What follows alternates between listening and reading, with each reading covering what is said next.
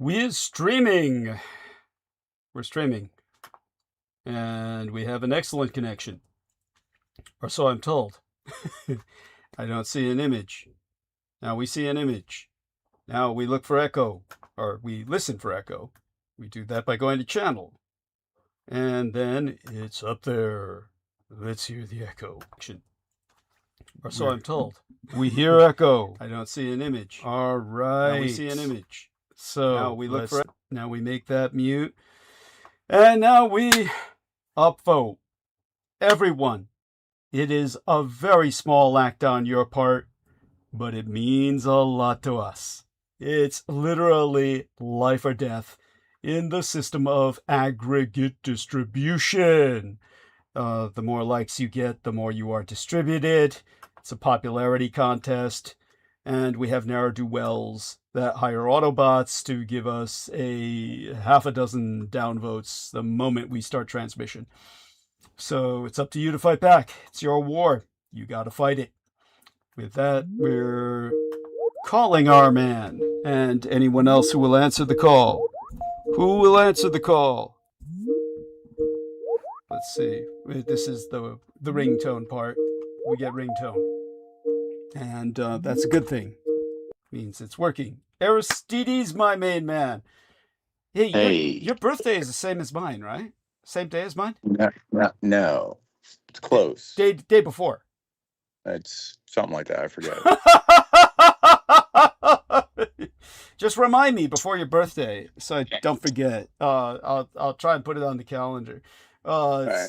No, I will put it on the calendar. Tell me later what day it is. I don't want to forget it. Okay. Let's see now if we're registering. Say something. Registering. Yes, you're registering. Thank God. Okay, so I'm going to try and experiment with something. I should be able to do this. Let's give you the full illustration for tonight's program. And so let's see. I'm going to attach media, upload from this device. It's from a different file, so it shouldn't take it out of the system. What I did was I'm not using the screenshot that I'm using to provide the image for the live stream. I'm using a copy I've made of the screenshot, which is transferred to a different file so that I can share it with yourself so that you get the full image. And that should, let's see if we can pull this off. That should give you the full image for your record so I don't forget it later. So that I don't, that's my illustration, the full illustration. Aristides is in possession of a copy of the full illustration and doesn't take it down from our program. Okay, from our live stream. So the image embedded in thumbnail of live stream tonight is myself posing for the Peacock Angel. I am possessed by the Peacock Angel, and therefore I can pose for him without any sense of hubris. At any rate, what you see is based on a photograph of myself basically shimmying up a tetherball pole. Yes, on site of the estates, we have a number of tetherball sets because they're safe for the Blood Boys to play with, among many other things that they have available to them in the gyms that are, well, they're taught to use all that crap by their physical instructors. I have nothing to do with that normally. But after hours, when they were nowhere near the gym sites, I shimmied up a tetherball pole for Ed Beth to take a photograph so that we could use that as a foundation for my painting of the Peacock Angel for tonight. If you want the full cross shot, well, you got to pay extra for that. All right. Yeah. Noted. Include that in the blurb. Okay, and with that, this is for a very somber occasion that I will be returning to the estates tomorrow. Well, we will, Ed, Beth, and myself. He will pick me up and take me back for the, we're dealing with the anniversary, or rather the commemorative memorial day of the 12th commemorative memorial day of the Yazidi genocide, the latest in a series of historical genocides committed against the Ɂێzdi people. The primary commemorative rituals will be held in Iraq. Of course, Iraq is kind of an artificial nation. And just so people understand, it's really in Kurdistan. And the Kurds tend to treat the ₦ێzdi better than others because the Kurds themselves are fighting everyone else, just like the ₦ێzdi are targeted by everyone else. Okay, so if anybody doesn't get what I'm saying, who are the ₦ێzdi? This is a tragedy of the gaping black hole in your history. Kurdistan is, of course, a nation of people who are alienated from all the nations around them because they should have had their own nation centuries ago. For those of you who don't know who the Kurdish people are, think Süleyman the Magnificent, the man who took Yerushalayim from the Crusaders. Süleyman was Kurdish. He was a righteous Muslim who allowed the Christian pilgrims to visit the Holy Land unmolested under his watch. And for that, Dante, who wrote the Inferno, placed him among the righteous pagans, who is in the highest level of hell, which is basically a form of, it's as close to heaven as you can get when you're in hell. It's basically where good people who existed before the time of Christ and had no opportunity for redemption would go. Now, Süleyman existed after Christ, but Süleyman, he was righteous and good Christians, and as a result, Dante places him among the righteous pagans in the highest level of hell, the first level of essentially, it's not limbo, it's the first level of hell. It's not limbo and it's not purgatorio. But that's how much respect Süleyman had, and he was a Kurd. So the Kurdish people produced probably the greatest Muslim that ever fucking lived. So that being acknowledged, the Kurdish people are hated by everyone around them. They're hated by the Muslim Arabs, they're hated by the Muslim Persians, and they're hated by the Muslim Turks, who all unite together to try and exterminate them every chance they get. And beyond the Kurds, who are Muslim and produced the Muslim, the man who took Yerushalayim, beyond the Kurds, there are the ₦ێzdi. And the ₦ێzdi are, as far as, the rest of the world is concerned, they worship the devil. They worship Lucifer, the peacock angel.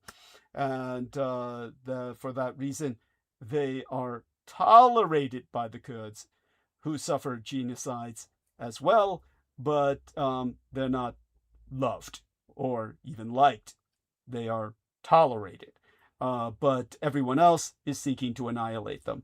And the latest genocide was by ISIS, and the Kurds suffered gravely 12 years ago. And that was after my time in Iraq and Kurdistan, which was in 1987-88. So, and that wasn't with the military. I was a civilian. Matter of fact, since I was a graduating class of 1984, the time that I visited Kurdistan would have been around that time. It was 84. 88 was another time that I visited, and I'll speak of that someday. It's all very painful for me, and I try not to dwell upon it. But at any rate, hopefully that gives you some context. If it doesn't give you enough context, like why would a people worship Lucifer or the peacock angel? What is all this about? Well, that would take hours to get into, and I'm not in the headspace for that tonight. Matter of fact, it's going to be a relatively short night. We're going to turn everything over to our man Aristides to do the blurb, and then we're going to be active for a few hours, and probably make it to midnight. Depends on who joins us. Vicky Johnson says, "Thank you, Douglas, for all you do." Goddess bless you, Vicky Johnson. I love you dearly. And so let me whisper sweet nothings in her ear via text while you take over and do the blurb, okay? Mm-hmm. Yeah. Okay. The name, it sounded like Suramin, or how's that? What's that name, or how's it spelled? Oh my God, I hope I got it right. I don't want to embarrass myself. Let me see now. Okay. Kurd, let me see. Kurd who conquered Jerusalem. Kurd who conquered. Let me make certain I got the right guy. Jerusalem. Okay. And Saladin. That's it. Saladin. Okay. All right. Yeah. Because I wasn't able to look it up. Yes. So that makes sense. Yes. Thank you. My apologies, everyone. I said, no, sermon is a medication. I said, Dante did not write about that. Thank you, AI. Yes. All right. That makes a lot more sense. Oh, yes. Saladin. Yes, that's it. Sorry. There is an ancient you know what that I'm thinking of Saladin's doctor in the movie. What is the fucking movie called again? I forget what it's called. The latest movie that had Crusader movie that had Saladin in it, and the oh my God, who is the king with the he's one of my favorite historical characters too. Leper King. The Leper King. Okay, let's look him up. And Baldwin. So King Baldwin, the Leopard King, is treated by the physician of Saladin, and his name is whom the medicine is named after. So that hopefully explains it, or that should explain it. That should be the etymological connection. Anyhow, back to Aristides. Salraman. Okay. I said Salraman. Okay. That's what I said. That's the doc. Yeah, the doctor. It was Saladin's doctor, his personal physician attendant to King Baldwin, at least in the film. All right, over to our man Aristides. Before I confuse everyone further. Did you say leper or leopard king? No, leper, as in he had leprosy. Leper. Yeah. That's what I thought. Yeah. King Baldwin wore a silver mask. He wore a solid silver mask to hide his leprosy. Oh, is this the guy that's used in a lot of little video clips? Yeah. Yes. Yeah, for the visual, that's a common. He was actually when he was young, he had historical military victories when he was a beautiful young boy. He was known to be exceedingly beautiful, very effete, very effeminate, often mistaken for a girl, and then he contracted leprosy and wore a silver mask until he died. To hide his face. Very, his whole life is like this noble tragedy. But at any rate, I can't remember what the name of the film is. That film with Saladin and Baldwin. I'll look that up. And but that's where most people get their impression of these characters. Film with Saladin and Baldwin. Saladin. And by the way, it's a stupid film in so many ways. It's really bad because it was Kingdom of Heaven. It's such a stupid title, and in so many ways it's such a stupid film because they show them firing catapults, and it's like, god damn, they may as well be Tomahawk missiles the way they portray them in the film. These catapults are like blowing things up.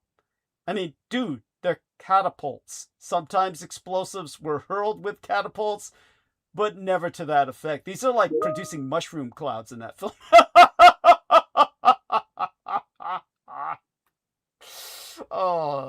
Yeah, let's just say it's not historically accurate when it comes to weapons portrayal. Yeah.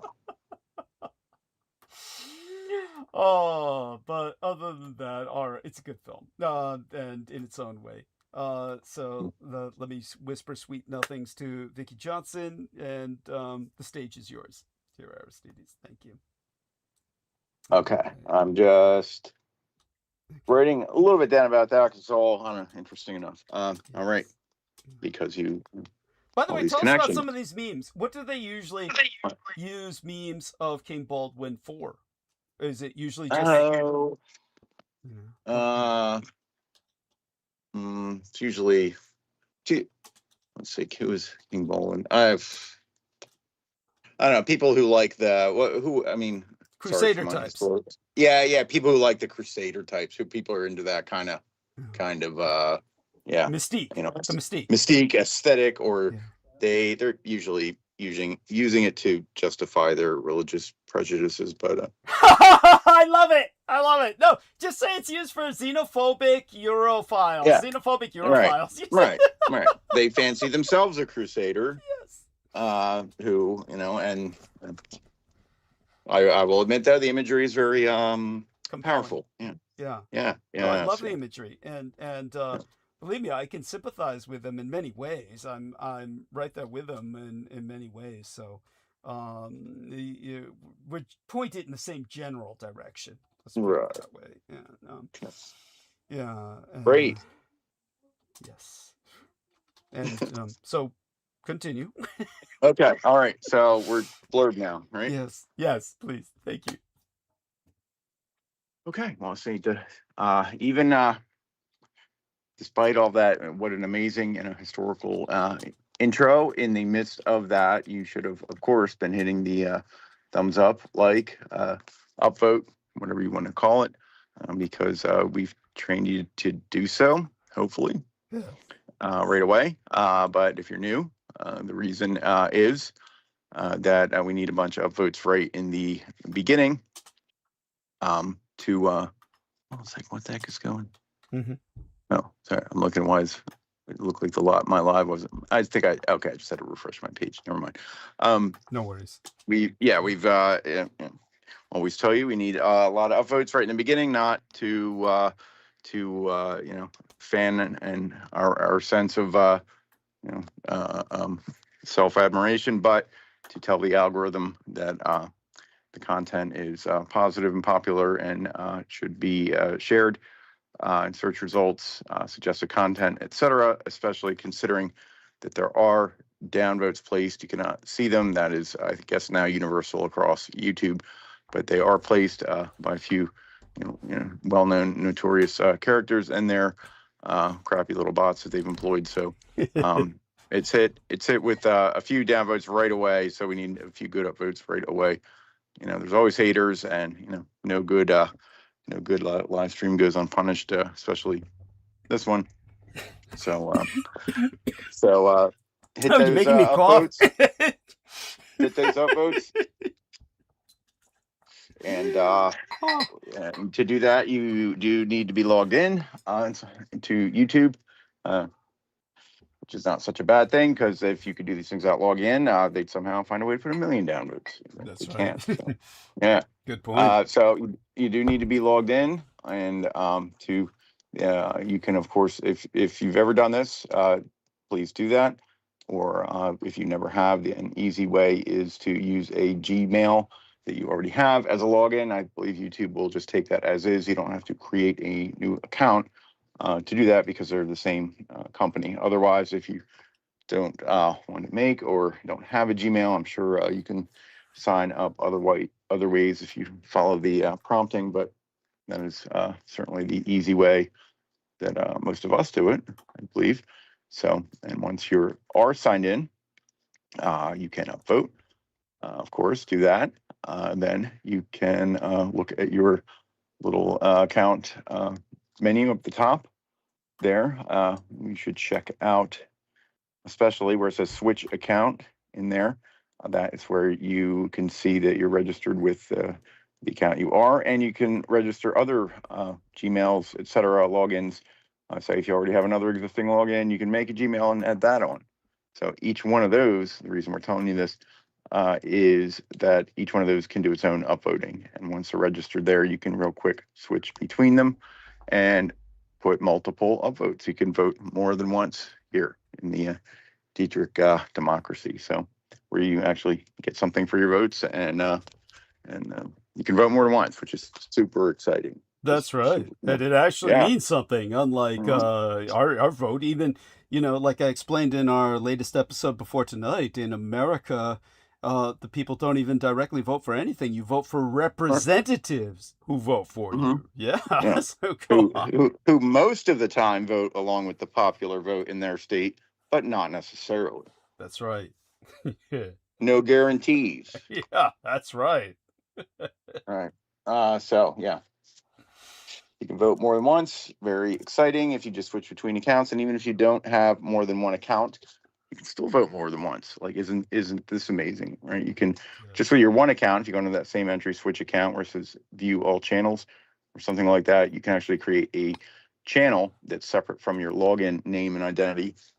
And normally people would use that, create one or more than one channels to publish content or different types of content.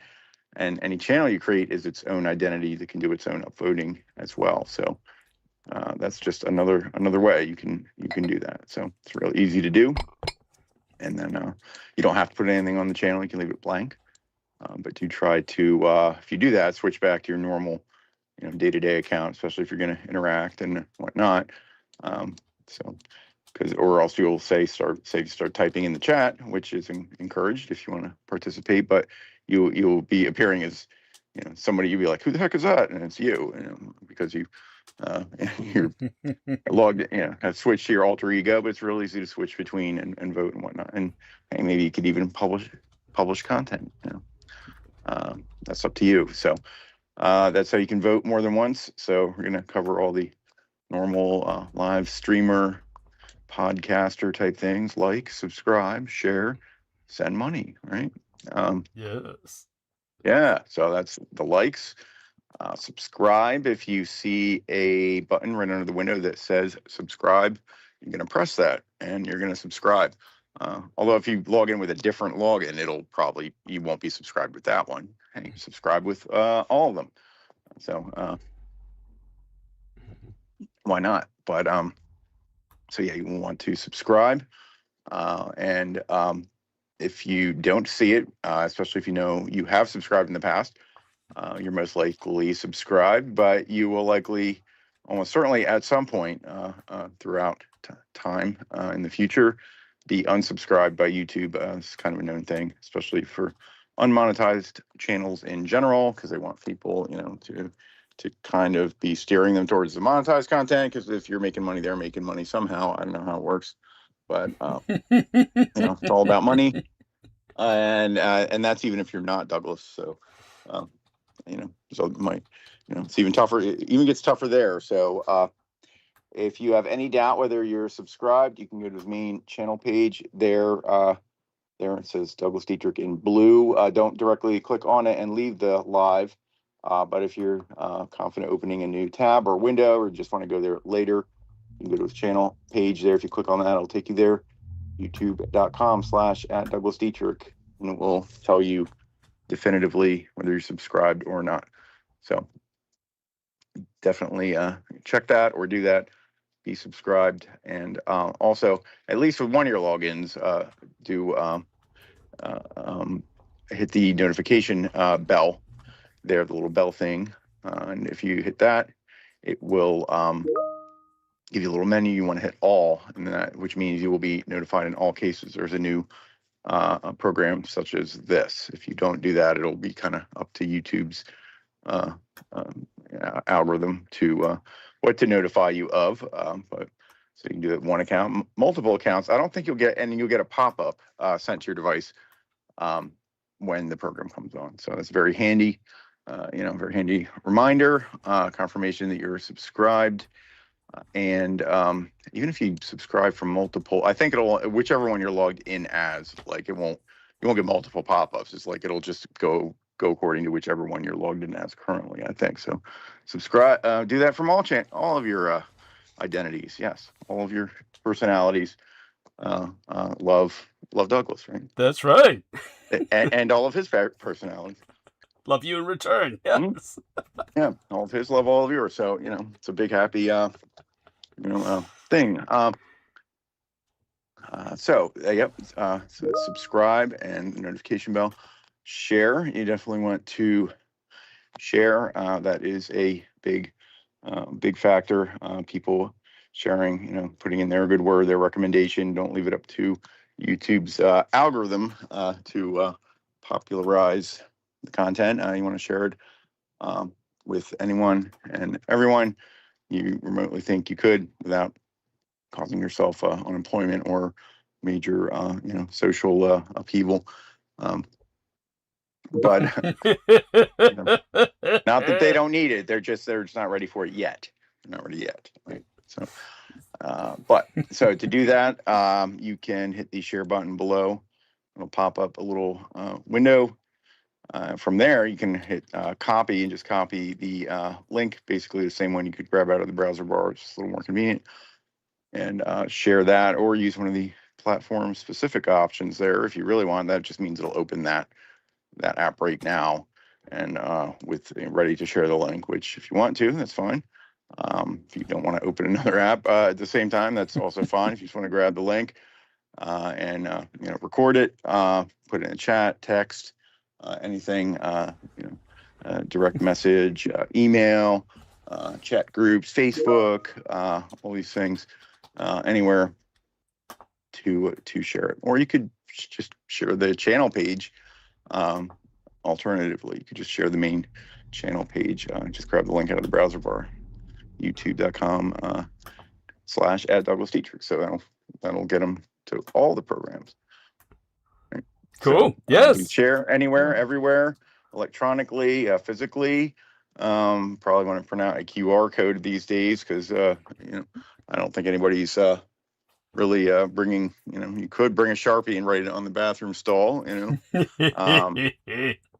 You could, but you want to, if you do that, you want to make the link easy to follow, not, youtube.com/watch $V=BXU, not some weird, bizarre string to, but just use the channel, thing. Douglas, youtube.com/DouglasDietrich. So if you're going to do that, I would think something easy to type in because people are lazy. Now it's just everything's point and click, they can't just aim their phone at it. Everything, even paying, it's like tap. You don't have to put the credit card in anymore. You just kind of wave it near the, thingy and, what next, just wave your hand over, retina scan. I don't know.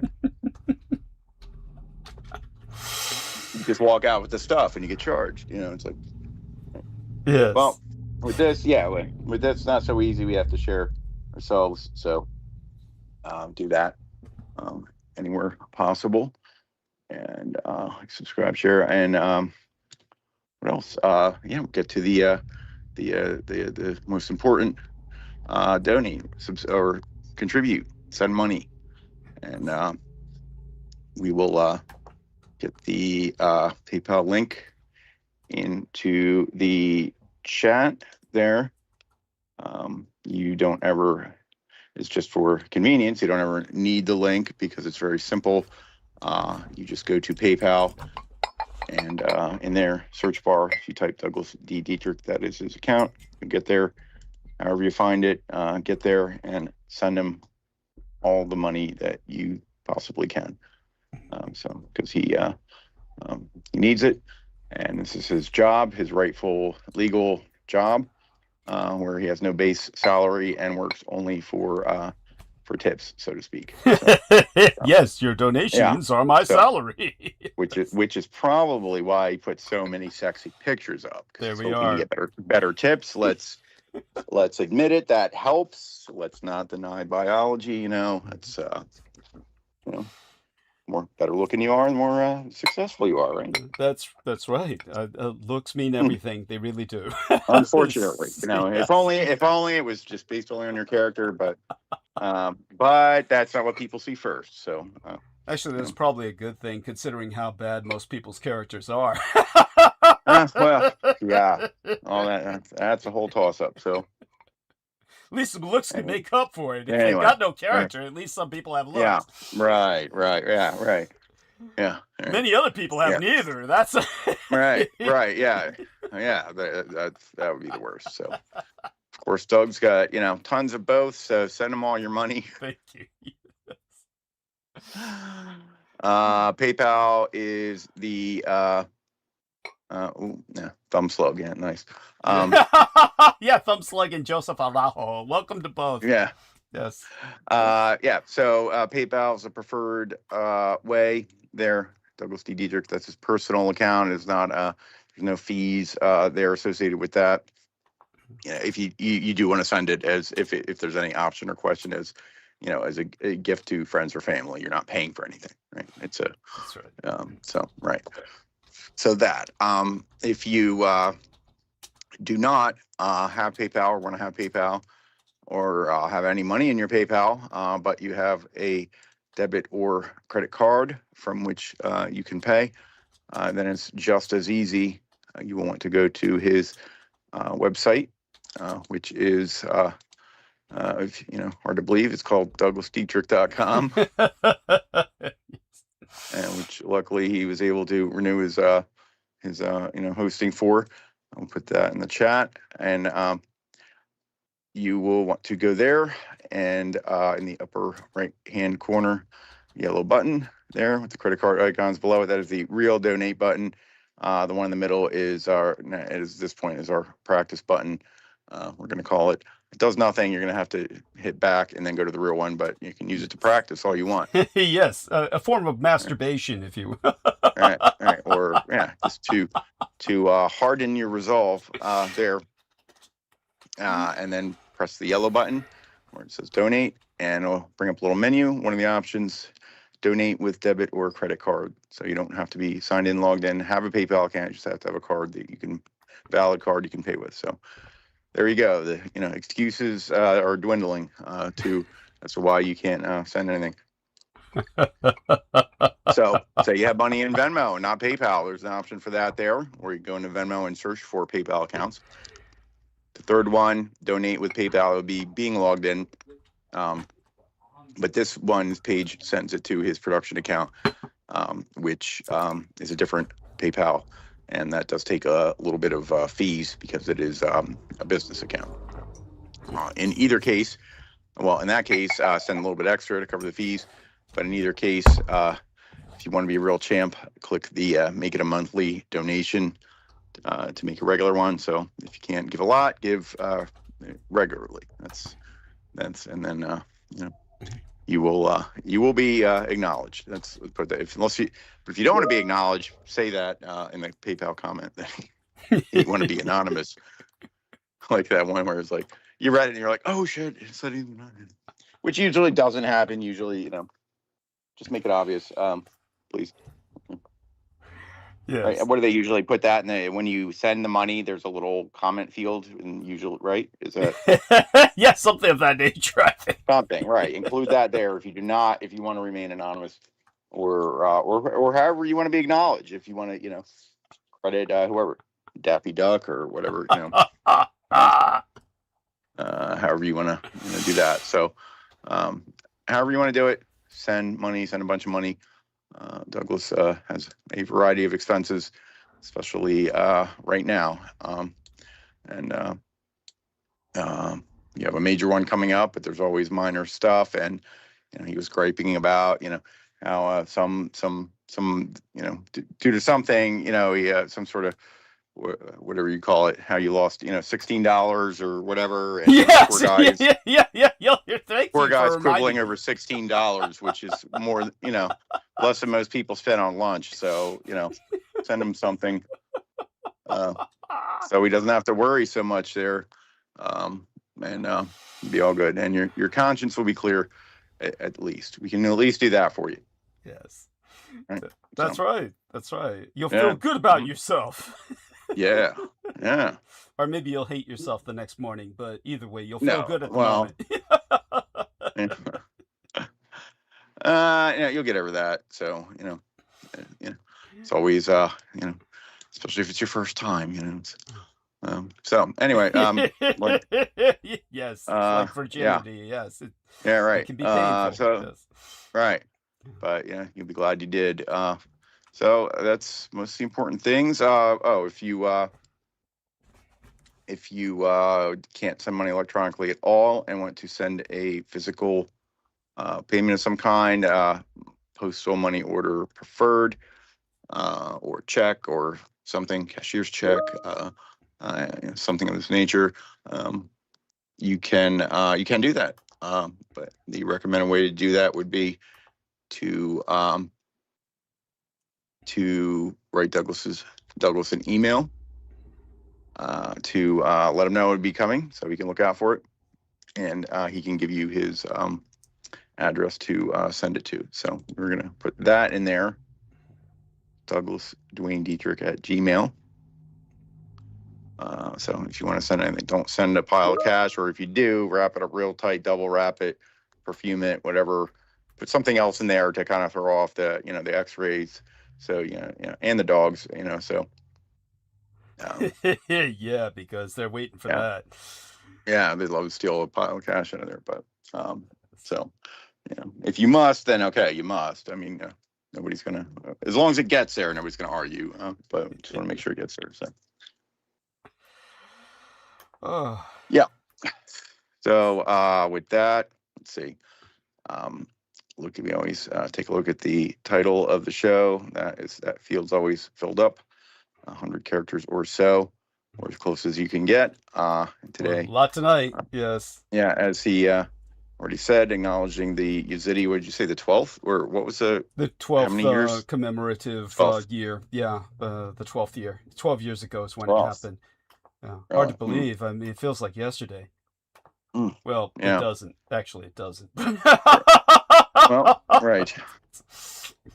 So acknowledging the Єhld-Dĩ, and let's see, is there any, if you do see there's an asterisk there in the title.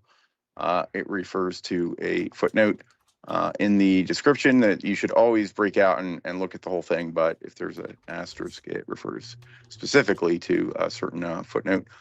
And you should always open that up. There is always interesting things to see there, more or less. Today, there's quite a bit. So kind of the usual sort of acknowledgements. And then the, let's see. Yeah, we have the two footnotes. The one asterisk leads you to the blurb, which has the footnote within it. And then that has a obelisk, and the obelisk takes you, or rather the dagger or the cross. It's just basically a cross, and that takes you down below. So our man can explain that again in a way that everyone can understand. Follow the asterisk, and then let's see in there.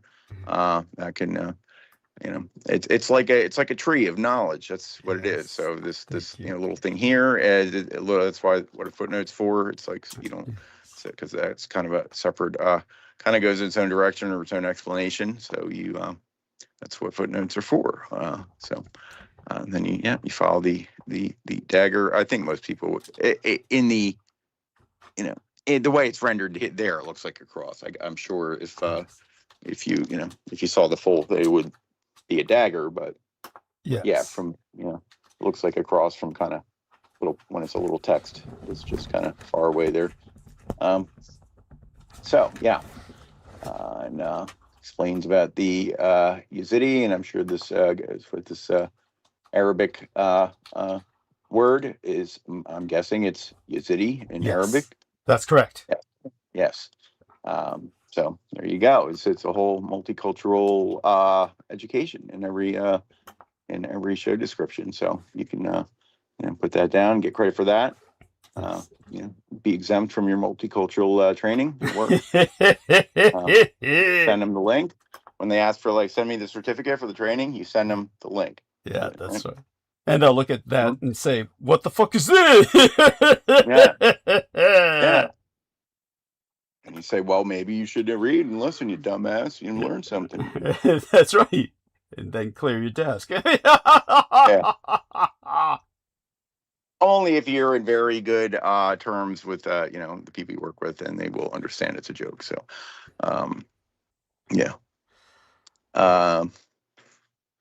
okay. I'm just kind of reading through the description here. Marks the start of the 2014 genocide against the Єhld-Dĩ people. And there's a bunch of Arabic terms, which I cannot read. So some explanation of that. And I'm kind of reading down here. main gathering location, Sinjar. Yes. And, ancestral homeland of the Yazidis. Yes. Wow. Yeah. So most people probably haven't heard of Sinjar. So. True enough. But, it's in yeah. Iraq, and it's actually a district. It's a Sinjar district of Iraq, and again, for people who are still emailing me, they really still don't get it. And who are these mysterious people who worship Lucifer, and why have I never heard of them? The best I can say is that as far as they themselves understand it, when Lucifer fell to earth, he, in his rebellion against the Creator, needed a people of his own, and he created the ʿIrāq. So they believe their creator is Lucifer, and they worship him as a race, as an ethnos. So they are the people of Lucifer, and they have been persecuted for eternity by everyone around them, yet have survived. Even the latest genocide failed to wipe them out, and the latest genocide was carried out by ISIS with mass murderous intent. The individuals who created ISIS were Michael Aquino, who was still alive at that period of time 12 years ago, and his co-religionist, General Paul Vallely, who was the co-author of the book Mind War. And Paul Vallely, he boasted about emptying the prisons and insane asylums all over North Africa and the Arab world, and giving the prisoners and the inmates machine guns, and giving them the name of ISIS, which of course was a mercenary group headquartered in the United States, traded on the stock exchange, and ISIS was, of course, headquartered in Washington, D.C. in the Ronald Reagan building. They had offices here in the southwest of the United States, and I believe it was in New Mexico. Again, I'd have to look through my notes. I spoke of this at length many years ago. We had an individual who actually went down there to the offices and filmed the fact that the offices had been evacuated after I had exposed ISIS as an American mercenary corporation, which pretty much hired all of these former inmates and patients, insane asylum patients. And it was there that this individual himself, who filmed that, later went nuts. Zachariah Garrett was the man's name, and he himself later descended, poor son of a bitch, into madness, as happens with a lot of people, and well, certainly a lot of people who basically, well, they find out too much from me, and it's just too much for them, and they break. So we must admire the fact that Aristides is made of sterner stuff. He hasn't broken down. He hasn't gone mad with the knowledge that he's gained. He's a man who's damn, he's hardcore, and gotta admire the man for that. So congratulations, Aristides. Thanks. Yeah, you're a hard guy to break, and so of that you should be proud. With that, what I'm going to do is invite Aristides. Any other thoughts you have before I kind of go into monologue? What I'm going to do is just kind of invite everybody to jump on the call whenever they wish, but not especially. I'll look around here if there's anything particularly notable, but you can begin doing that. Okay, thank you so much. And believe me, without Aristides, none of this would be possible. He's the man who, he's the Rock of Gibraltar for critical omissions. What I'm going to do is invite anybody who wishes to jump on the program. If there's somebody out there who says, gee, I wish I could speak, you had best send me your contact request via the Microsoft Teams while I'm live on air. Then I'll get the notification for it. I don't really get notifications later unless I'm live and on a call.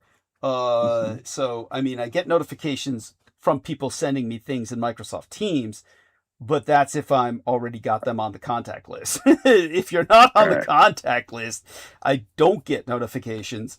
So you've got to do it while I'm live. I'm sorry, say that. Yeah, and well, I mean, there's potentially other ways if that doesn't work, if it doesn't get seen, then they could email you, which is that you'll definitely get.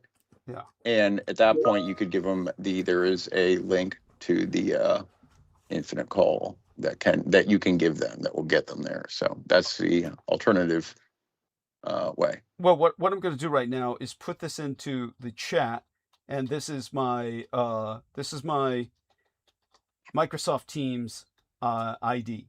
So it's Douglas Dietrich 1. And there we are. That's Microsoft Teams ID. As a matter of fact, let me I guess whoever's listening now, you'll get it. Douglas Dietrich 1 is my Microsoft Teams ID. Whoever's listening, and by all means, we've got a photograph of the office. ISIS.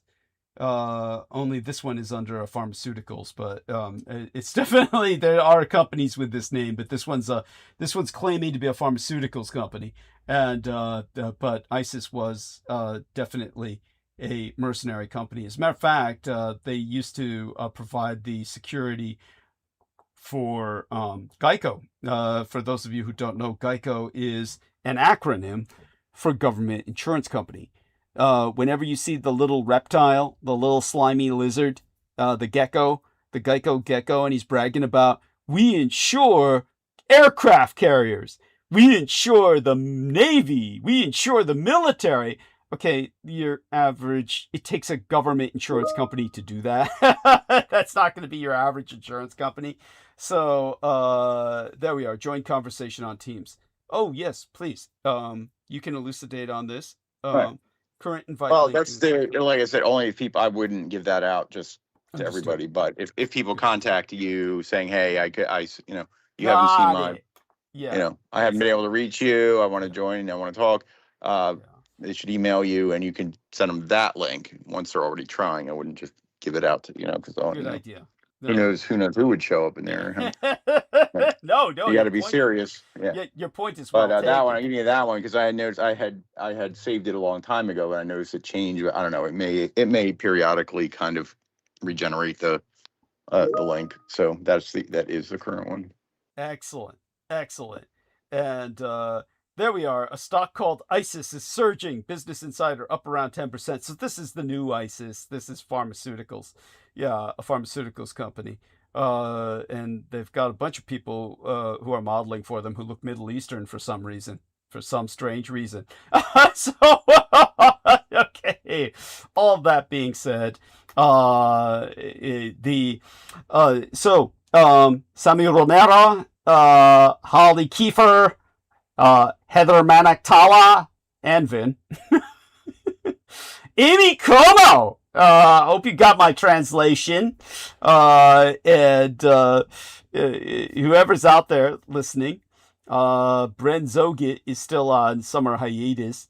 Lucky son of a bitch.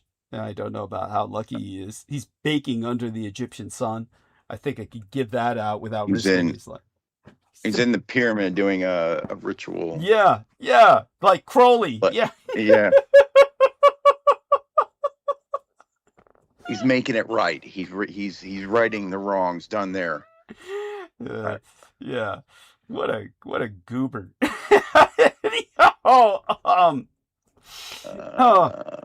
So I do want everyone to understand this much. You're gonna hear me bitch tonight. It's not gonna be too serious tonight. Gonna touch multiple subjects, some of them quite serious, but honestly, I'm not too much into it tonight. I'm here, but not really here, because I have to go back to the estates tomorrow and deal with a memorial for genocide, dealing with a people I love dearly, but a people that very few people outside of their rasé understand. And when it comes to that, I have to get up early tomorrow. So we're going to do a few hours tonight. We might make it to midnight Pacific time. We might not. We're going to definitely hit some subjects hard. And but aside from that, I just want people to know it's going to be, pretty general tonight. I'm just going to do my usual stream of consciousness. But Tuesday, I have a very important appointment. And so psychologically, just kind of preparing for the next 48 hours. And there we are, the black water of jihad. There we are, a consortium of elite, well-paid fighters from across the former Soviet Union are training jihadis in Sūrīyyàh. Their business model could go global. Excellent article. It's just the Russian ISIS. This is just the Russian ISIS here that has been brought to our attention by our man T-Tank Berry, whose real name we maintain in anonymity for the sake of his physical and cybersecurity. Matter of fact, I came home to today to a cybersecurity issue. Really wish I could talk about it. Really would like to vent about these things, but I really can't because of I don't want to render myself any more vulnerable to cyber assaults. But the one thing I can tell you, let's check this out with Aristides. What do you know about this, Aristides? Brendan Zogit said this should not be the way it is. But when I turn my computer off, my modem will not stop. It never stops. It runs Like eternally. it's blinking, like it's still blinking. Not blinking, it's just on. It's an Xfinity modem. So it's provided by Comcast. It's a new modem. And it's a modem that's, if you look up your average Xfinity modem, you would probably find what it looks like. And it's just a little thing, a little monolith. And it's got a little green light. But Right. it's on because it's hot and the fan never stops. So it's constantly being pinged by something that keeps it active forever. It will never stop. There's no button to turn it off. Right. So the only way I could make it turn off is to unplug it, which I'm not going to do. I'm not going to unplug my goddamn modem, regularly every time I leave the home. But when I'm gone for days, this modem is still burning. And so when I came home this time, this modem was overheated. It was steaming. So it had been pinged and with so many signals, kept operational. So that was what I came home to. I had to deal with that. All I can say is it gave me a greater familiarity with the hardware that I deal with. But I'm under nonstop cyber assault of one form or another. Brendan Zogit said this modem should not behave like that. But there's no. But what do you know? I would. I mean, maybe some because it's on. It might have its own kind of. I don't know. Its own whatever functions or maintenance or it's staying active. But it should. I don't think it should be like overheating busy. Yeah. Well, it was when I came home, and then I came home to altogether it was just an odd situation. And we had the cyber emergency we dealt with the other day that cost me $300, which was in a good cause. I owed my lycanthrope friend $300. I'd been avoiding him for years. Forced me to pay him back. But puts me in financial straits because I had already spent $1,000 on my night guard to keep my fangs from chewing my tongue into hamburger every night while I sleep. I've been begging for that for years, and they finally made that at UCSF. Custom made it, really tight fit, so Yeah, I put that on whenever I go to sleep, and that's like my night armor. So I guess altogether things are improving, but it's costing me an arm and a leg. I'll talk a little bit about what our man mentioned about the 16 bucks as I proceeded to narrative. So let's jump into that. Anybody wants to jump on, just jump on who can. Anybody who would like to jump on but is not part of our infinite call, just send me a contact request while I'm live. You've got the Douglas Dietrich one. All right, other than that, the Old Trails wildfire in northwest Spokane destroyed 640 structures Saturday and overnight into Sunday. Many of the homes burned were inside the city limits of Spokane. The fire was 3,500 acres as of late Saturday night. Entire streets lined with homes in the Indian Trail neighborhood were in ruins Sunday morning as people slowly drove to see what was left. Temperatures are set to cool throughout Sunday, but the risk of fires spreading remains high.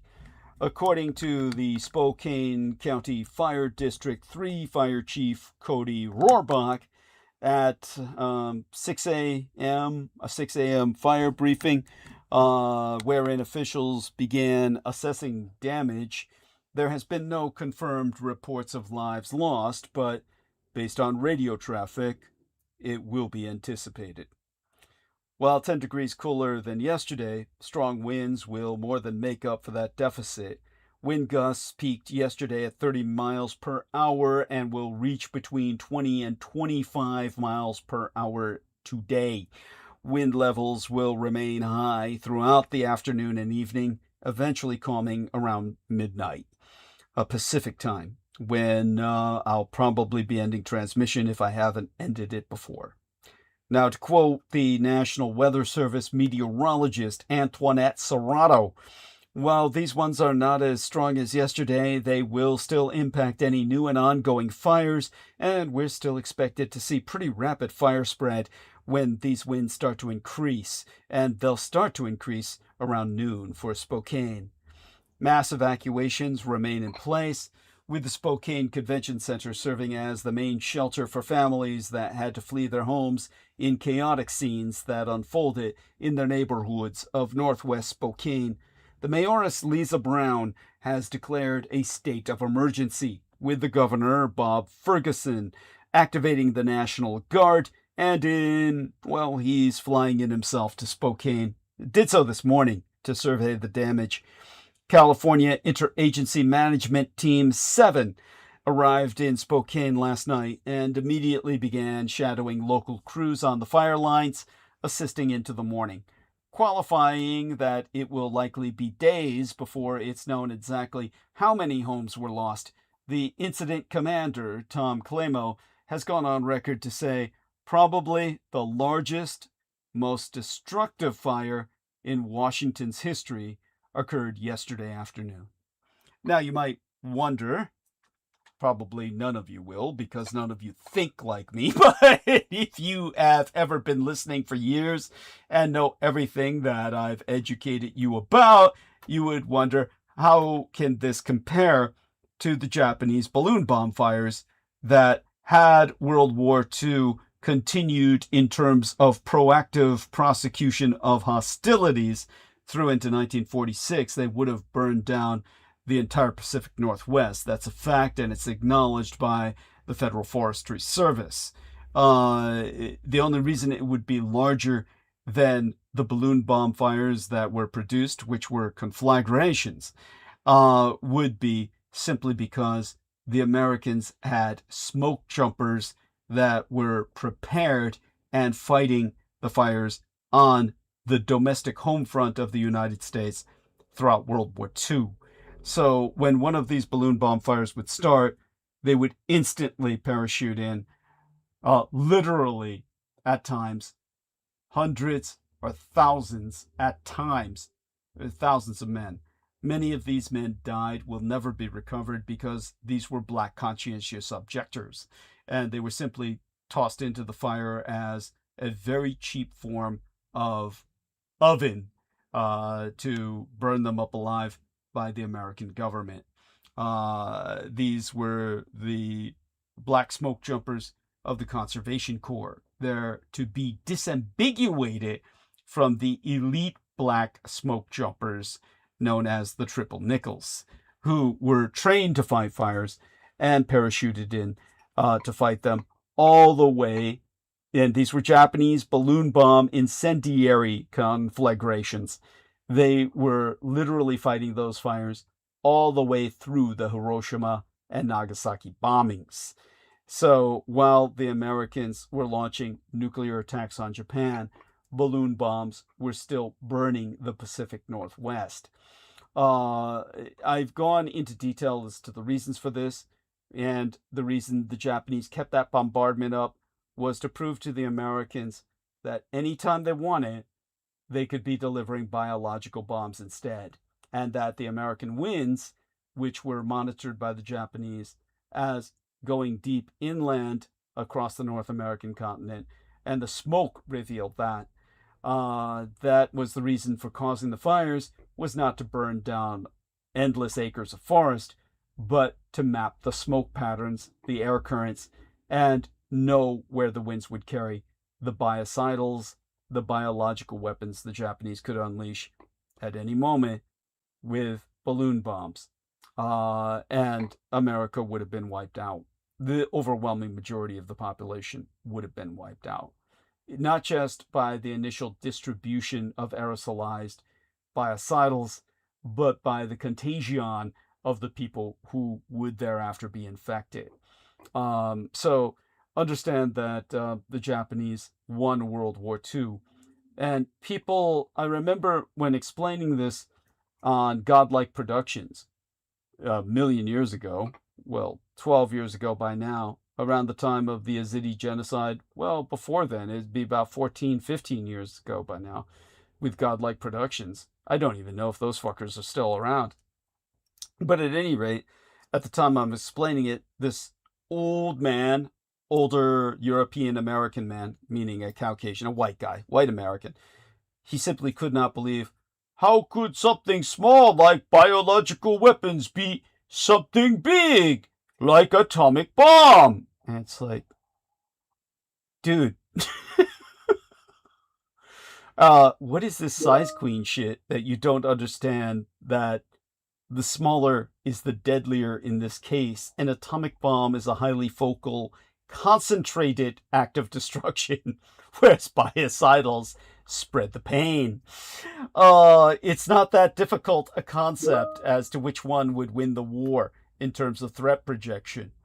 By the way, we're provided with some maps of locations of recovered balloon bomb strikes across the American West by our man T-Tank Berry. Thank you. Always a great researcher on topic. And with that, acknowledging his typical winter jet stream map, the Kuroshio, the black current of Japan that carried the jet stream. It's what made American bombers have to dive low and skirt into the flak field of Japanese anti-aircraft guns because they couldn't ride against the jet stream. They had to actually fly low, hit the waves, and just, get their windshields wet with the water from the ocean, salt water that would stain their windshields, and then flying so low over Tokyo that they'd get caught in the flak. This is why so many American planes were shot down, and why the Americans, one of the rationalizations as to why the Americans had to take Iwo Jima in order to basically get a landing spot for all of these damaged bombers that otherwise wouldn't be able to make it home. There were other reasons for that, and that was because that was the major base for the Japanese Hiryu, or flying dragon bombers, that were the medium bombers that were wiping the Americans out in the Pacific. All of that is, again, takes us deep into World War II history, and that's something that I don't mind going into, but definitely, not tonight. It's just one of those nights where I just don't need to relive all of those memories all over again. And we're provided more great imagery here of balloon bombs by our dear friend T. Tank Berry.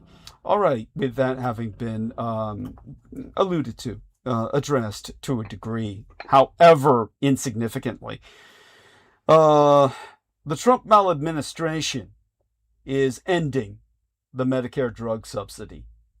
Now, around 25 million older adults with Medicare Part D, myself among them, prescription drug plans, will face steeper monthly costs in 2027 after the Trump maladministration concluded a temporary subsidy program that has helped offset premiums for the past 2 years. What to know is that this program was initially implemented by the Biden misadministration in 2024 to lower patients' Part D prescription drug costs in response to effects of the 2022 Inflation Reduction Act. While federal officials insist the financial impact on Medicare beneficiaries will be minimal, Democrats slammed the move as part of a pattern of federal attacks on healthcare affordability. Now, Trump himself isn't the disease per se. He's just a boil on the American system vis-a-vis the coming food stamp crises. In case you haven't noticed, almost everything's going to hell. Enrollment in SNAP, the Supplemental Nutritional Assistance Program, America's signature food aid program for low and no income people, has sharply declined. States now face a deadline that could spell the end of the program for millions of Americans next year. Now, I am on this program. I have food stamps. The other day, to give you an example of when our man ARISTEDES, because this puzzles him, and he discussed this with me privately, seems like you're spending a lot of time pursuing this $17. It's actually $16.71 that was stolen. Yes, literally stolen by UCSF, the University of California at San Francisco. And I said, because it cascades. The poorer you are, something like this actually impacts you in a magnified sense because it cascades. Exempli gratiae. So the other day, after UCSF ripped me off without my knowing, when I purchased the night guard, which cost $451, I had to give them an exact amount because, first off, they can't take cash. I'm talking to this nice little girl named ئIRISTEDES in their financial department at UCSF. Oh, we can't take cash in this office. You'll have to do it at the front desk. I go to the front desk. Oh, well, I said, all I got are hundreds and some bills, some loose bills. Whoa, just give us all the money you got and we just put that in your account for whatever you do in the future. I said, look, I'm Medi-Medi, I'm Medicare, Medi-Cal. There's very little that's not covered. I don't need anything in my account. So, well, then you'll have to pay this exact amount. And so I give them $400. I give them $26. And then I said, we'll have to take the other 25 out of one of these cards. And so I have two PayPal cards. One of them, the personal card. One of them, the production card, the business card. Douglas Dietrich Productions. And I said, one of them's got the necessary amount on it, over $25. I forgot which one. And they said, oh, this one didn't go through. And that's the first personal card. It only had $16.71 on it. Well, it went through. They stole everything on it. They took every fucking penny. They emptied the fucking card. Then that wasn't enough, and it wasn't in their record. And the way they can get away with this is they have both a finance department and they have a billing department. That way they can keep separate records for what they steal and say, oh, it's not on our records. So when they took the $25 towards the payment to make the $451, then they give you 2 receipts. One for the cash, one for what they took off the debit card, and no receipt for what they stole. Because that now goes into billing, where it will never be recovered. Now, of course, it was traced by PayPal, who then I insisted file a complaint. So PayPal filed a services not rendered. And of course, UCSF claimed, oh, we rendered services. So PayPal killed the case, saying that they defer to the merchant. And they did that after giving me an extension, which provided me with a case number and provided me with other details to email to Iris in the finance department. So bless this little lady. She sends it to billing that PayPal has a case number that has traced their theft, at which time the billing department magically finds the $16.71. Only they're claiming, well, now you've got to get PayPal to siphon it back out because we can't give it back to you. It'll cause problems with our banking institution. And it's like, oh shit, I may never get it back. But the point was made where they were forced to admit that they stole it. I'm not sure what good that does other than a sense of satisfaction. And I'm not doing this for the point of it. It's not the principle of the thing at all. It really hurts. And it hurt like this. So when these motherfuckers stole what they stole, and then I go the next day to an appointment at French campus of Kaiser, and across the street from there on Gary Boulevard is KFC, Kentucky Fried Chicken. And Kentucky Fried Chicken's, when you're in the mood, it's got that kind of, I don't know what you describe it for. It's not good. It's not good because, to me, even their crispy chicken is fucking soggy. I hate it. Anyhow, I was willing to spend money at the Chinese restaurant in San Francisco's second Chinatown. Not really a restaurant, but a food production facility, really. There's no other word for it. It's not a restaurant. You don't go there to sit down and eat. You go there to buy the food. And so I went to that place on the, few blocks up, willing to spend money on real fried chicken, because the Chinese fried chicken is, the way I like it, really crispy, really battery. The batter is actually hard, crunchy, crispy. Not like that Kentucky Fried Chicken shit, which is all soggy and gross. Anyhow, so, and yes, I guess most Americans would think it's dry, the Chinese chicken, but I prefer it infinitely. So, but they were on vacation, and they weren't running. And so because they weren't operating, I had to go back to KFC. And, well, I thought to myself, at least I can use my food stamps, my EBT, my electronic benefits transfer card from SNAP, Supplemental Nutritional Assistance Program.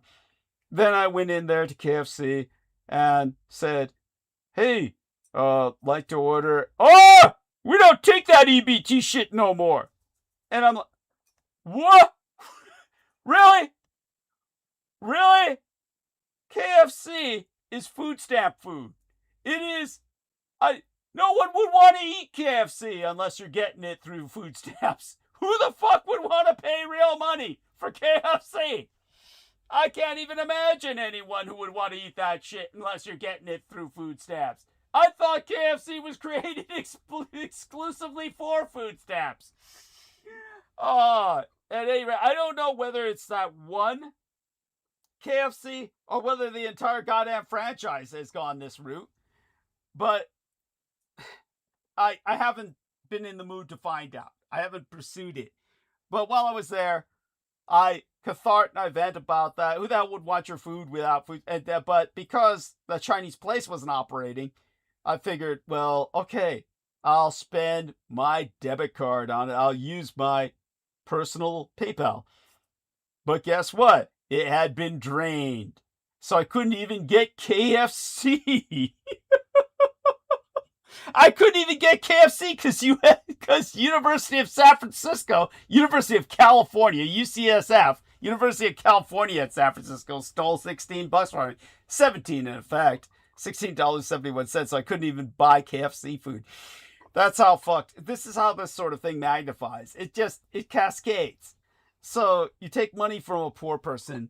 You're stealing proportionately 10 times what you'd steal from a rich person, even if you took a proportionate amount, simply because they have so much more buffer. Let's get into that. So when I say Trump isn't the disease, he's a boil on the American system, as exemplified by the coming food stamp crisis. Why? Well, Trump is horrendous, but he isn't causing all the failures of our system. He is a consequence of our system.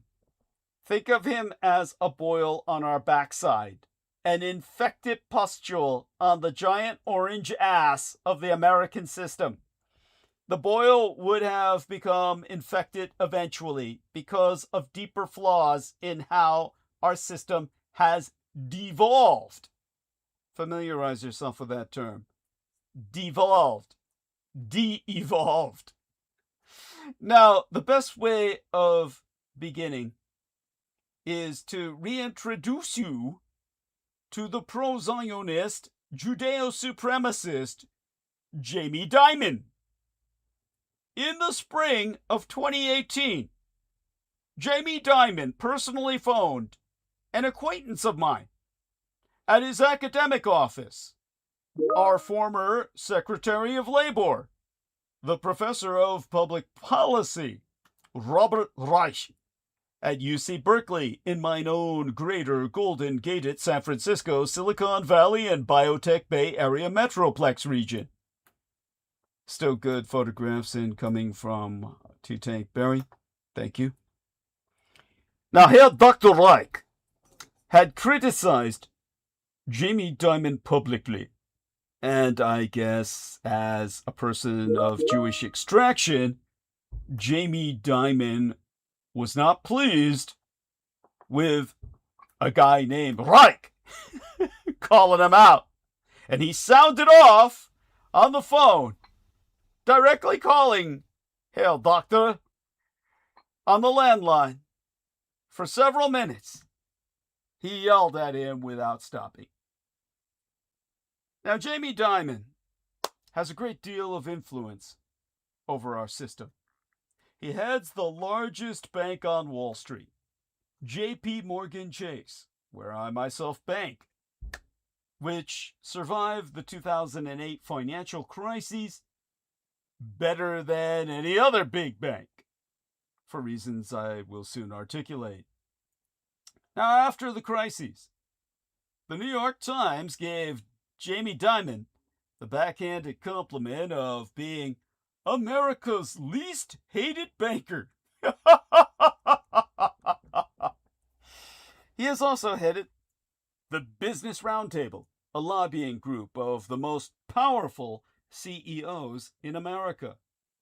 He is featured regularly on cable news and in the business press. His opinions carry significant weight on Capitol Hill. Now, Jamie Dimon describes himself as a patriot before I'm the CEO of J.P. Morgan.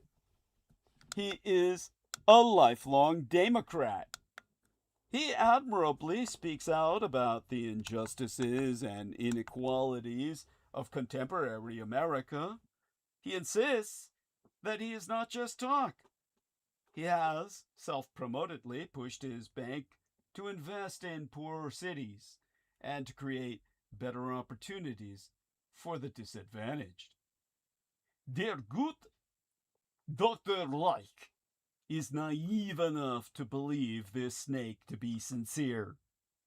Regardless, the Dimon Man is awash in self-delusion. a condition especially dangerous in people who have significant power over others.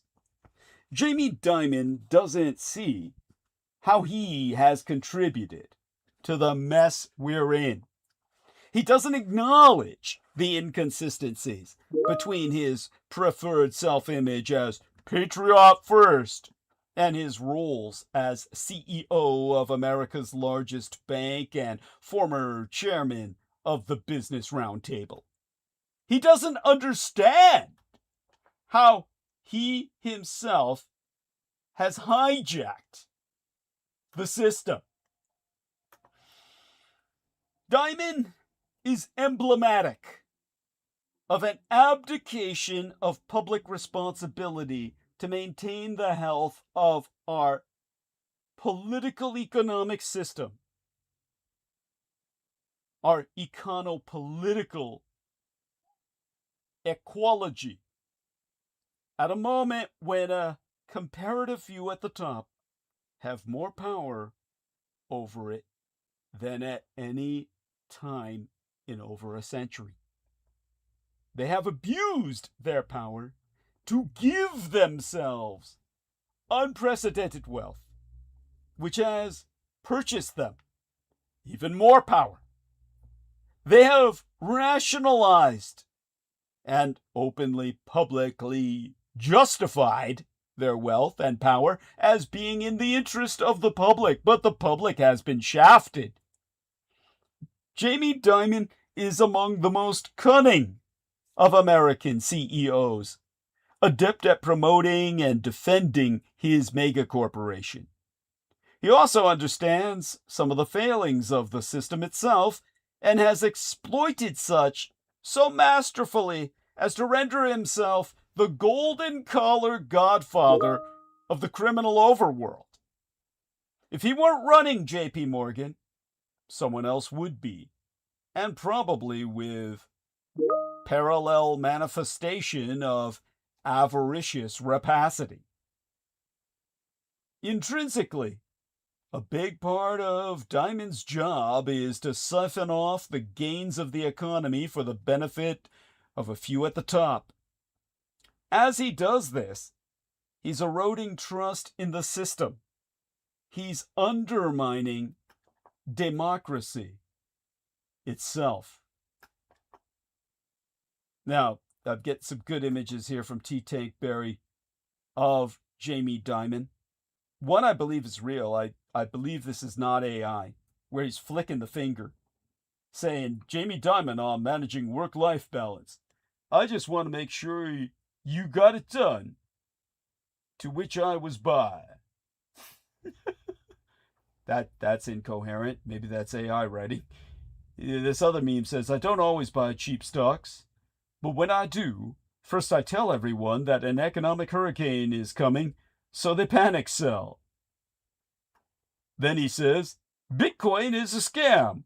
Our shitcoin JPM coin is legit though. Wink, wink. Good stuff there, T-Tank.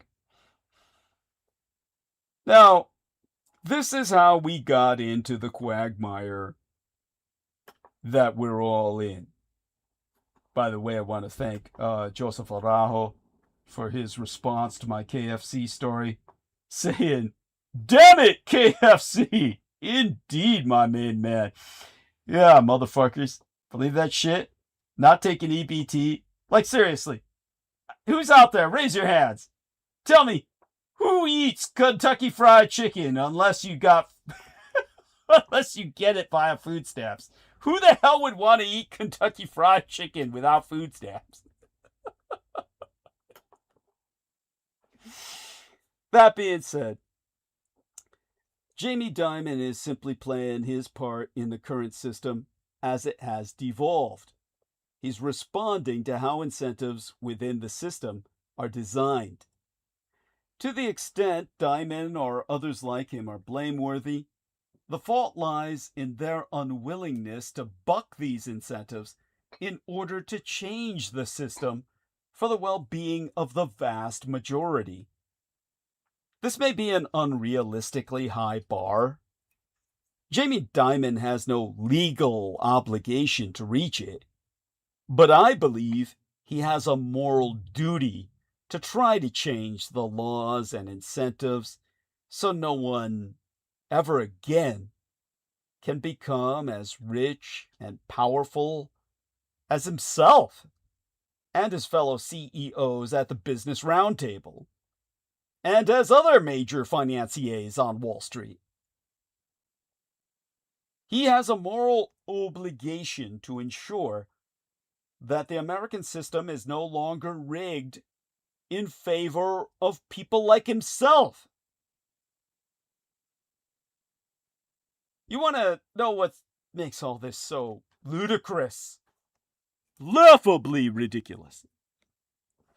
8 years ago, 9 by now probably, one of the most powerful financial executives in the country, J.P. Morgan Chase & Company's outspoken CEO, Jamie Dimon, of the nation's largest bank, went locker room halftime rant on the government, catharting during the company's earnings conference call as recorded on Friday, the 14th of July in 2017. Lashing out at the United States federal government and expressing frustration at the District of Columbia's dysfunction in particular, begging questions over who and what institutions truly run things anyway when Jamie Dimon himself needed approximately $100 billion in bailout funds and took in $95 million from 2005 through 2007. Yay! So, verily, J.P. Morgan Chase was one of the big banks that got bailed out by TARP, Troubled Asset Relief Program, after the big banks contributed largely to causing the Great Recession.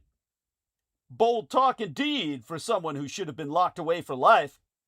Quite literally, if you don't have any money, it's because this bastard stole it all. But you can probably still access video of this macro welfare recipient venting with audio via YouTube. Be forewarned, of course, that Dimon's rant is spiced with as many salty words as a Douglas Dietrich transmission used to be back in the day when I did Dark Woke. The Dietrichonic, that's die Deutschensprache, the German speak, literally Meister Schlützel, Ænglici̶ed Masterkey difference. The arrogant, entitled asshole named Jamie Dimon is long on criticism and short on solutions. Jamie Dimon said he's tired of listening to the stupid shit. That all that stupid shit in D.C. has hurt the economy. Says bad policies are hurting the average American. Says we need infrastructure and regulatory reform. He specifically said the American economy is being held in check by a lack of policy momentum in Washington, D.C., and criticized United States mega corporate tax rates and the country's lack of modernized roads, bridges, airports, and other transportation infrastructure. In response to an analyst's question, says Jamie, "It's almost an embarrassment being an American citizen traveling around the world and listening to the stupid shit we have to deal with in this country." All this from a lifelong Democrat, right? By the way, we are joined by Sammy Romero. Here we are. Quote from T-Tank Berry. JPM CEO, "The lower 25% of our society has been left behind." Yeah, no shit, motherfucker. You left them there. Yeah. So join us, Sammy, in my rant. And, dig this shit. Really, let me cathart a little longer, okay? And then Go ahead. Look. Go ahead. Seriously, when you've got this son of a bitch ranting as he did back then, what did he say about Donald Trump in his first midterm? No comment. Because President Trump offered Jamie Dimon the post of the Secretary of the Treasury. Jamie Dimon could have played a large role in shaping the policy that he claims needs reforming. He could have assumed a substantial role in bringing his sick and twisted vision of America to fruition.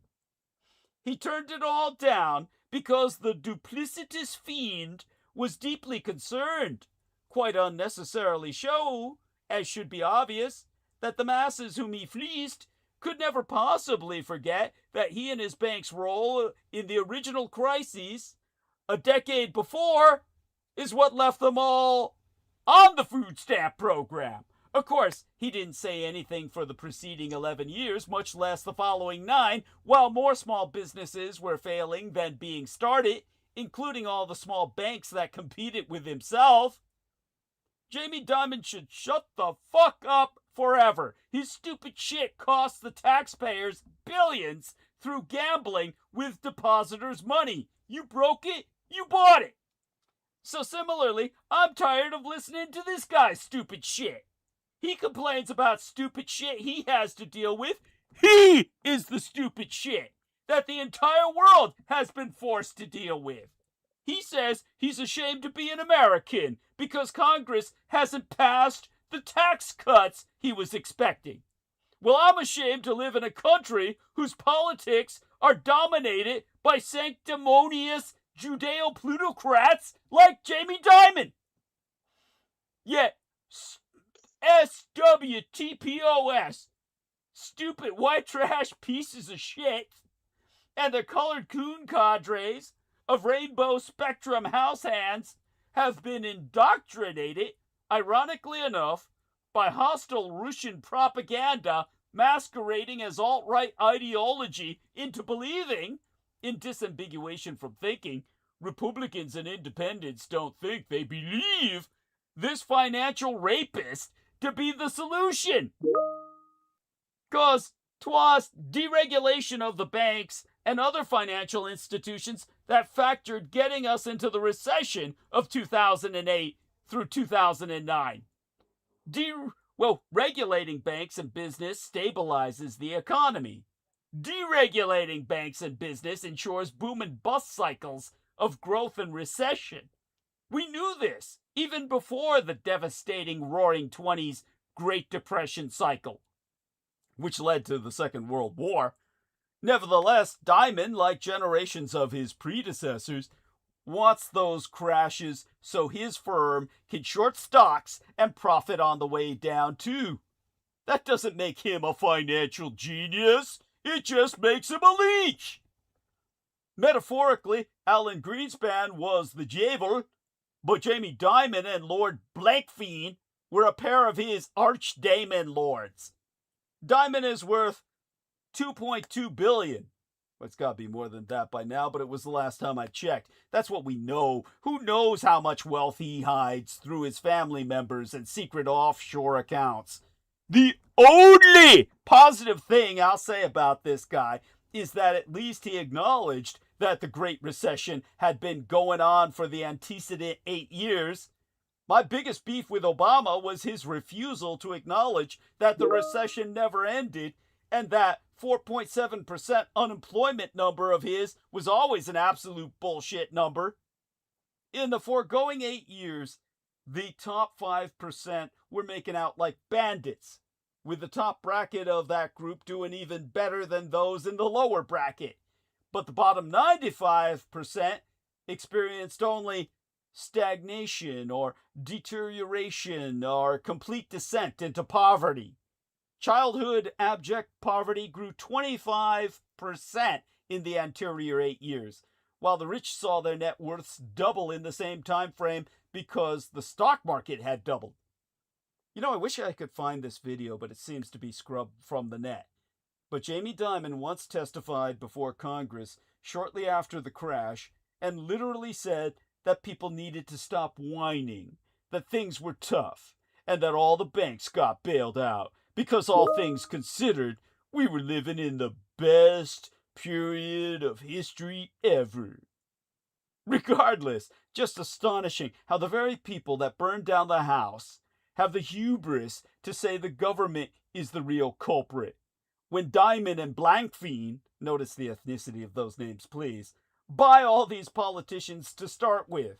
How the hell do you complain about the government when you, through campaign contributions, determined who would get into office in the first place? This guy should have been behind bars with the late Bernie Madoff, but is so untouchable that he has no fear of that ever happening and feels fine openly calling the government idiots when he should be thankful they are idiots, because if they weren't, he'd be arrested. Speaking of shit, Jamie, your mega corporation won't pay taxes. You, your management, and cronies don't want to pay personal taxes. Who's left? The working class. That's right. You make the billions, we pay the goddamn bills. Okay, it was just a guilty pleasure to hear how absolutely unhinged Jamie Dimon sounded into that weekend 9 years agone by now, as it was for me to say that. Make it your new phone ringtone if you can ever find the audio. Now, okay, back to Sammy Romero. Thank you for your patience with that. I had to get that out, or I was just gonna. Okay, it's 3.2 billion. Our man T-Tank Berry found it. Jamie Dimon has an estimated net worth of approximately $3.2 billion, driven primarily by his long-term executive compensations and stock holdings. That's from Fortune Plus One. So, yes, by all means, dear Sammy, how are you doing? People care about you as a person. Oh, yeah. just you know, doing the adulting and husband duties, and that never ends. So no, I'm blessed. I'm blessed. I actually listened to your transmission on Wednesday. It was very interesting. You talking about the Asian hierarchy and stuff, which it's culturally obviously, but it's kind of similar to us in certain aspects, but it's a lot of those are kind of as far as ethnicities, we choose to either be a part of it or not, but that's just my little take on that. I think even though we can revert back to, as far as culturally, I think a lot of it sometimes is if you really buy into it, obviously, it depends on whether you choose or not. But I found that part of your transmission is interesting. It definitely was. Thank you. By the way, your sister, her death date comes up. The second anniversary of her death comes up September 9th. And she died just before. Did she die just before Charlie Kirk was killed? The day before? Or the year before? No, this was the year before. Yeah, Charlie Kirk was killed on September 10th, the year after. Right. Okay, there we are. Honestly, Charlie Kirk was a nobody back then. So, I mean, technically, he's still a nobody. Yeah, thank you. It's just, I don't understand. He wasn't even a politician. So, it is what it is. I mean, it's the death that he brought upon when he was himself. Unalive. Yeah, go on. Well, he did, but when you speak about the people with yarmulkes and you start speaking about that apartheid state, you're unfortunately it happens, yeah, it is what it is, his wife certainly doesn't look like she's grieving, but we all grieve in different ways. Sorry, obviously, being a man a certain age already, it's I can say that, but honestly, obviously I heard about the mass shooting at the In-N-Out Burger, which tell us what you know about that. Honestly, it sounds like a rerun. Yeah. I mean, I remember the Garlic Fest right there in the Bay Area a couple years ago that you talked about, which was another single white man, young white man shooting up a place. It's amazing how they don't get profiled. Where's ICE? Why isn't ICE looking for immigrant Europeans? Seriously, they should be picked up. Seriously. I mean, any European, they look like the suspect.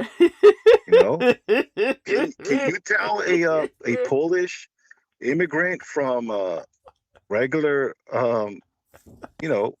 Anglo European American? Can you tell? I can't tell them apart. I guess that's part of the problem. They all look alike. It's wrong, right? Oh, you're right. It's wrong, right? Right. Oh, but by the way, I also want to thank Joseph Araujo in the chat, who said that he also checked Jamie Dimon's net worth was $3.2 billion. Thank you for looking that up. And but honestly, when it comes to exactly as our man Sammy Romero is saying, the one thing that we have to acknowledge is that it's overwhelmingly European American males who commit mass shootings. There is no question of that. There is no question of that. They don't get profiled. It's amazing, you know. Yeah. It must not work, you know. But you know, like the clear example is Lakewood, New Jersey. If anybody does their homework on that town, you know, we talk about the welfare queens that Reagan talked about. But, Yes. yeah, it's An a entire little ethnicity in Lakewood. makes you scratch your head, like, wow, they surely miss an entire town. But you know, I mean, we want people to. By the way, for those to of you follow. who don't understand what Sammy is talking about, Sammy is alluding to the highly traditionalist, Orthodox Jewish community that essentially comprises the population of that entire city in New Jersey, that because they dedicate themselves to scriptural studies, I guess, they don't work.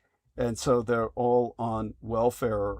It's very similar to what they do in Israel, and believe me, it causes its issues even there. It's a it's a honestly, it makes me respect us saying this. I'm gonna tell you the truth. At least they pay their taxes. You know? Yes, you know, yes. God bless them. You know, as far as Anton Zander LaVey and his First Church of Satan. I mean, obviously, I'm not saying this, but you know, for those of you who don't know what Sammy's talking about, the Magus Anton Zander LaVey, who was ethnically Jewish, he founded the First Church of Satan in San Francisco, which became nationwide and international very quickly.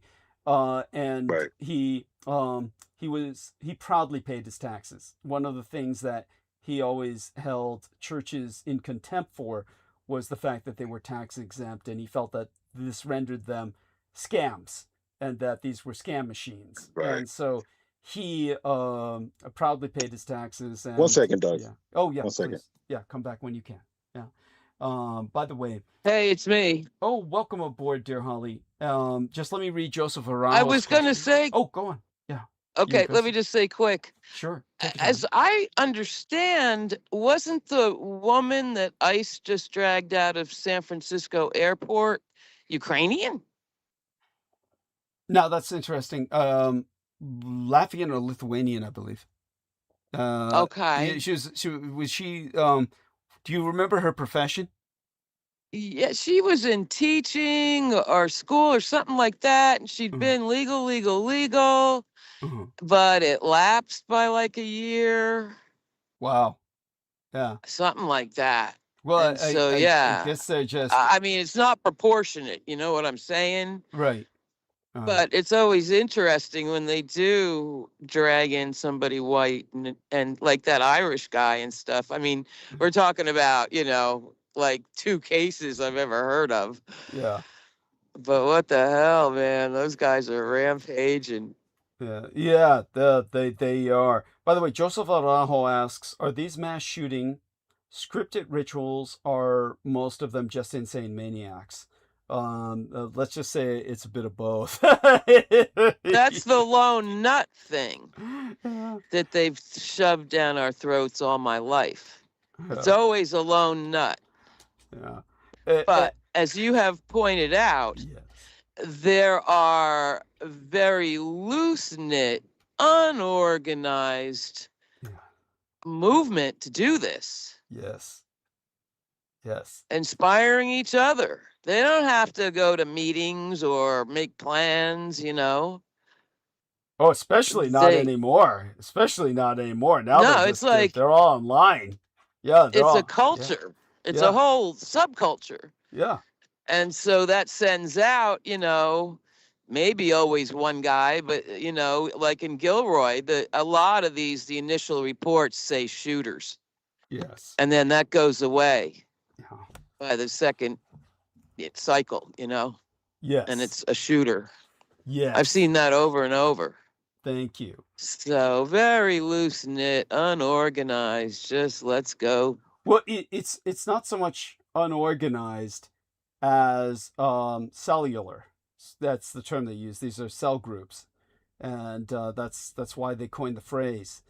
And Yeah. so And yeah, I think you do get the like Action Jackson guys, yeah. but then you get Kyle Rittenhouse driven by his mother, toting a long gun into the thing at what? I don't even think he was 18, and nobody notices that. Yeah. Well, Like Sammy's saying, well, weren't no oversight on that. yeah. Well, Kyle Rittenhouse, forgive me if I'm wrong on this, but he was under 18 when he committed his crime. I believe so. Yeah. Well, we know for a fact, this is what we do know. He had a friend who was 18 years of age, purchased the gun for him because he was not of legal age to buy that gun. So, Okay. yeah, it was purchased by a friend of his who was over 18. He was under 18. Not by one of his parents. Not by one of his like parents. the guy no. they just put in jail. No. That Yeah. by the way, what Holly is referring to is the father of a school shooter who purchased his gun, gifted him his gun as a Christmas gift, I believe, to do his school shooting with. Pretty much encouraged his school shooting, as a matter of fact. Well, he knew the kid was wacky as hell. He had like shrines in his room to Columbine and shit like that. Right. It was And obvious. so, what he was gonna I'll do. get him an automatic. Yeah. It'll make him respect guns. What the fuck? Oh, And I think they put the husband and wife well, of the kid before that. good. But that Rittenhouse woman would have been sent to jail if you know, she drove him and the gun. Yeah, she to the should. What you're event. saying is she should have been, but that would be in a world, that would be in a world in which Rittenhouse was brought to justice. Exactly. Yeah. Thank God it's years on, so people are less passionate about that shit. But you know, younger kids It's probably gotten so much worse in comparison. Yeah. Well, for those of you who don't remember, but go on. Yeah, I was just. And I was going to say, all these, there's been a big rash. I believe they dragged 10 people out of San Francisco airport alone. Okay. But it's Ice going trips. on all over the country. Yeah. Yeah. And they are completely no uniform, no insignia, masked up, no identification whatsoever. So the one lady in San Francisco, everybody standing around thought she was getting dragged off by her ex-husband or something. Jesus Christ. The You're kidding me. witnesses wept. They were weeping, telling what they saw. Oh my God. Yeah. I mean, chinos or something, jeans. I mean, business casual clothes on doing that. Jesus. With a camo mask on. That's outrageous. It's wild. And, you know, battle rattle strapped on.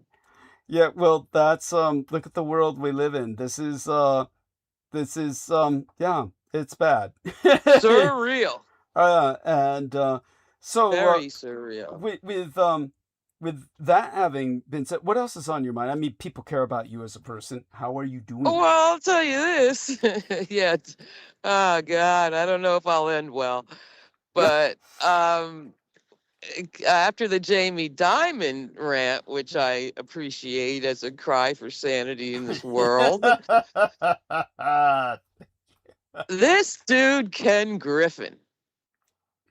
Now, I just read a big article about this guy. He was kind of a pretty humble background, I think, but wild to make money. And he, after college, started this Citadel outfit that became a group. And now it's not a bank, but it's securities and private equity and all these different divisions all around the world. And so when I was growing up, first there were the smart kids went for financial planning degrees because you were guaranteed to make money. And then after that, it became wealth management. But he's turned the whole thing upside down because billionaires beg him to take their money and do what he wants with it. It's like he doesn't serve them as much as they serve him. This outfit has become so massive. Wow. Okay. Okay. So you want to talk about personal wealth? This is interesting. He, if you can imagine it, this was not a misprint. His art collection, personal art collection, is valued at $2 billion. I said billion. Wow. A personal art collection worth that's not the jewelry, the watches, the cars. $2 billion worth of art. And it gets really weird, I think, because the pinnacle, what he considers, and I guess many do, the pinnacle of his collection is a painting by de Kooning. You know the name, I forget his first name. D-E, yeah, you do. He was all your life. D-E, capital D-E, K-O-O-N-I-N-G, de Kooning. He's always been huge, but I didn't know about. Yeah, go on. But modern. Yeah. He's modern. Yeah, okay? chaotic shit. Abstract. Yeah, it's not my Okay, not my yeah, style. T-Tech or whoever you're at there. It's the kind of shit that the CIA programmed people to like. If you remember what I said about the CIA involvement with the creation of the modern art movement as a counterpoint to the Soviet. I might have missed that. Soviet realism. Shit, that's good. You didn't know about brutalism. This? You didn't know about brutalism. This? Oh, I might have missed that the last time. Darn it. Oh, no worries. I'll go into Yeah, I hear that anytime. But the thing is, I never looked at this de Kooning stuff, so I did. The pinnacle of this $2 billion art collection is called Interchange, and it's based on his woman number 1, woman number 2, woman number 3, and woman number 4. 4 other pieces. And it's quite something. And I always admired your critiques of fine art, which I thoroughly agree with. Well, yeah, definitely. Just so you know, it was abstract expressionism mostly. So it was the CIA. Anybody who's into abstract expressionism, that was all a Cold War propaganda tool. The Museum of Modern Art and the Congress for Cultural Freedom, they promoted American modern art globally. It's not like the CIA or the agency. It's not like the CIA invented the art style, but they funded it. They funded the international tours. They wanted to project this national image of creative freedom against the Soviet realism. Because you remember the Soviet art was brutalist realism. Everything was supposed to be like this kind of idealized realism, but jutting chins and it was like people look like they were made of stone in those paintings. They don't look realistic at all. Yeah, they don't look realistic at all. They just look. Everybody looks. It's almost primitive. Yeah, they're painfully frozen looking people in Soviet art style. But to counteract that, the Americans said, well, let's make shit popular. And I'm sorry, but abstract expressionism is pure shit. It's just pure shit. I'm telling you. And this Koonig's part of it. And Pollock? yeah, it's it's all But you gotta see these. You gotta in that order: 1, 2, 3, and 4. Woman, yeah. and then this headless interchange. And this. Who would think, out of all the art out there, that this would be what the art world egotists agree is like one of the most valuable objects on earth. Oh God. Well, all I I can mean, it's say. what, and this Ken Griffin's got more power than any president. So what brought him to your attention? It was just the art about this whole this whole on the Jamie Dimon role. Oh, okay. He's another one. Okay, he's another one of these. Yeah, only he could. It sounds like he could eat Jamie Dimon for lunch, because this isn't a bank per se. Right. In other words, the bank people are people like the banksters. We'll call them the banksters. The banksters are giving this Ken Griffin guy their money. Yeah. They bow to him. They have to. Yeah, and so and how did he get to this position? How do you know? He's brutal, and he's just some kind of weird genius. And it's all he's ever cared about is to drive this into the stratosphere. And he was able to figure out the algorithms to do it, in this deep level of finance that I have no idea how to understand. Well, it was I don't think that anyone can understand it. I think after that. Well, this guy, like I say, here's the catch, though. I won't say he hates Trump, but he's such an asshole. He uses language like he finds him distasteful. Wow. That's ICE actions so distasteful. Okay. It's like it's like with the amount of money he's got, he could do something about it, but oh my God. And he like does that hangdog face about how now he's at the pinnacle. Now I can maybe I can give back. Chuckle. Oh, honestly, he says that. Oh God! I'm gonna start thinking about giving back. Yeah, that's like I'm left without words. Well, when I look the guy up, he has this blank, vapid face. Blue eyes. Yeah. Mr. Oklahoma guy. Yeah. He's got blue eyes that stand out. So he definitely has a kind of psychotic smile. Like it looks like a TV preacher. That's what it looks like. Satisfied, yeah. Yeah, it's a TV preacher look. Yeah. Definitely. Yeah. So Ken Griffin started trading from his Harvard dorm. Yeah. Okay. There you go. Yeah, that kind of thing. Yeah. And he grinds through employees. Yeah. What he does to the workers is horrific. That, can't quit. It's the monkey fist in the trap classic situation. Well, I found out that my lycanthrope buddy, when he came to rescue my ass the other day, and I had to pay him his $300 back. Believe me, it was well worth it. But still, last thing I needed in a month where I already paid $1,000 for my night guard, and had to raise money for the surgery as well. Yeah, when lycanthrope was telling me he was working on his 3D graphics modeling. He was contracted at one point with NVIDIA, and he was personally, physically shaken, literally grabbed and shaken by that Jensen Huang motherfucker who owns NVIDIA.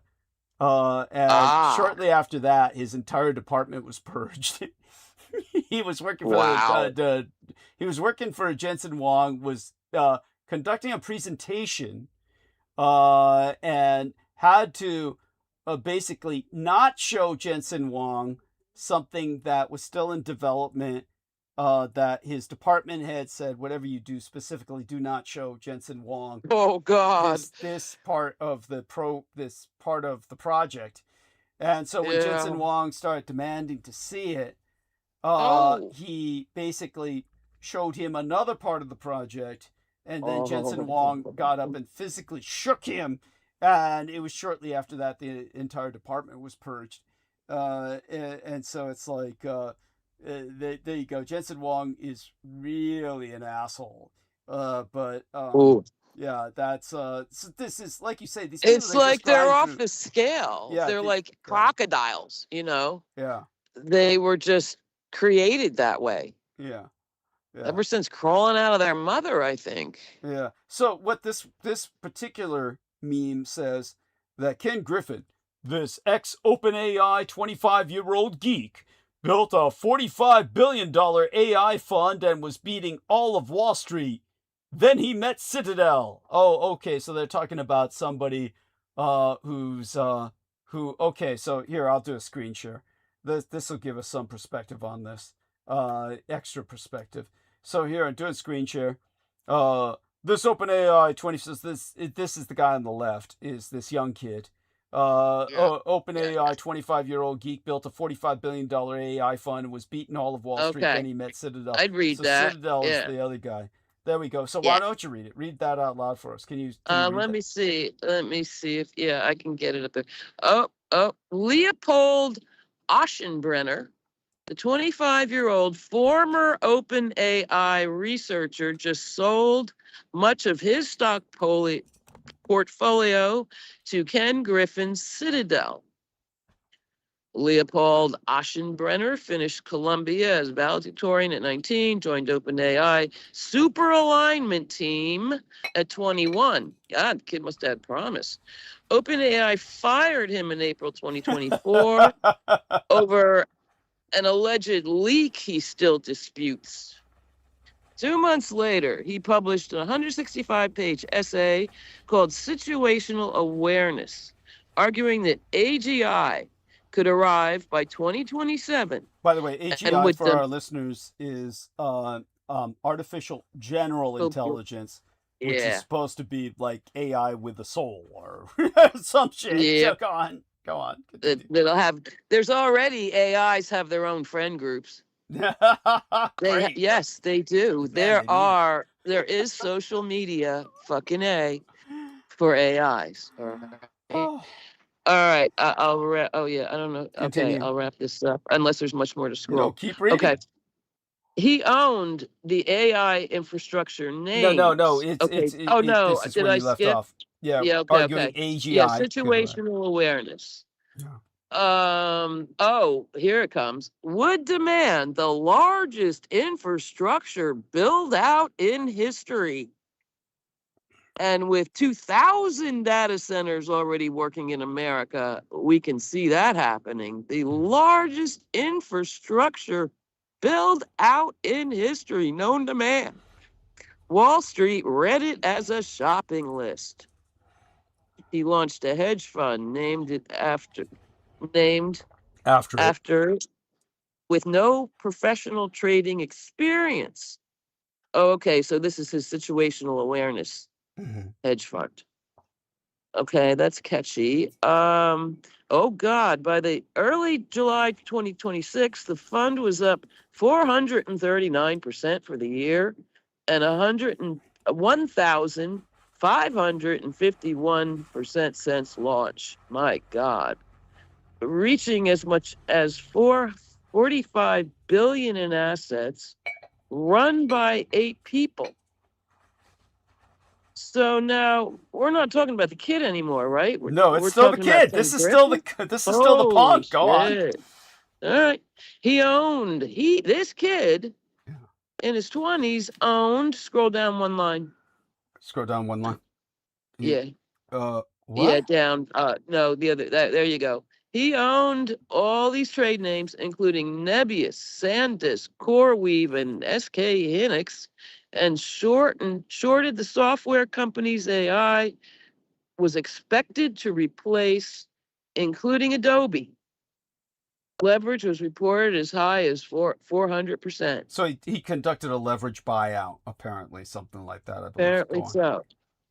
Then July arrived. Memory costs climbed. Meta announced it would sell its own compute, and SK Hynix U.S. listing set off an unwind.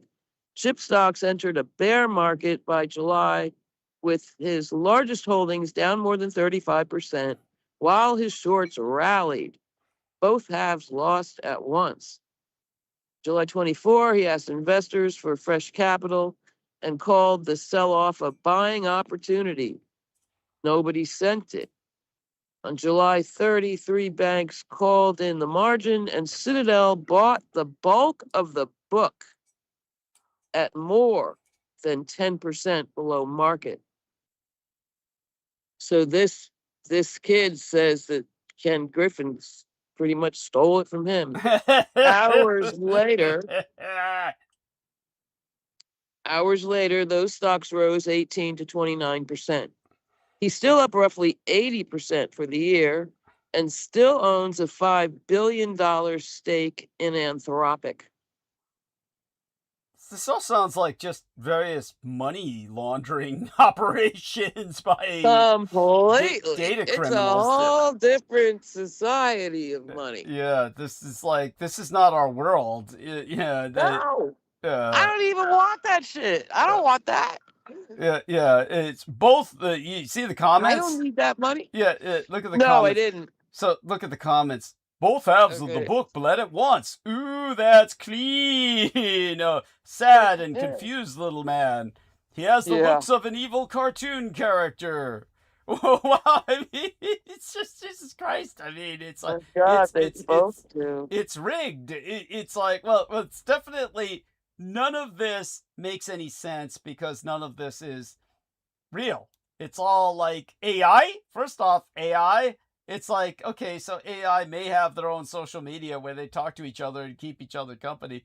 Yeah, so what's the original source of this? Who put it on Instagram? This evolving AI outfit. Yes, but anyhow, take a look at this. Hopefully he forms a new team with serious risk management partners that have control. It's like, over what? What the hell? We all make mistakes. I'm sure he'll be back. I don't understand how these people are treating this as if this was some honest young man who was doing something constructive. There's nothing this individual was doing that had anything lightning bolts behind his head. He can't hold a human conversation. You understand? Oh, and this shit. Look at this. Leopold is still a genius. The setback will make him a better manager. It's like, what the fuck? You're treating we need this better management. Of what? Of what? So you can go buy a de Kooning. Yeah. And $2 billion art collection, man. I said $2 billion. Yeah. So he says this was a fraud fund destined to crash. This is what I agree with. This guy, what are you talking about? He constructs an overestimate with 4 times leverage. He's an idiot. That's not manipulation. This was a fraud fund destined going to be picking the next president. Yeah. Guaranteed. And this other person says it too. Leverage is poison. Even if your thesis is right directionally, a deep or prolonged drawdown can take you down if your timing is wrong. Gotta have situational awareness, and he says it with a sarcastic laugh, of course. Yeah. Well, and the article did talk about him hitting a slump. Yes. Well, there you are. Yes. But I mean, when I was growing up, a great return on the stock market was 7%. Yeah, and I was reading, these people now expect 25%, or you're not managing their money right. 25%? These people are out there getting hundreds, in orders of magnitude in terms of they never lose. Yeah. They go to Vegas and they just win every game kind of thing. Yes. Everybody else loses. Yes. So 25% on few billion, and you're there, man. Yeah, that's well, honey, so you brought to our attention something that's obviously important in its own way. But it's all a bunch of money manipulators who are at this point ripping each other off. The cannibals are devouring each other's bowels. They're just they're ripping out each other's intestines and gorging on each other alive. But I mean, it's crazed fantasy science fiction we were writing about in the 70s.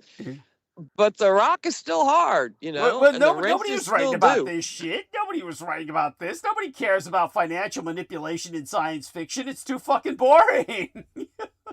Well, just all the turns that society has taken. It's another one, but there was plenty of political science fiction back then. No, You know what I'm The saying. closest There we could was. get, the closest we could get to what's going on here would be something like Neuromancer but these are all like cyberspatial ideas of jacking into a visualized cyberspace. That's the closest I can think that would come to this. These people are living in a digital world where they're manipulating, non-existent money. And so it's yeah. But the rock is still hard and the rent is still due, so they're non-existent is my fucking cold hard reality. Yeah, well, You know what I'm did saying? you hear my story earlier about KFC and the food stamps? Yes, I did. And I had a funny, I had noticed driving past my local, that big billboard in the window, we take EBT now. And I'd never heard of such a thing. Where was this? McDonald's. McDonald's. Well, didn't Yeah. McDonald's? I thought McDonald's always took EBT. I didn't. I don't know what, maybe Who little would George eat Bush McDonald's without EBT? said, maybe if it, I thought this was like even a Trump era thing. Because boy, George Bush said all those years ago, we have McDonald's. We don't need food stamps. George Bush said And that? Yeah, that's little George. okay. Boy George. Anyhow, Yeah. let's look that up. But I mean, it's no big Yeah. deal. I doesn't remember really when he matter. said it. Yeah, but It yeah. killed me. Yeah. I was like, God in heaven, because they were bloodthirsty. Yeah. Yeah, No, well, face McDonald's eaters was too. always cheap. They were always famous for ship food for Yeah. $1. But I swear they always hasn't McDonald's always accepted food stamps? Hell no. We'll Yeah. find out. I want to Let's know. see what the great God AI says. Great guy I said. I was amazed to see the billboard It because says I didn't know. It says, no, McDonald's has not always accepted food stamps, and most locations do not accept them. Acceptance is rare and only happens through specific limited state option called the Restaurant Meals Program. Okay, so that's why. I'm in California. That's So it's why. a state thing. Yeah. And so see, it says Ask it about only a KFC. few states, state approval, only a few states such as California and Arizona have active programs that include fast food. But I don't understand, why wouldn't if fast food should be, I mean, that's what like food stamps are made for. You'd think. Well, fast food's for when the stamps run out before the end of the month. You follow me? Okay, got you. The Yeah, stamps that's right. don't last all month. Yeah, that's true. No, they can't. There's too little of them. Yeah, they're just Exactly. they're just supplementary is what they are. Mhm. Seriously, but Always were. yeah. By the way, Tracy Presley 777 says, "I have missed you, Douglas. Hi from Texas. Your El Paso friend, Tracy Presley. Love you, honey. And most blessed be." Thank El you for Paso, rejoining us. that's far off. Yeah. Sammy's rejoined us. Let me Very good. whisper sweet nothings into Tracy Presley's ear via the chat. And Sammy, I don't know if you've been able to hear us, but join back in on the conversation. By all means, did you hear what our dear Holly brought up? A Lithuanian woman was dragged out of the airport by ICE. Yes, it's white woman. Not to be making comparisons, you know what I mean? Yeah. At all, in terms of the demographics or anything. Not at all. But I did think that was curious. Yeah. And I said they had no uniform, street clothes, no insignia, and fully masked, and the bystanders thought it was like fucking domestic violence or something. Jesus. They didn't know. I mean, that's They like rushed to her defense. that's very alarming in the sense that Jesus. it's, and when I talk about this subject, it's not to that I'm a hateful person. It's a lot of it's I'm being facetious, but it's really the logic behind all this. I've always, and I have to go back to the campaign that Trump did, right? Where he's trying to quote unquote lower prices, which is hilarious. Yeah. But He tells you they're lower. Yeah. well, He'll tell it to you to your face. right. And for campaign purposes and for drama and theater, it's great stuff. I'm not saying it wasn't entertaining, and it wasn't at the time it wasn't inspirational for an ignorant person. But when he talked about deporting criminals and illegal aliens and all this, I mean, in the grand scheme of things, it's logical, right? Yes, you probably do want to deport criminals, violent criminals, and quote The unquote guy with the face tattoos. I mean, shit. How hard is that? Well, nobody argues that, but the problem is it's not. The prices haven't gone down. Everything's so expensive. So by that logic, he's failing, right? Yes. Yeah. Miserably. If anybody quotes, quit bashing Trump, well, it's not bashing Trump. It's telling Not the truth. anymore. Yeah. Yeah. But it's all come true. As The revenge tour. Right. As far as this Lithuanian woman, being kidnapped, it almost sounds like they probably weren't ICE workers. They, it's Who knows? This is kind of unfortunate. Is there's going to be a lot of copycats in the sense that Yes. you can literally just abduct somebody and do Yes, whatever. you literally can and have. Yes. Right. That is known. So, this is very alarming in the sense of protocol. There is no protocol. Nothing. And I think it's only going to get worse, but this is another reason why you don't do these type of things. As much as government is not, efficient at anything, you at least got to put on the costume, right? You have to play the part. Yes. You would think. It's know? surreal, Sammy. It's surreal. Right. Like if I went to a local naked ballerina institution and asked for a dance, and I also want this lady to do my taxes, more than likely she's not. It's not because she's incapable. It's just that's not what she does, and her uniform will probably tell me that.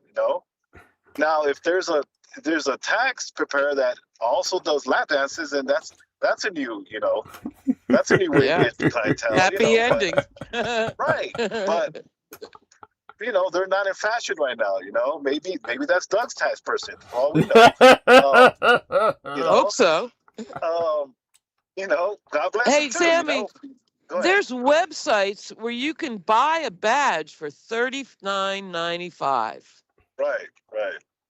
Right? Absolutely. Mhm. And unfortunately, we're all ICE. We're all ICE now. right. And at this point, it's gone so bad that they don't want to invest in the in the cosplay. So No. Wear your own this- uniform. We ain't paying Right. for it. right. Your I'll give you guys chinos. and I'll give you guys an example. The one thing I've learned being around people from the underworld is, when a buddy of mine, was in the entertainment industry, a friend of my brother Isaac and I, and he used to sell 8-balls, especially a lot in the in the entertainment industry. But he never delivered these 8-balls. He always sent. He just pretty much hired a bunch of college girls to deliver, Yeah. those 8-ball. type of products, and he was successful because if he personally delivered to them, he would get arrested. Right. when you're in these Westwood, Beverly Hills area, they're going to question you. What are you doing in these areas? Yes, that's right. You That's can't say right. you're a grassroots pharmaceutical, dealer, because they're going to arrest you. Even you don't have to sell, these type of products, but it's part of the game.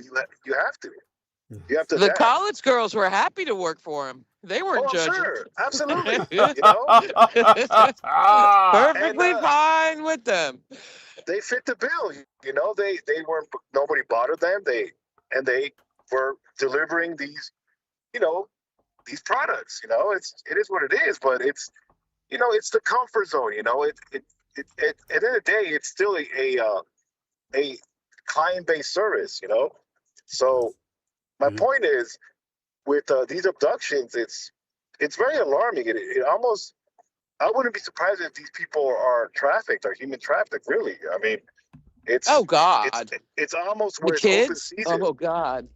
Well, yeah, obviously these women being abducted, as far as Mhm. the Yeah. background, it's Yeah. it's almost easy now. It's like fishing in a barrel.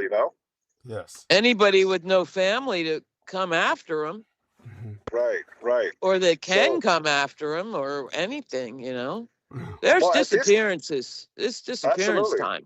Absolutely. Yeah. It makes you wonder, though, after this administration's gone, or whatever's left of it, how are you going to be able to prosecute all these cases? I'm Because telling you. eventually, these detention centers are going to be released like Auschwitz. It's Yeah. a matter of time. And Yeah. there's a lot of, undocumented immigrants that are unaccounted for. You can't keep account of them, So Oh. it's very alarming, but at the same time, it's almost a rerun in the sense that,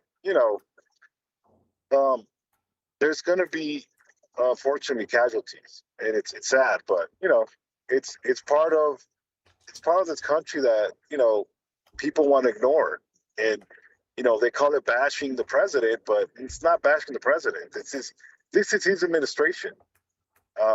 And Are there it's- family members telling you you're bashing the president? I hope to God not. this could be really. It's my point is this. There's Yeah. people. There's people that follow this president like he's some type of god or something. There's some type I'm of telling you, it's real. savior. That's right. True. So And It many is of them are evangelical Christians. Is that the case in your community, that you even, which is so troubling, because these would be generally, I would presume, Latin American or Latin American descended evangelicals, and you Oh, come across a number it's of them that follow Trump? it's not necessarily.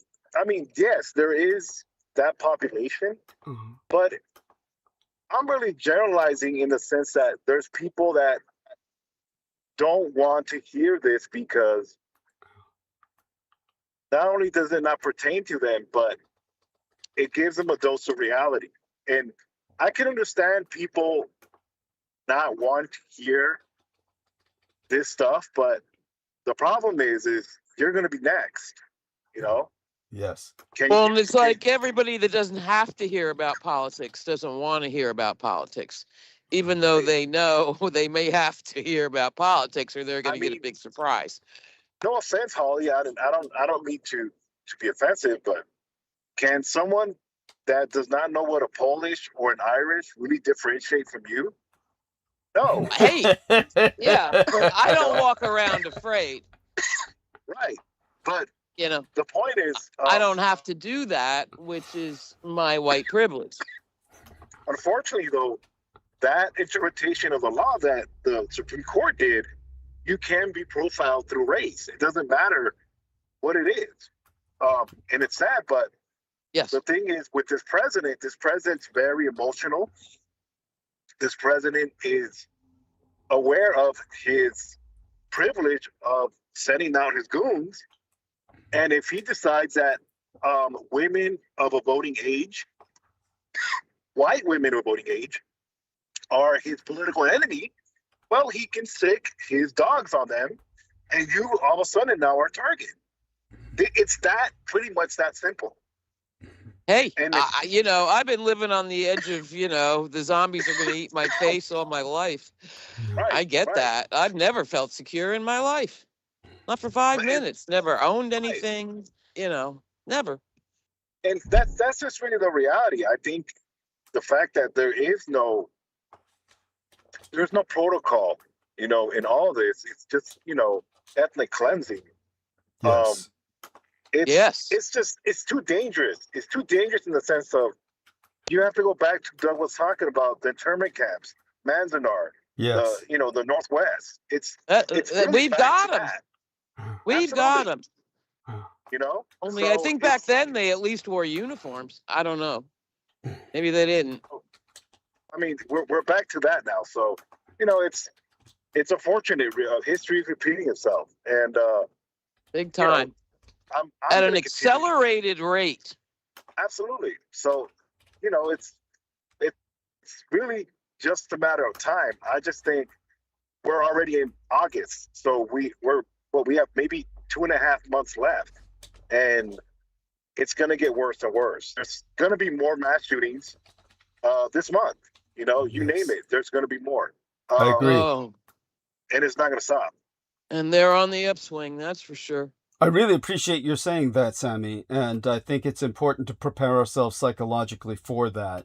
And this is where we answer the question from Joseph Araujo about are these mass shootings scripted rituals, or are most of them just insane maniacs? No, these are triggered, programmed people who were dispatched to generate this chaos so that people call for quote-unquote more law and order and more men on the streets in uniform to protect them. And Trump will be the man who claims he can respond. At the same time, it's again part of his interethnic warfare that he's waging at the paramilitary level against the population. All of this is to keep us in a state of constant fear, and it actually serves the purpose of his government.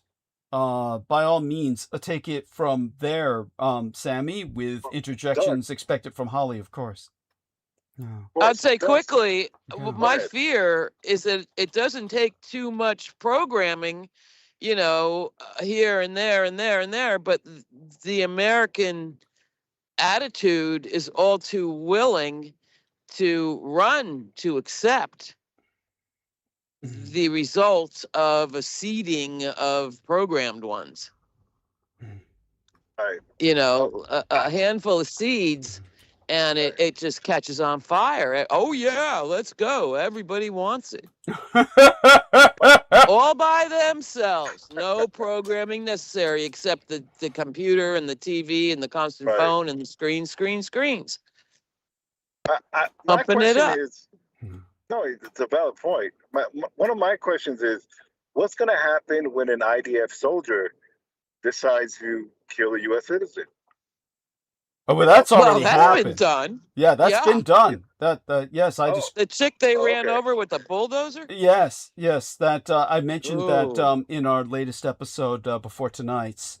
So hopefully you'll catch that when you review it. Maybe you missed it when you did review it. But I'm going to look up her name. I didn't completely finish the transmission.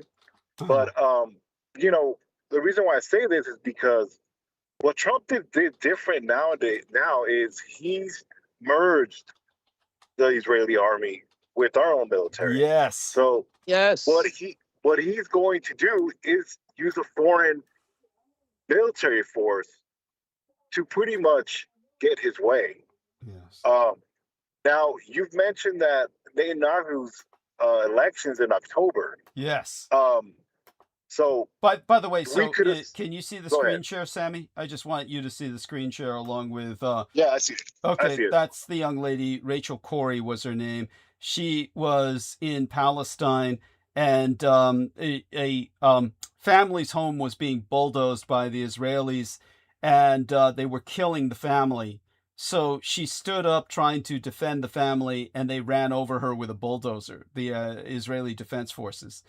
And all the World Food Kitchen people and journalists and you heard how they've been bombing whatever's left of Palestine all this week long that's passed. Oh yeah. Well, that's a new front in the Iran war, as far as they're Defending the concerned. settlers. Yeah. Well, the settlers are supposed to take care of all that. Oh. That's where all that 13 billion in lost ammunition, not money, ammunition went. Yeah. So Yeah. they're the force of Palestine, but oh no, Netanyahu's managing to do that as well as Lebanon. Well, what you say is taken note of. So, Sammy, take it from there. Yes. What do you feel Netanyahu's going to do with Israeli troops in the U.S.? His vote comes first. The vote for him. Of course, if he gets voted out of office, theoretically, he goes to jail because, unlike Trump, he hasn't just been put on trial. He's been convicted. The only reason he's not in jail is because he's still the sitting prime minister of Israel. Over and over and over, he was convicted. Yes. Not just my once. opinion, he's going to win, obviously, because he can't afford to murder. lose. He literally can't afford to lose. Well, he's going to murder whoever is in his way. Thank you. If he hasn't already, he's going to win. Yeah. What I believe he's going to do is they're going to declare some type of national emergency, whether it's dropping a nuke on Iran, which I believe they are, because it's their last ditch effort, almost in the sense of what we did in Hiroshima and Nagasaki, where we try to end the world through that. Yes. Obviously, Doug's alluded to that in the past multiple times. They're going to drop it. In my opinion, they're going to drop a nuke in Iran. It is not because I'm some type of warmonger. I just think at this point, it's not just Trump. It's Netanyahu does not want to face the piper, and because of that, and he has pretty much his hand up our president's, ass, ass, pretty much. He's gonna do it. Whether Trump could be, at this point, this administration, our president can pass away, and they're not gonna tell us he's passed away. Okay, just like they did with, the congressmen or senators, those old geezers that passed away. They did not want to confirm their deaths until it suited them. So they're very well capable of not, they're withholding information to get what they want to do. So that's not even a problem. Kushner's the one making decisions with Netanyahu. Absolutely. I don't think he even bothers with Trump. Kushner and Wyckoff, for God's sake. A civilian, a dual citizenship civilian is running our country. Yeah. Kushner's running that circus.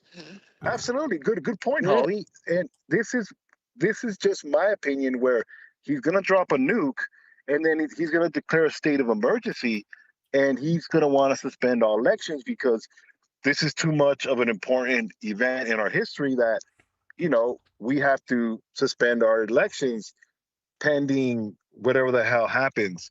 And I think this is when World War III is going to kick off.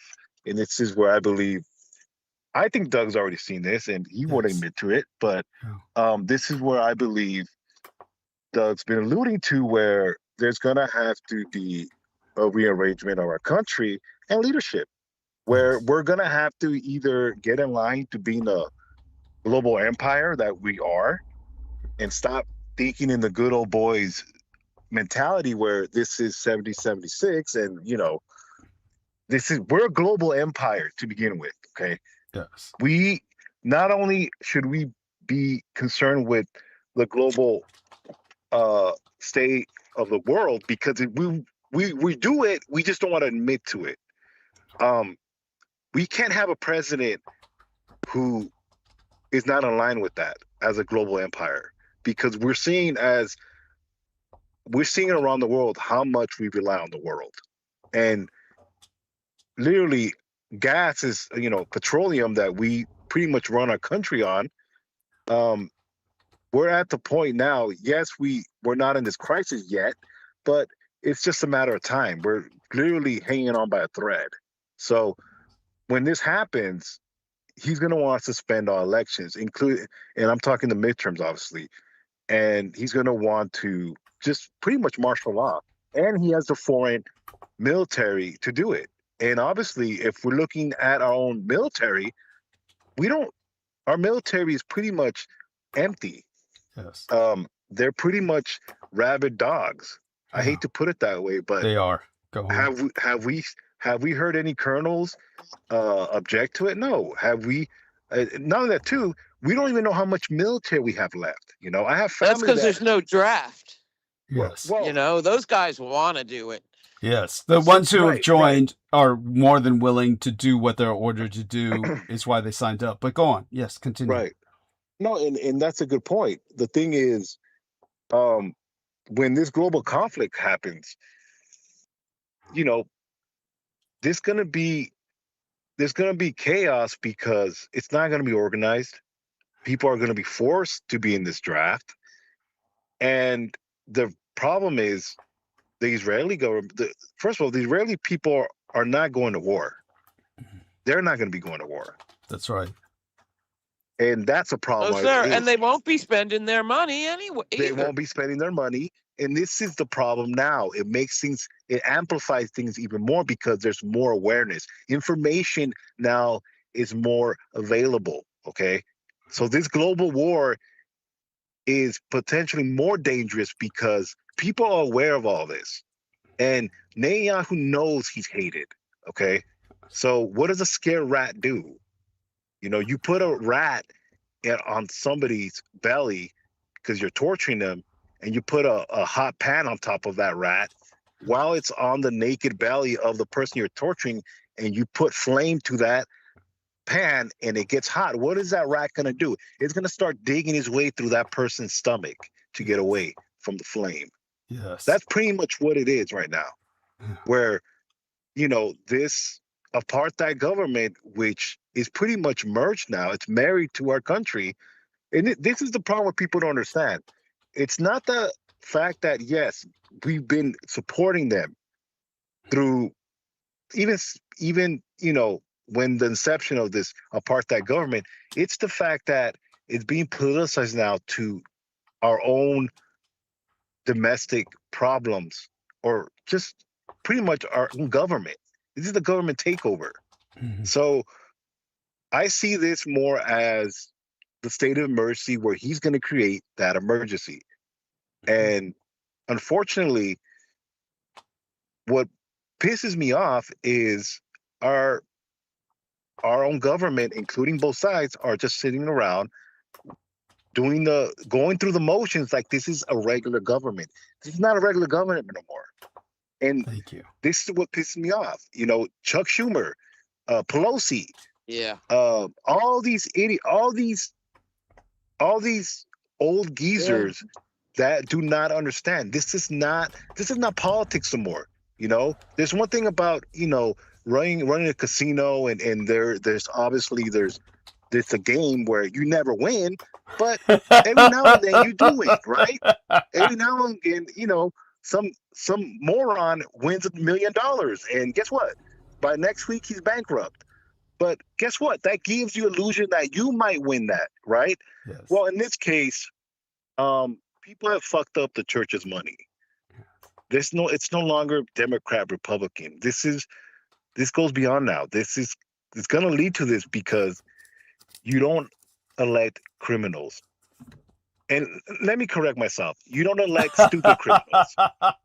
Okay? You elect attorneys. You elect people that know how to be criminals, but have some type of they're just evil is what I'm trying to say, not crazy. But you know, it's like a good example is Colonel Aquino. I have to bring him up because yes, he was evil and he did all what he did, but there was pragmatic to it, you know. I hate to, you know, to mention someone like that, but you know, he understood, yeah, I did all this, but I'm not going to burn the whole church down. That's not how things work. You know, you don't want to make your life more uncomfortable than it is, and that's in quotations, but my point is, Well, there's a system for a reason. To reinforce what Sammy's saying about Colonel Aquino, he was always in it for the sheer love of the game. and he never really wanted Right. the game to end. And Right. that's the difference between him and the maniacs who are taking us off the cliff. But go on. Yes, continue. And if I don't know anybody who wondered, said it, but the guy Yeah. that said Yeah. Satan never misses a day at church. He loves to absolutely, be in there. all the freaks are at church. Yeah. All the Oh, freaks yeah. are at church. Okay, so It's a magnet. and just to make fun of Doug, why do you think he was so obsessed with Doug? He every time Doug survived one of his hits, he fell in love even more. Let's keep it real. He had to write a Oh, whole yeah. book defending himself. That's But right. it's Oh, yeah. he used to A promote it on lawsuit. Doug's right. He used to promote it on Doug's timeline. That's how Yes. it's almost like a love letter, But Yes. Yeah. my point is, it kind of gives you a sense of how much respect he had for Doug as an adversary. That's saying a lot. Because he Um, never met anybody like that before in his life, or probably since, Right. with So, that kind of power. and Thank go you. figure, right? So Yeah. the thing is, the thing now is, and I hate to put Doug in this corner, and I know he wanted this to be easy night, but he understands. He understands the severity Beat of him, this. Sammy. Beat him with a stick. But the problem with Doug is he knows too much. I know too much Yeah. because of Doug. Yeah. When I went to San Francisco to Doug literally was showing me all the stuff at the Presidio that, frankly, half of it I probably shouldn't have even known. But it's because it kind of circles back to what you ask God of. You ask God for knowledge. You ask God for the unknown. Well, you better strap up, because it's a lot worse than you think. And obviously, Doug is pretty much a filter in the sense of what he saw. But other than that, it's just the reality. We're not gonna, and if we do have an election, he damn sure is not going to accept the results. There's going to be some type of chaos, because you have to understand, people have to understand, when, let's say, the House does change, it's not gonna be peaceful. I don't see it, because it's like trying to cage a wild animal. These politicians have had 2 years to fuck up everything.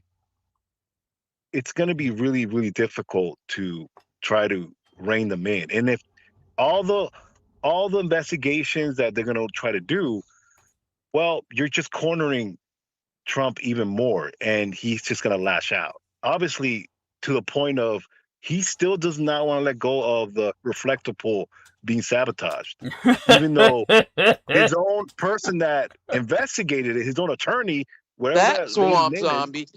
is, this guy really is still diverting that someone slashed it, even though the government admitted this cyclist didn't do it.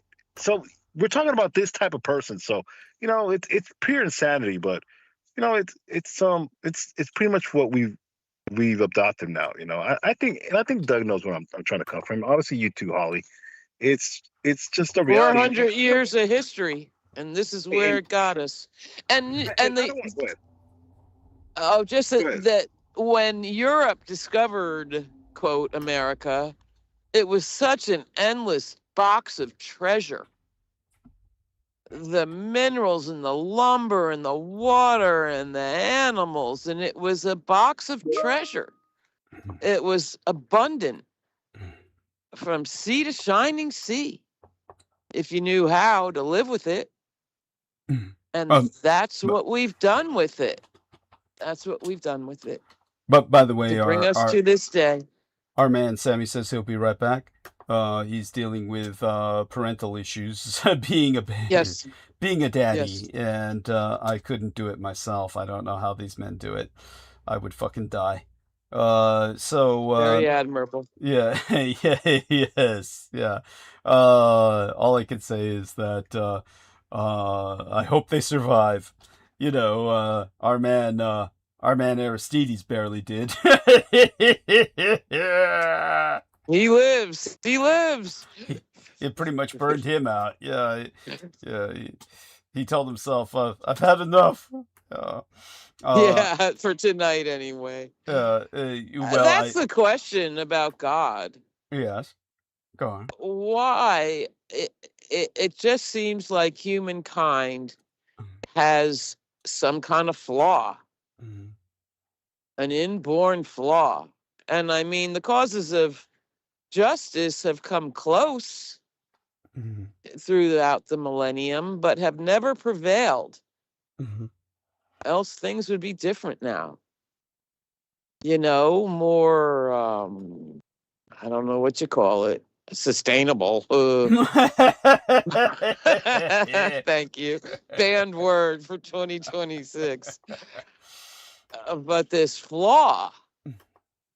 And so it's kind of like, were we fucked from the very beginning?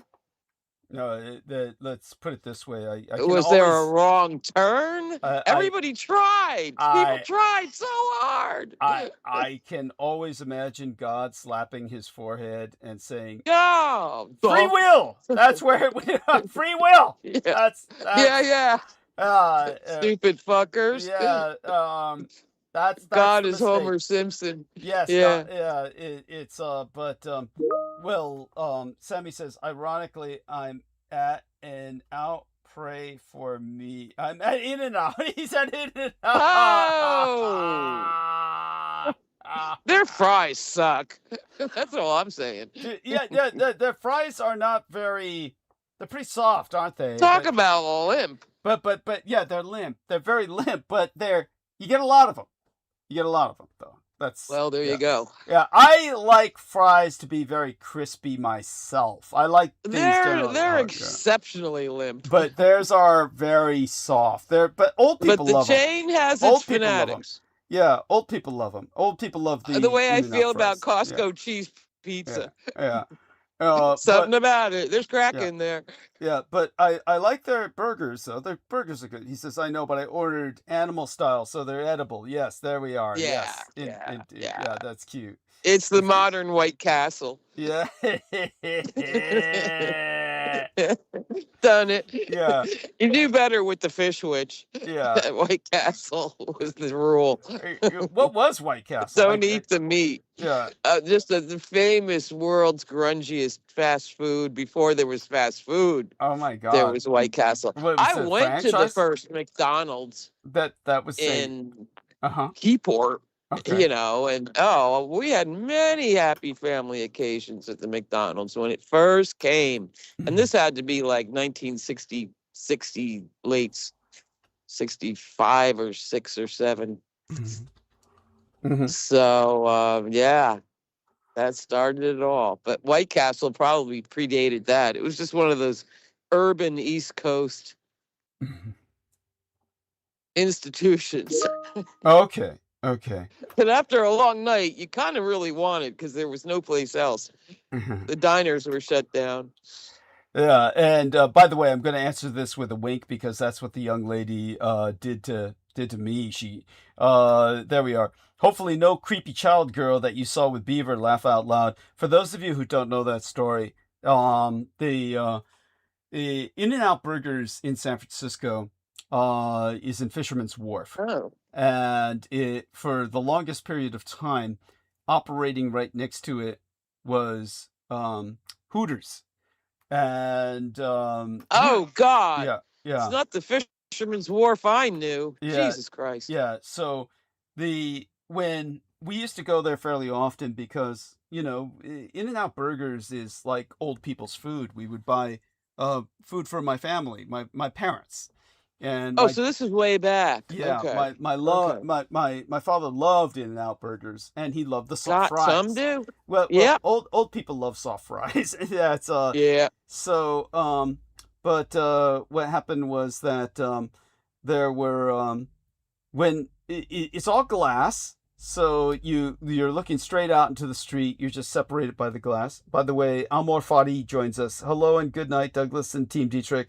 Hope all is well. Or at least getting better. Thank you. I appreciate that. And at least getting better. Yeah. Good enough. Yeah. And thanks so much and welcome back aboard. Thank you so much and welcome back aboard. I will tell him.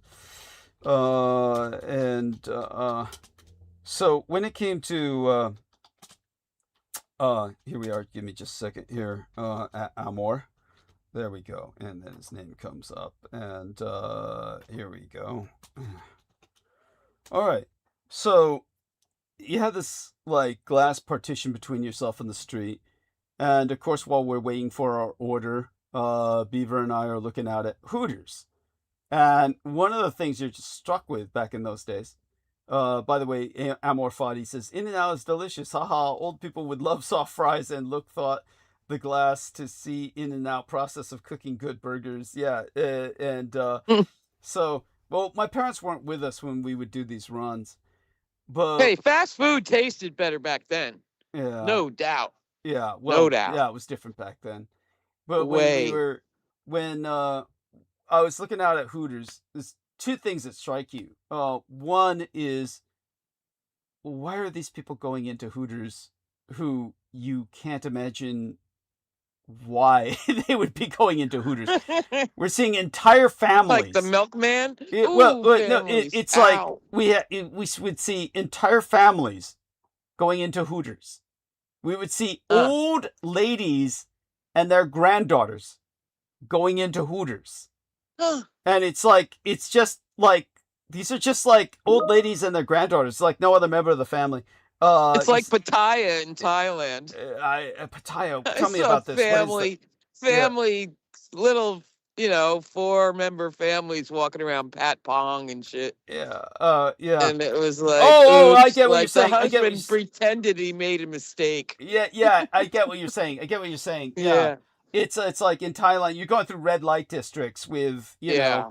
and shit. And if you go with your Oops. family, it's like, how did you wind up, where, Little kids. Yeah, kids holding hands. Yes, thank you. And the touts. Yeah, but seriously, me and Beaver were discussing it. Look at these fathers bringing their daughters into Hooters. What are you trying to do? Show her, this is how I want you to be at home. Dress in almost nothing and serve me food. Is that what you're trying your to? future, Yeah, daughter. is this what you're trying to indoctrinate her to in terms of role modeling? You're gonna need to sell your shit. Yeah.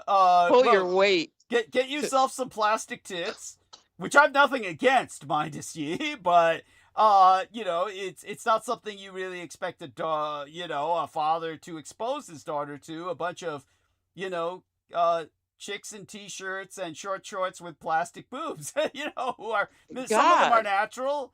But Really? it's like, I wouldn't care myself whether they are or not, but and neither would your average guy. But I heard fake ones were cold and hard. Not true?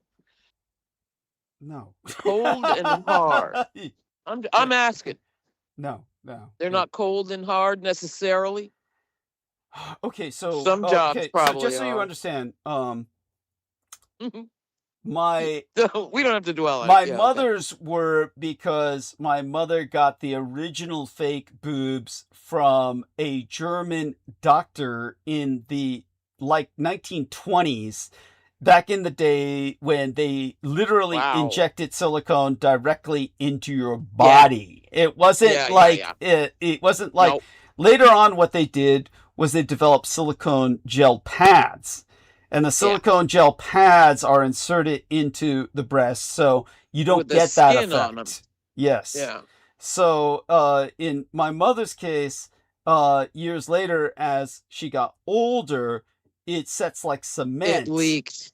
Well, it's beyond. Well, what it wouldn't leak. It was injected directly into her body, Yeah, so it's it already traveled. systemic.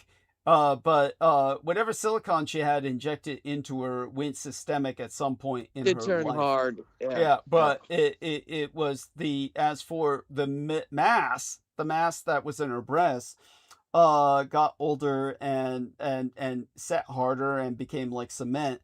So her breasts were very hard and not necessarily cold as they were, but remember she was half a vampire, so yeah, they were cold. At least it kept them up. Yeah, well, yeah, it kept them up, but then the idiot doctors, younger doctors who had no knowledge of any of this, thought that she Oh. had breast cancer that had Oh. metastasized, Ah. and they just thought they were solid tumors. Mhm. In their ignorance. So there you have that. It's like, just hopefully that That's puts that rough. into some perspective. Did they operate? No, it's like Okay. no. There's a whole nightmare story behind that. Anyway, But when it comes to the I had to ask. yeah, no, they did not, because I Thank explained to God. them what it was. Yeah, That's you had to. right. Yes. But when it came to In-N-Out burgers, so like, my gang brother and I, Tong brother, we're looking at, entire families going in there, and of course, just how insane. I remember V, my cosmetologist, was like, she loves barbecue, yet found herself, she lived next to a Hooters, and yet she found herself she thought it would be too awkward to even go in there to get barbecue by takeout. herself. Yeah. For takeout, because she thought, how would I tip somebody without it looking like I'm a lesbian? So she was so self-conscious about it, she wouldn't even like go in there, even though she loved barbecue, because it's like, So she had to smell it wafting all the time. Yeah. But she couldn't go in. Yeah. And it was like Some onion rings? Come on. yeah, and it's like but there's that horror where but she had this sense of self-consciousness. This is what we couldn't get. Why didn't any of these other women, mothers, grandmothers, daughters, how come they had no sense of, what are they doing going in there, especially when there's no man to drag them in there? Why were they going in there? So that was the Hooters riddle. The other aspect about Hooters, well, we're looking out the glass, waiting for our food to be prepared. And it took a while for the food to be prepared, because it was busy. And you weren't in Hooters. And we weren't in Hooters. No, we're in and out looking at Hooters. Yeah. But I was looking at the billboard, the street board. They put out the big street board, and this is what made it even more outrageous that families were going in there, especially girls only groups, like mothers and grandmothers with their daughters and granddaughters. But the street board was like, I was looking at it and I said, what does that remind me of? I was saying it to Beaver, there's something it reminds me of. It's like, it's striking a chord with me, but I can't express it. And he said, it's the collage on a serial killer's wall. I said, yeah! What? That's what it is. The collage from a serial killer's wall. That's what it was. The Hooters street board was nothing but tits and ass, crotch shots. The Polaroids? Yeah, no, just all like cut images of women's body parts, all spliced together. Like tits and ass, crotch shots, legs. No heads. Yeah. No heads. No heads or faces. Just tits, ass, crotch shots, and legs and shit. And it's like, where have I seen something like that? He says, in movies, that's the collage you see put together on a serial killer's wall. I said, yes. Oh, no. That's it. So everyone. That on the outside, like it was a strip club, there was nothing here that said family. Nothing here that said family. It's all women's body parts that were being advertised for Hooters. So the guys are going in there to eat something besides barbecue. But what are the women going in for? Why are women tolerating being brought into there by men? And why are women going in there by themselves? We didn't see women going in there by themselves, though. That was interesting. We didn't see that, or none that I consciously Unless they were applying for a job. Unless they were applying for a job, but but we didn't see that, and we didn't see, because they would probably, a woman by herself would probably have the same thoughts that V did. How can I go in there to get barbecue by myself? I'll look like a dyke, right? Like a lesbian. Right. And so, but why would women go in there with their sisters and daughters and shit? That's either way. So there's those two questions. Maybe grandma was a lesbian. Yeah, who knows? Bringing her grandkids. It begs the question. It begs the question. But then they had them back then. But while we're turning around, we So we turned around Yeah. because we got tired of looking at the Hooters thing because it was getting more and more maddening just That's why it was happening. creepy. Yeah, and so when we turn around, there's this young girl who's in one of the stalls, seated Yeah. with a adult who we presume was her grandmother or her mother. It looked too old to be her mother. It looked too old Right. and overweight to be her mother. It must have been her grandmother if it was a relation. But there seemed to be a comfort there where this adult must have been with this young girl for a long time. The young girl appeared Okay. totally comfortable in the adult's presence. She was not Ooh. there against her will. So she was in the stall with the adult female, you know, Feeling big, totally comfortable looking or totally comfortable in the stall. Looking totally comfortable comfortable? in Yeah, the yeah, stall. yeah. She was Totally. I thought. totally at home. Yeah. Yeah. But you know, the Yeah. stall, you know, they took up the stall, and obviously one family sits in each stall, so there were only two of them in that stall. And the big fat bull dyke grandmother or whatever, her back was to us. But the young girl was facing us. And she saw me staring at her because she was so angelic looking. She looked like Jean-Benet Ramsey. The first thing I thought was, wow, she looks exactly like Jean-Benet Ramsey. Wow. And she looked at me and she ran her tongue over her lips suggestively and winked at me with this really coy Yeah. come hither look. Like, Yeah. you know, is that a roll of coins in your pocket, big boy? Or are Right. you just glad to see me? Young, but not that young. Yeah. Oh, she must have been 12, if that. Oh boy. She must have been 12, if that. Between 9 to 12 years of age. 9. I'd guess more like 9. No way. Because I was And going to like say, I said, she Grandma's was like taking him across. She was like Jean-Benet Grandma's. Ramsey. She was like, Yeah. Oh God. she was sitting there. Yeah, No, okay. she's in the In-N-Out Burgers booth. She's not at Hooters. I understand. Yeah, Yeah. this was in Yeah. In-N-Out. And now my Tong brother Beaver, I've seen him blow men away at point blank range and laugh about it. Blow men's brains out. And he shuddered. He shuddered when this young girl did that. Ooh. And of course, I was just wishing that I wasn't constrained by circumstances. I would gladly have approached her and asked her what was up, just to find out what her situation was. The Right. situation was so intriguingly out of this world. Like, what the fuck is Right. going on here? How is this girl so sexually aware at this age?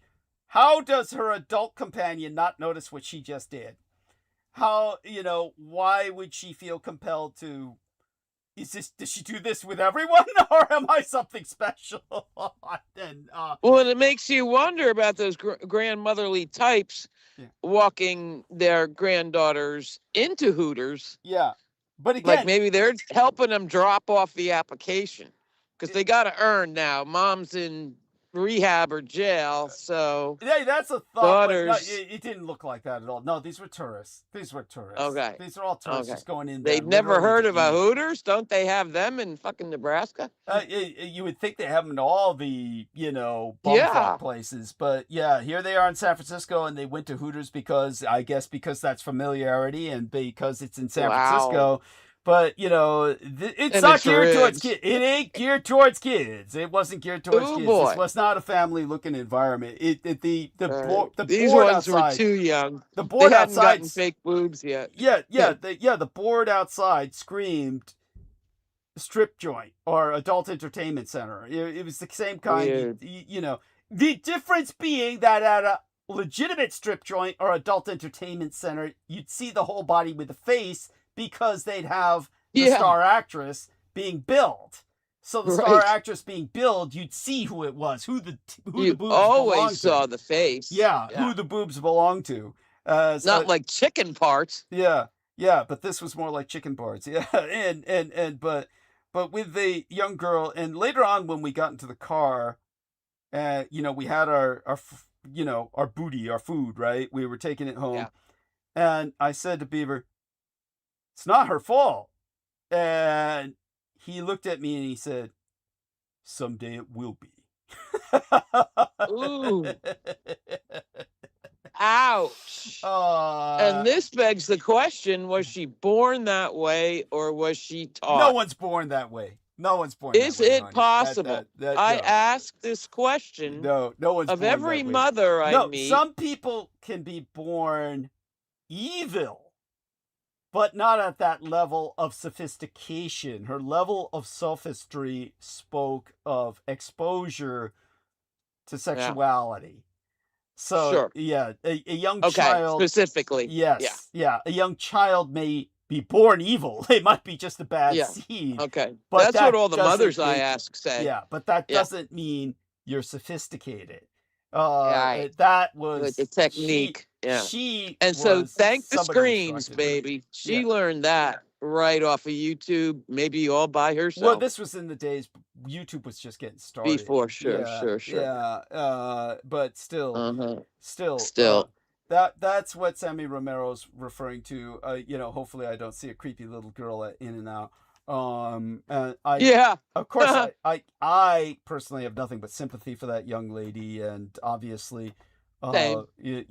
would do my best to quote unquote rescue her if I could, and I mean that in all sincerity. Lord. I mean that in all sincerity, even though I fringe believe benefits you. would ultimately be in mind. But that's still. It wouldn't be your first concern. Yeah, I understand. I credit you with that. Yeah, well, I did the same for Ed Beth, and it worked out well. It was the best investment I ever fucking made. Sure did. But yeah, all we've gotten that out of the way. Oh my fucking god! Strange digression. And we brought up, of course, human trafficking, ICE troopers. Hey, but the thing is, you got In-N-Out and then took it home to eat those limp ass fries stone cold. It's for our parents. It's for our parents. It was still Oh, fairly they didn't warm by mind. the time that it got to them. But barely. Yeah. Oh God. but But they love it. yeah, and but You're a good son, yeah, an honorable son.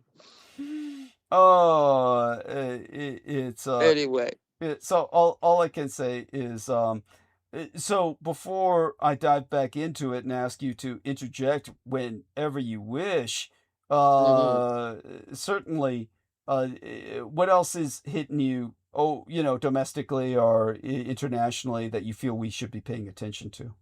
oh God, like I say, I did my Ken Griffin toot. And there's just so much, and it's all so crazy and surreal and hopeless and all that.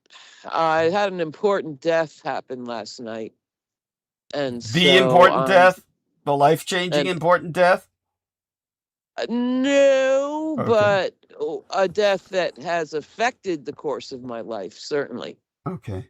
a person that has certainly done so Okay. in a largely beneficial way. Mhm. A deeply beneficial way. Mhm. So I am going to switch over to the tube and rustle around a little. Oh, not and just have yet. some- Don't do that just I'm yet. watching the sky. Yeah. I gotta watch the sky tonight and see what happens. And when somebody dies, I always like to check out who else dies, because maybe they're in the bardo together for 40 days, whoever they are. Ah, interesting. And you see some real weird, fun combos. But when you bring up what's going on here in America with human trafficking, the ICE troopers, do remember there's two things that come to mind. Again, and I'm sure you vaguely remembered her after I brought her up in the last episode you were on. And Sammy Romero, if you're still with us, by all means, speak openly if you can. Yeah.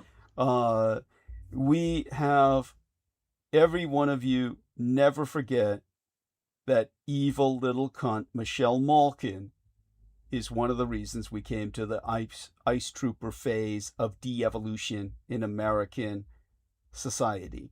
She is the little brown cunt, Filipina, who wrote the book In Defense of Mass Internment arguing Right. You've that spoken about, yeah, I've been mass hearing this. interning, Thank you. the Japanese was the best thing on earth, the most beautiful Right. thing on earth, and how we need to reopen all the mass internment camps for everybody else.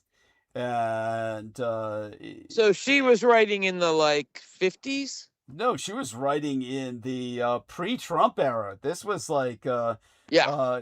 we can look up when it was published. Year Okay. So in she was defense. defending In- Manzanar after it happened, Yes. for God's Oh sake. yeah. Oh yeah. Okay. They love all these authors. They're all on their bookshelves. Yeah, tournament published. And she's the one who said we needed ice. It was published in 2004. That was it, July 1st, 2004. Okay.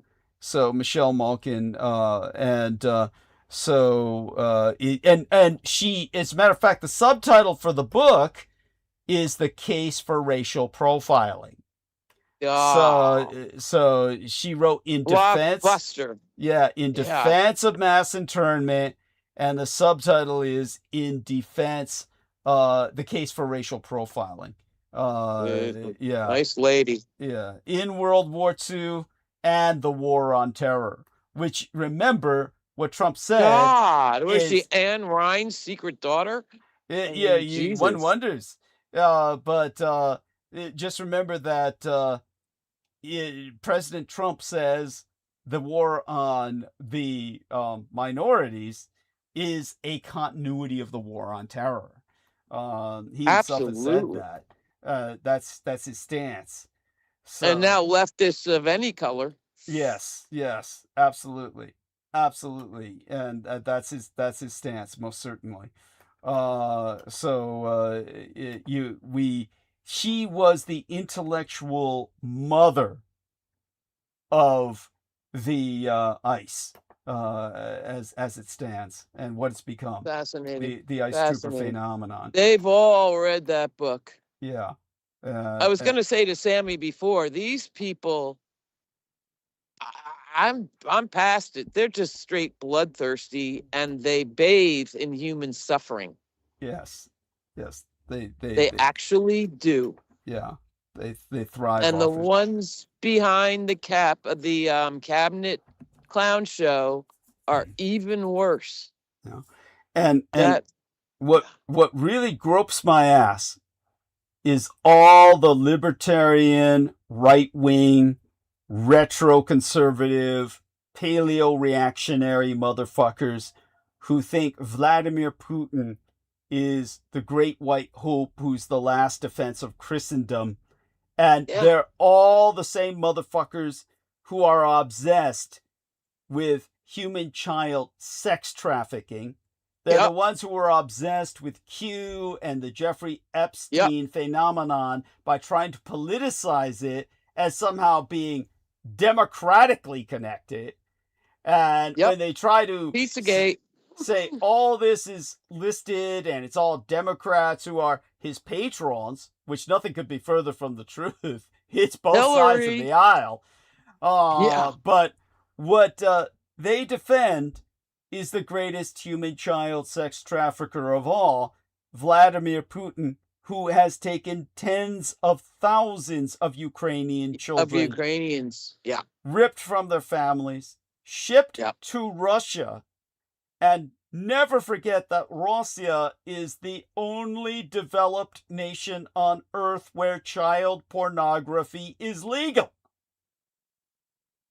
This is coming out in novels, not exposés. No, there are novels emerging about this happening. Well, this is I read all one. real. Yeah, but this is all quite it real. was scorching, but you only hear of it in novels.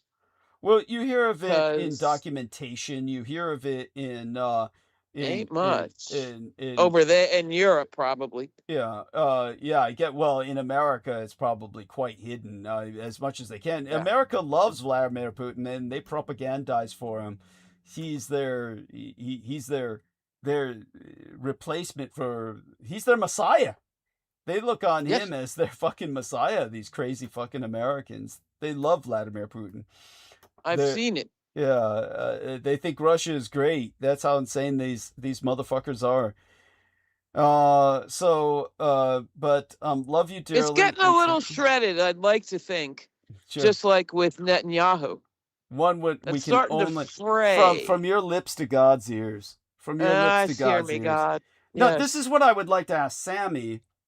Is Sammy talked about dropping a nuke. I believe what Sammy. Tell me if you think I communicated correctly here. Did I hear Sammy right, or did I understand it correctly?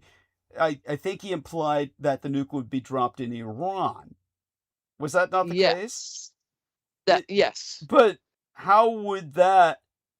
I would think that if Netanyahu wanted to declare an unlimited state of emergency, he'd have to blow it in Israel. Wouldn't that make much more sense? Sammy would get that. Why would they? Yeah. The Jews wouldn't care if he blew up a nuke in Iran. They would just say, "Give him more." Good for you. Yeah, they would just say, like, and they'd still vote him out if they had any fucking brains. Maybe what Sammy means is they'd be so ebullient they'd vote him back in because they'd all be riding high. Because they'd be so terrified. No, not terrified. On bombing Iran. Yeah, bombing Iran. They'd be so elated. Yeah. They'd be so, fervent. Maybe that's what Sammy meant. But if he really wanted, an unlimited state of emergency in Israel where they just couldn't, they'd have to cancel all elections. He'd have to blow the nuke in Israel. That's what would make sense. Easier for Trump to do here than him to do on the New Jersey size of Israel. Yeah. It's New Jersey size, fuck's sake. Yeah, they always said, remember, Israel's a one-bomb state. That's why we can't let a bomb get through. It's a one-bomb state, but, doesn't mean they can't blow it in the Negev desert, Damage would be bad, but it wouldn't be catastrophic. They'll all feel bad for us now. And pay for our debauchery. You know what he would blow up? He'd blow up wherever all the Orthodox people were that are just leeching off the... So, Sammy, did you hear everything we said, Sammy? Did you hear everything we were discussing? Let's see if Sammy can get off mute. Okay. Yeah. If he can get off mute. Hello? Yes, sorry. There we are. No worries. Hello? Sorry. Sorry. Yeah. So, were you able to hear everything we were saying? Not quite. I ordered my burger with no... Sorry, I ordered my burger with no hollow tips, so I'm glad they got that right. Surprisingly... Extra jalapenos. Right. There was a cop that walked in, so I'm like, crap. Now it's really... Seriously, as soon as I told the guys, pray for me, a cop walked in. He literally had his hand on his gun the whole freaking time. It was like... Good God. How could he carry his fucking coke out of there? Yeah. Well, they're American cops. Their holster might as well be, carry a coke or some type of donut or something. Yeah. But, always protecting you. He looked really paranoid. That's the funny thing about it. No, it was. Dude, that would be so unappetizing to see a paranoid-looking cop after a mass shooting in In-N-Out Burgers. To see a paranoid cop come in with his hand on his gun is the last thing I'd want to see. It'd be a hair trigger cop. It didn't help that he was about maybe 150 pounds soaking wet. Yeah. He wasn't a intimidating cop, so there you go. Yeah. That's what made it a little weird. So where's his partner? I don't know. That's a good question. His back. Maybe budget cuts. Paranoid. No wonder he's paranoid. Maybe his partner was in the car beating him like a dog when he gets back. Yeah. Probably. But the last good cop. he looked like a new recruit. I don't know. But he had a bunch of orders with him. He's doomed. It sounds like a bunch of his partners ordered food and he was taking it out. So, yes. He was sent in to get the food for them. He was the gopher. Right. Yes. Yeah, May I ask what ethnicity? It was an initiation. What survive the in and out. He looked like some type of Irish descent, so he was a redhead. So. Lord. So it looked, to me, gingers look always. And I don't know if you're a ginger, Holly, you're a good one. So you don't fall in that. Okay. But they've always kind of creeped me out a little bit. So when he walked in, I'm like, oh, You crap. and the rest of the world, yeah. But and believe it or not, there's a lot of Hispanic gingers too. There's a heavy Irish descent population in Mexico, believe it or not. So Fascinating. he walked in, I'm like, oh man, really? Thanks a lot, Doug. But no, luckily there was no hollow tips being exchanged. All right. So, All right. Cool. That's You went and unleashed Ireland on you. yes. right. So no need to Yeah. repeat ourselves about the Hooters situation that I was No. explaining Of course to not. Holly, That was or great. about the little girl. I'm gonna step off now, Doug. We love you. I'm going Holly. to step off. Okay, I love you honey. too. All of Okay. you. Thank you, Sammy. Thank you, Aristides. Yeah, no problem. All right. Bye. Yeah. Bye. And so no need to. What I did do was I explained to our audience the whole story of that little girl you were alluding to, who I saw in and out. And so the John Benet Ramsey lookalike is what she was. And but all that being said, I pointed out that what really gropes my ass is so many of these. Well, first off, I reminded everyone that in terms of the current ICE trooper situation of this ethnic cleansing, the ideological mother of it all was Michelle Malkin, this little brown Filipina cunt who wrote the book titled In Defense of Mass Internment and the Case for Racial Profiling. And she was the woman who said that, the mass internment of the ethnic Japanese as a race was the best thing America ever did, and we need to restart it for the war on terror, and that we need to racially profile whomever we consider the enemy. And this became the intellectual rationalization for what Trump said is an extension of the war on terror, which is what he claims the ethnic minorities that he targets are actually, he calls them all terrorists. And he deems this to be a war on terror. And he said as much, and tries to conflate the drug problems, which are overwhelmingly domestic in nature, with, of course, Latin America. And it's just, this is, of course, the ideological fountainhead of this. The mother of it all was Michelle Malkin, this little brown Filipino cunt. And so that's something that can never be forgotten. And the other thing I pointed out was the same right-wingers who are obsessed with human child sex trafficking on an industrial scale, the same people who politicize the Jeffrey Epstein phenomenon by trying to claim that his clientele is overwhelmingly of the Democratic Party. These are the same people who uphold Vladimir Putin as their messianic ideal for Christendom, when he's been responsible for mass abducting tens of thousands of Ukrainian children and transporting them into Russia, which is the only developed nation on earth where child pornography is legal.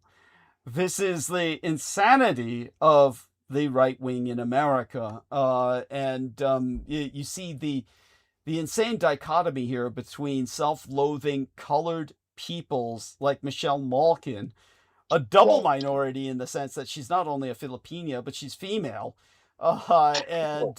You get on the other hand, Vladimir Putin, mass abducting children, yet being upheld as a hero of Christendom by the right wing in America. You see the self-destructive insanity. Now, this was the question we came to concerning yourself and the topic you broached. So unless I miscommunicated, I think I understand what you were saying was that because Netanyahu obviously cannot afford to lose power, that he would probably arrange for a nuclear weapon to be detonated in Iran. But my argument was, as I presented to Holly, was that you would think, by that do you mean that the Israeli people would become so excited that he attacked the enemy with a hard-hitting statement like that they would vote him back in? because I would think if he wanted to declare an unlimited state of emergency in Israel, where they absolutely could not hold elections, he would have to detonate a nuke in Israel itself, because then he could say we've been nuked. It's an unlimited state of emergency. We cannot hold elections. That would make more sense to me. But what is it that you're conceiving of? How is it that you imagine the scenario will likely unfold? Honestly, I was conflating it more to Donald Trump. Okay. I think Netanyahu is going to win because of he'll just kill anybody against him. interference. Yeah, he'll just kill anybody who stands against him, basically. Yeah. He pretty much will kill anybody. Yeah. And he'll win. I'm more conflated towards Trump because Okay.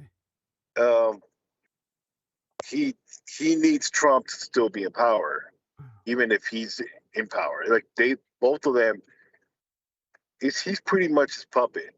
And obviously, Trump pretty much being half dead to begin with.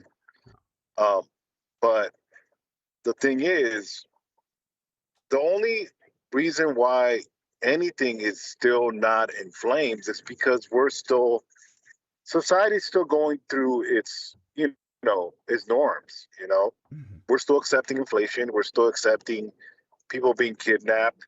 We're still accepting this because we're thinking this election is going to revert back things to the Biden administration.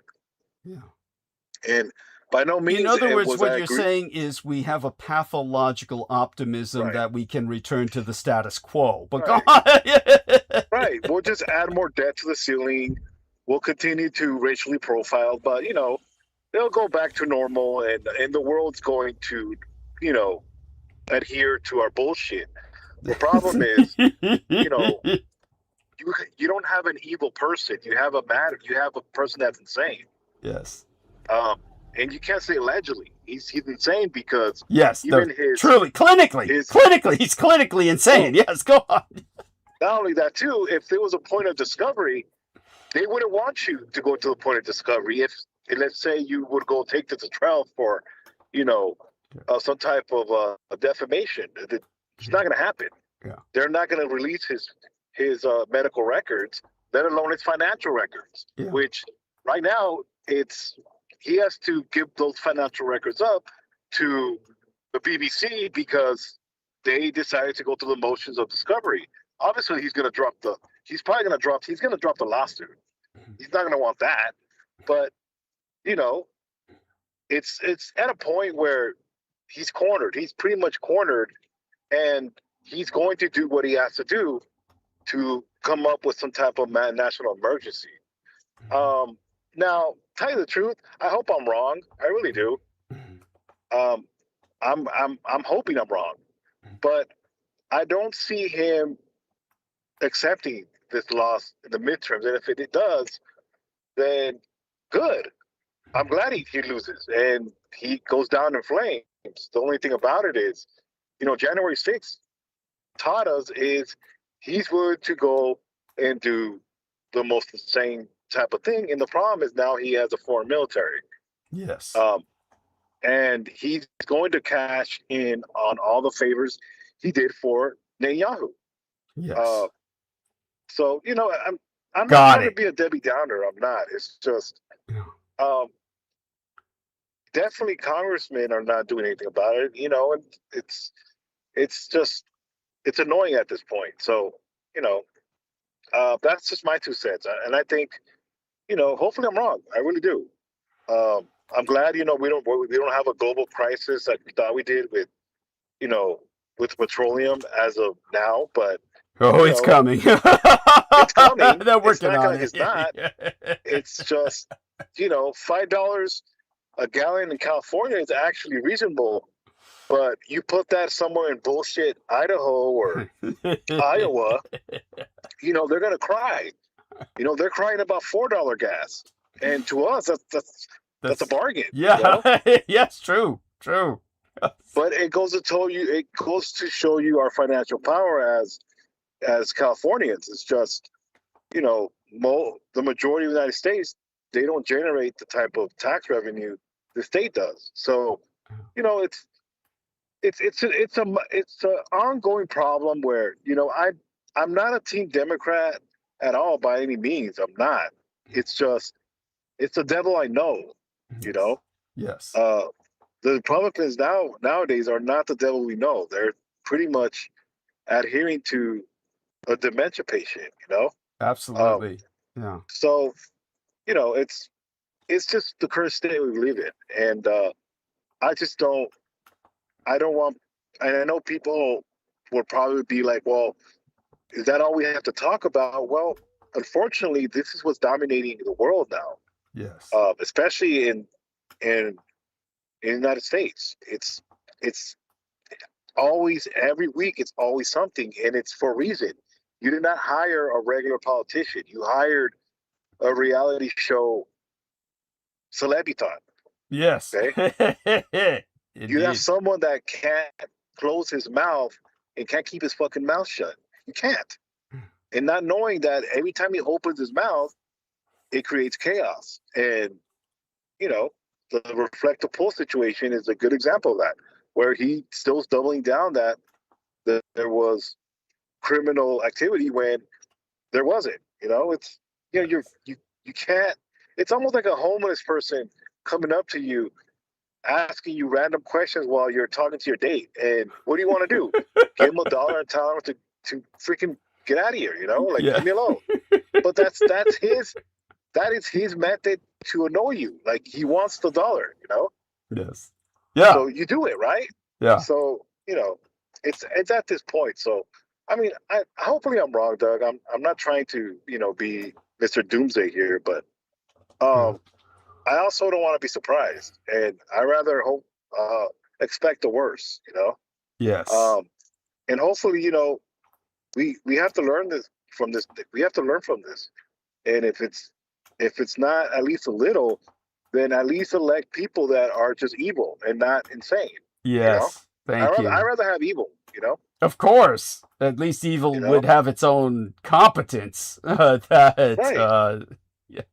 Right. So, you know, that's my little 2 cents. I'll let you. Is there anything else you want to know before, you know, I let you at least. Certainly share our love with your family, but I Yeah. want to also know what strikes you as important, aside from, well, let's put it this way, since we brought up that topic of these, shall we say, the Israeli army. Right. You are thinking that it is, and believe me, I would imagine this, that because they have such an experience with putting down hostile populations, that we Right. can soon see Israeli troopers in the streets here. I see them in San Francisco. I see them in Los Angeles. Yeah. I see them in New York. I see them in Chicago. Yeah. And probably maybe even Houston, Atlanta. Yeah. These cities represent America, you know. Yes. Especially San Francisco. I'm gonna tell you that. Yeah. Of course. Right. You know, more than one reason. Obviously, you being there, but yes, thank you. Yes. That's neither here or there. That's just gonna be, you know, that's gonna be a little bonus for them. But nevertheless, this is pretty much what America is these cities. And if anybody is not understanding that, you know, Iowa does not produce shit. Thank you. Indiana, nobody wants to live in Indiana. Sorry, Brooke Gibson. No, nobody wants to live in South Carolina. No, nobody. Vermont, nobody wants to live in Vermont. I wouldn't want to live in Vermont. Sorry. Doug would not want to live in Vermont. It doesn't matter if, you know, he wants to have a date there. I would laugh at Doug and I would make fun of him and say, you know, but, you know, obviously Doug's not going to. This is just tongue in cheek, obviously, but, you know, nobody wants to live in these shithole states because, thank you. Yes. well, let me correct myself. Most minorities do not want to live in those shithole states because, you know, you're not welcome there, you know? Yes. Let's just be honest, you know? So these metropolises that I'm speaking of is the United States. So they're mostly targeting these areas. And then I'm not saying they could be successful or not. It's just the attempt. And the thing about it is, this all could be a complete disaster in itself as well. So, they're interesting times to begin with, but it's almost where, we deserve it. I hate to say it, but, people don't want to hear that. Well, you're not American and you don't love this country. And if you don't like it, get out of here. There's always that notion of get out of here if you don't like it. Well, the people that support this did not leave when the Biden administration. They didn't leave when Obama was here. They got to bitch and whine and complain. And, well, now it's my turn, I get to wear the maxi pad and menstruate and bitch and moan, Nothing wrong with it, Seriously, go on. Go on. My inner feminine, my inner feminine energy, I get to I get to rag. I get to rag now, and it's obviously, I'm being facetious. I have to be tongue in cheek, but there's reasons why a lot of people don't want to hear this reasoning and call it bashing the president, because they don't like facing reality. People that have bills and have to adult, have families and have responsibilities.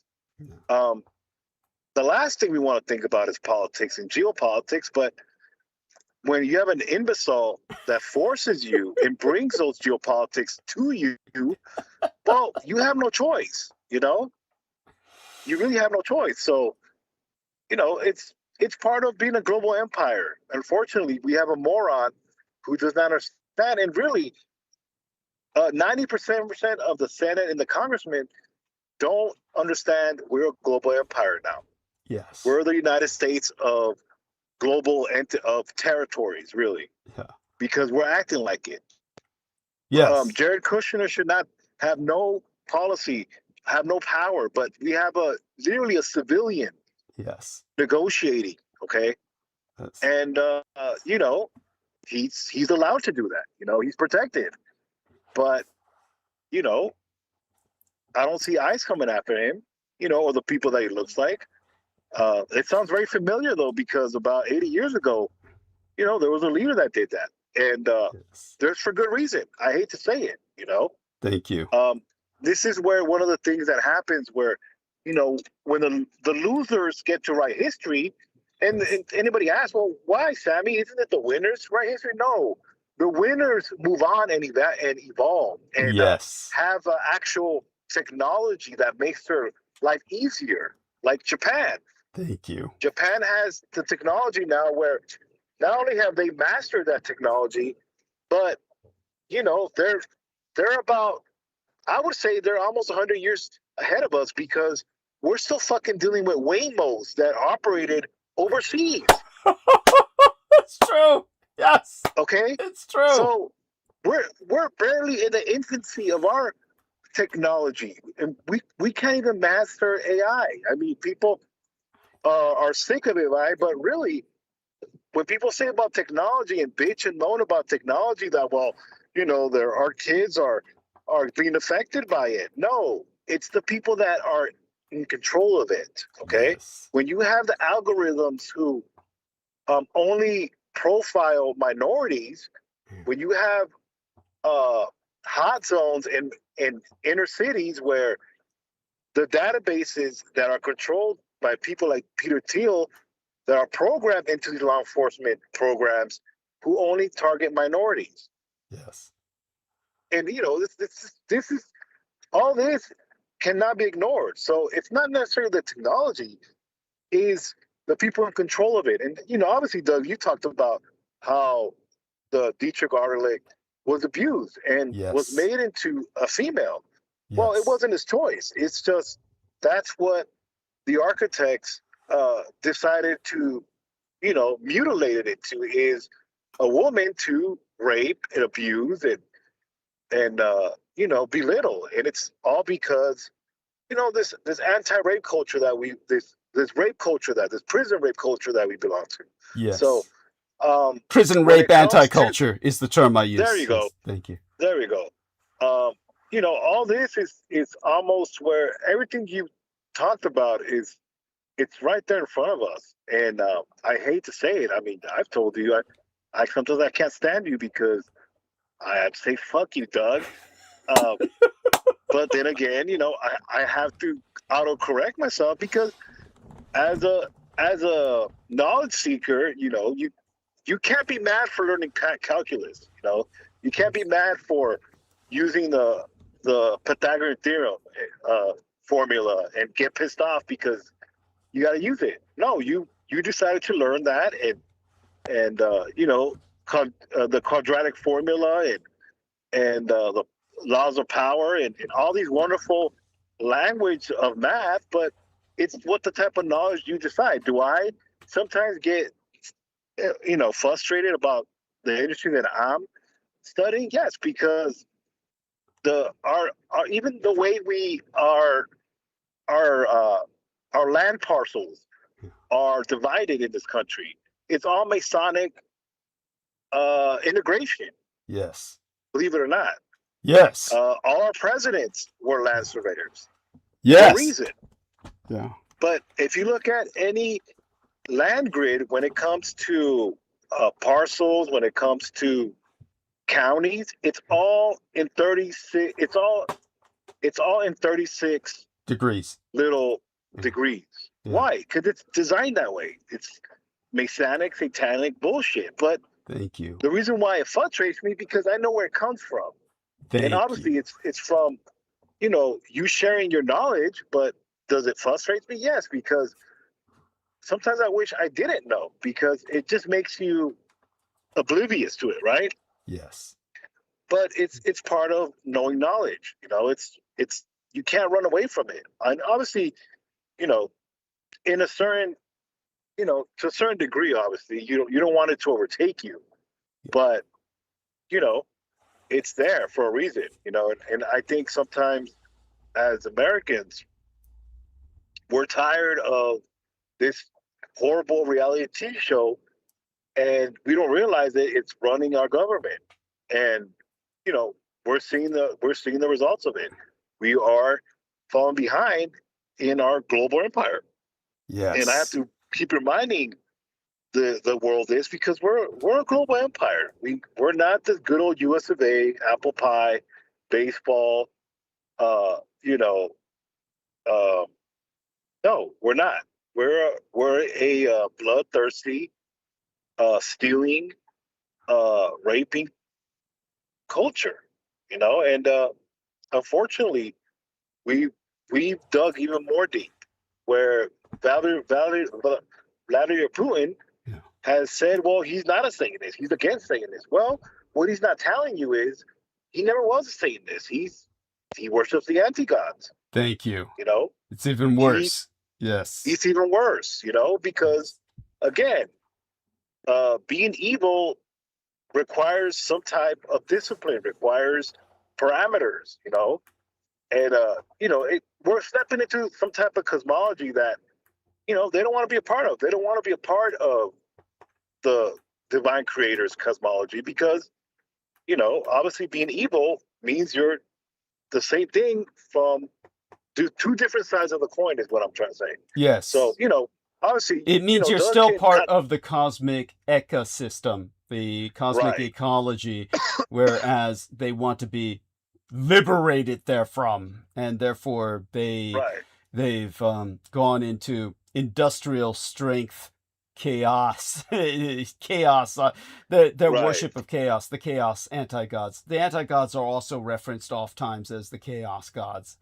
Yeah. In other words, they're not part of the divine order, and that's the important distinction.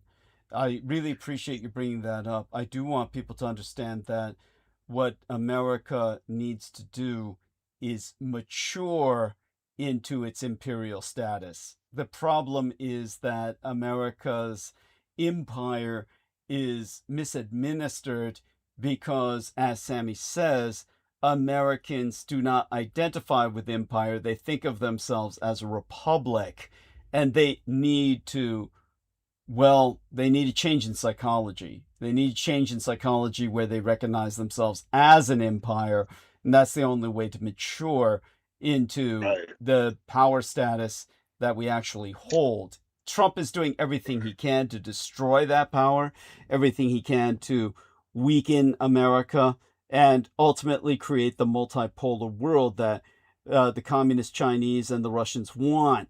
This is something that Sammy brought up when Sammy brings up the fact that we have these people saying, "Oh, why don't you go home?" quote unquote. Two examples here, Sammy, of what that brings up from my recent experience. And in one case, in the other case, I want people to understand this. When Aristides presented to me the fact that I articulated last episode, in our latest transmission before tonight's, I articulated the fact that the communist Chinese refrained from buying oil during the Iran war. And in this manner, because they had so much oil in storage already, they had purchased so much oil already that they pretty much had themselves stocked up, that they stopped buying during the crises and therefore prevented the prices from going up into an oil shock worldwide. So by doing that, they could claim, well, we saved the world. And all these Americans ate that shit up. They just swallowed that ejaculate without even tasting it. They just took that cock down their throats and they swallowed without even tasting the cum. But the point was, every American responding to what the Chinese said when it appeared on Facebook or other sites like Communist Chinese controlled TikTok, the Americans were all saying, "Oh, the Chinese, they're the salvation," and I kept thinking, why don't you fuckers move there? And when you see something like a black African American leaving the comment, "Taiwan's just like if the Confederate States had moved their exile government to Cuba and were claiming control of the American mainland. How could anyone side with them? How can anyone side with the Taiwanese?" I'm like thinking, you dumb fuck, you're probably entering that on your cell phone. How could you live without Taiwanese microchips? You are so ignorant, you don't even know the technology you depend on is all manufactured in Taiwan. And if the communist Chinese took that down, you'd be left in the dark. This is like how ignorant these people are. But when these people are saying, "Oh, the Russians are the last great hope of Christendom, the communist Chinese are the last great hope of our world economy," and yet none of this stands up. Vladimir Putin is an Edomite who's mass abducting children into a nation where child porn is legal. The communist Chinese, if they take out my Taiwan, will put you into a second dark age. Literally, because your lights will fucking go out without Taiwanese microchips. This is where we're at in terms of the insanity and ignorance. This is America's prison rape anti-culture. The ignorance of these people, and the only response to them is, why don't you move to China? Why don't you move to Russia? They really belong in the Sino-Slavic sign axis since they're taking their side, just as Trump does, just as Netanyahu does. This is where we're at, and this is where the entire line is being drawn. In a personal experience, I want you to know that when my gang brother Beaver pulled through, he provided what I needed for my surgery. But before I knew he would, because of course I've worked with criminals all my life, and he is, after all, a gangster, I didn't really bank on his coming through. But because I didn't bank on his coming through, I did give a call to my relations on the East Coast. And here was my experience. It just confirmed to me they are the enemy. Basically what happened was my father's family had this extremely wealthy uncle. And you remember how I explained that back in the days of World War I, the American moneyed elite entered the Spanish-American War just before World War I, fighting against the Cubans, the Filipinos, all in the name of fighting the Spanish Empire. They invaded whatever colonies they could on either side of the world, the Atlantic and the Pacific. They invaded Spanish territories. And they did this as a sport. And when World War I came along, there was still that concept of war as the sport of kings. And so my family on the East Coast, the Dietrich family, produced this multimillionaire of his day. And he went into World War I and died, got killed. In his case, he was killed. And the entire family went into this cannibalistic vultures orgy, this frenzy over his money. And my father was never considered part of it because, as I said, my father had 7 brothers. All of them were named William, except for him. He was the only one named George because he was the runt of the litter, the last born, and my insane father's father. I can't call him my grandfather because biologically he really isn't. And he was, of course, someone who I would disown if he was, because I spent the first 3 years of my life, well, granted, I was 3 years old when we moved to the United States, so it was actually a year of my life as I aged a year in New York.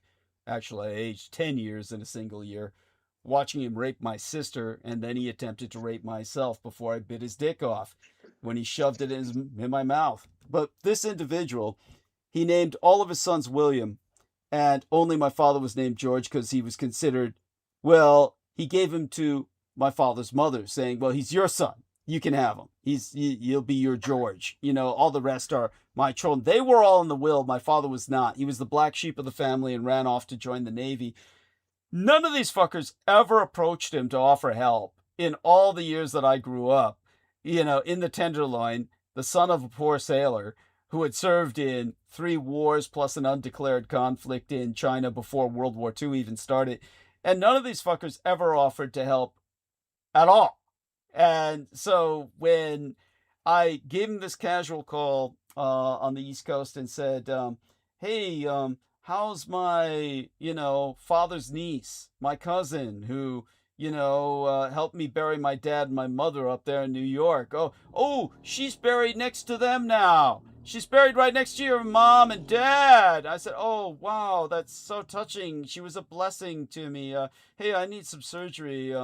I've got macular degeneration. My mother had that, remember? I don't want to lose my sight. Could you spare $3,000? And at that moment it was like, oh, you're not even a real American.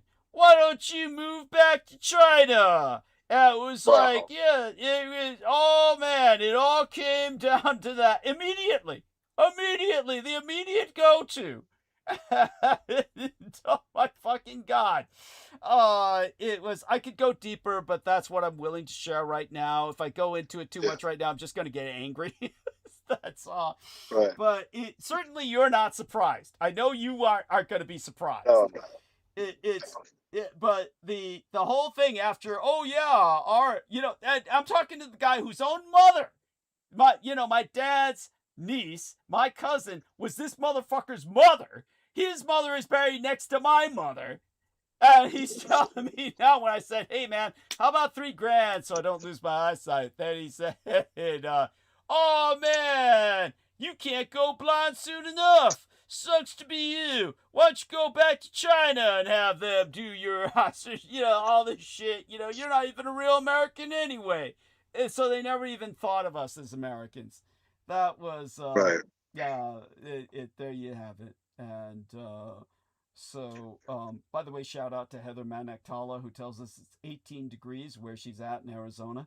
It's Wow. yeah, well, the night in the desert is fucking cold. You know that. Yeah. Wow. Yeah. No, I mean, yeah. I can see why. I mean, now that I think about it, yeah, you're right. It's the temperature swing is crazy. Yeah. I mean, Doug, man, I think you knew that as far Yeah, as you knew. them I being mean, that way. it only was a confirmation. It really was a confirmation, but I had to get that conversation. It really was a life lesson I needed, because I had always tried to hope there was some way to breach that bridge, that someday I could have these people as some kind of, I don't know, you just have them there as, but Right. no, they really are the enemy. They really are just I mean, pieces of to shit. tell you the truth, you're better off telling your sister and telling the Jehovah's Witnesses to send you some cash, bro.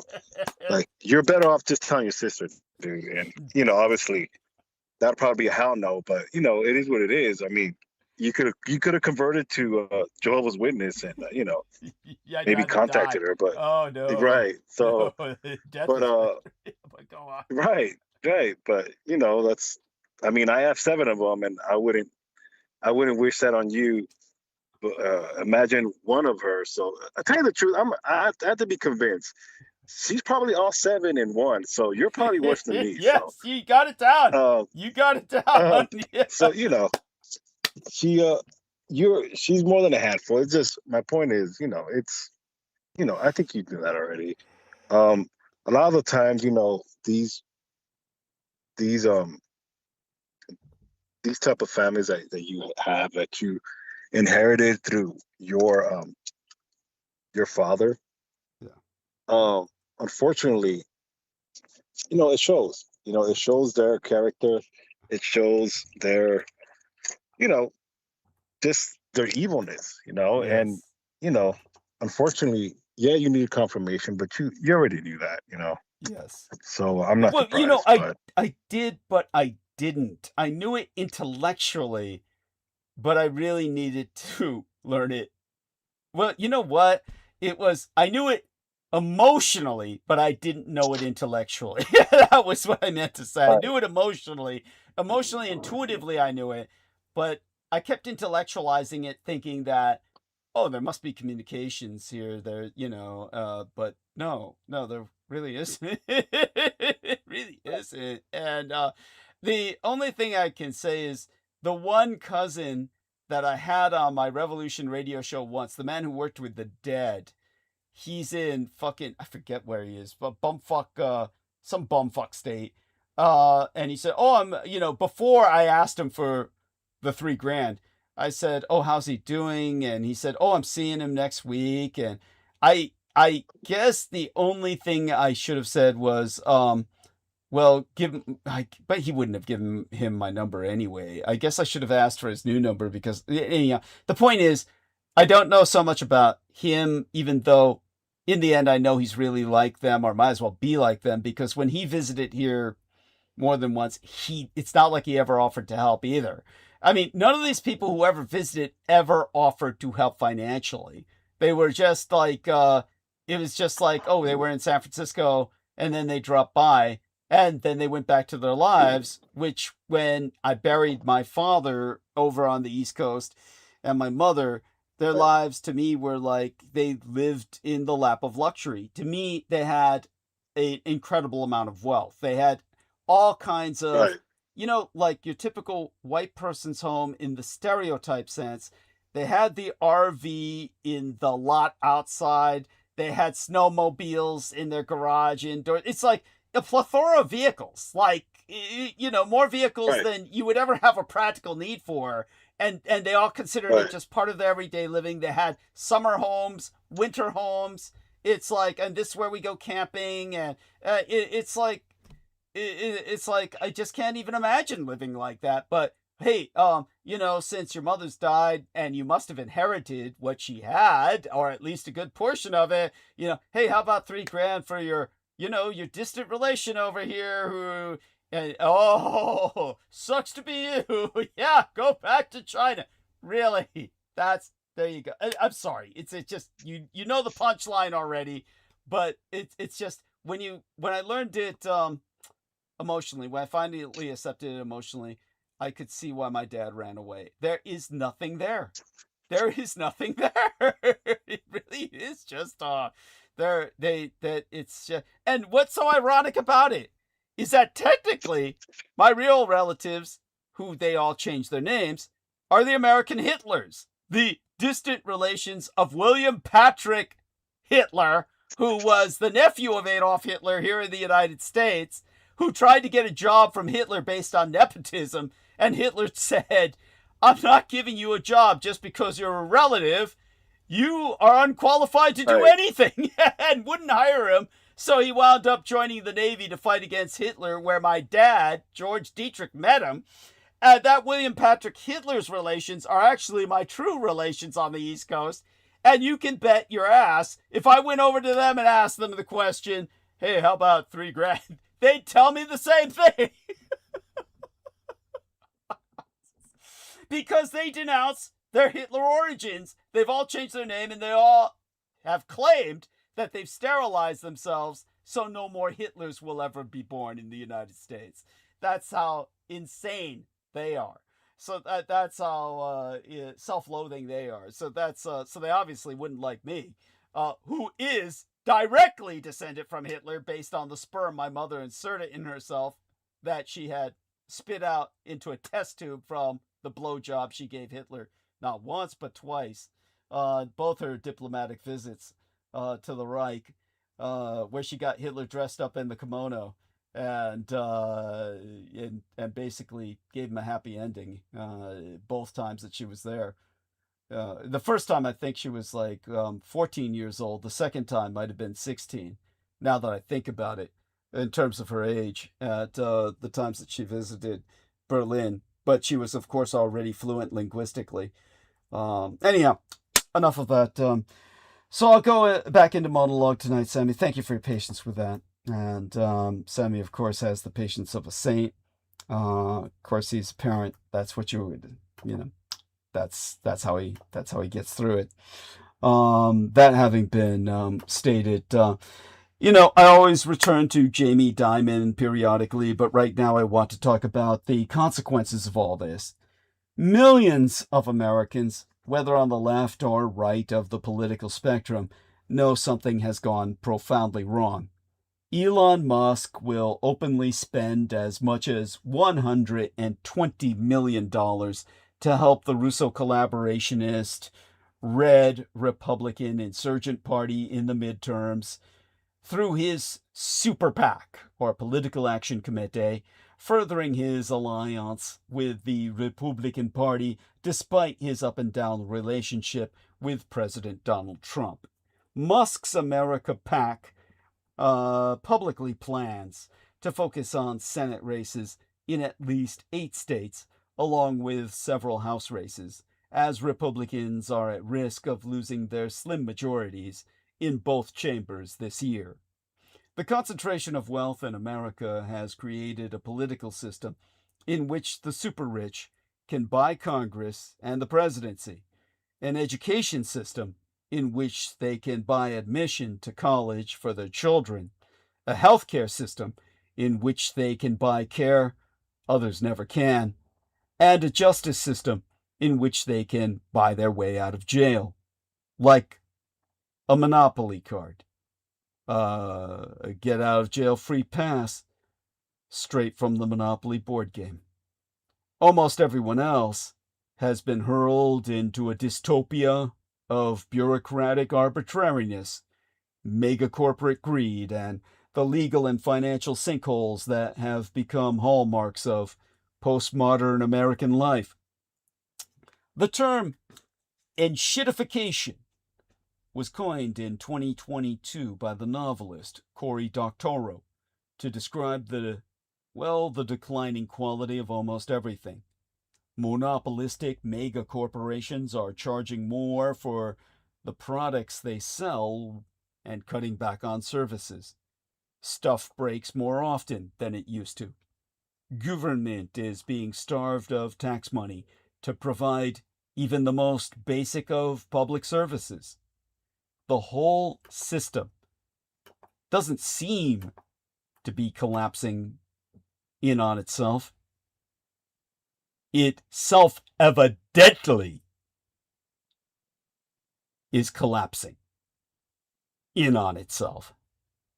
The word enshittification has been officially incorporated into major lexicons like the Merriam-Webster Dictionary because of people's increasingly common experience of being crapped on by big corporations, by big hospitals, by big energy, and big insurance, and of being bogged down in seemingly endless legal quagmires of mega corporate and government bureaucracies.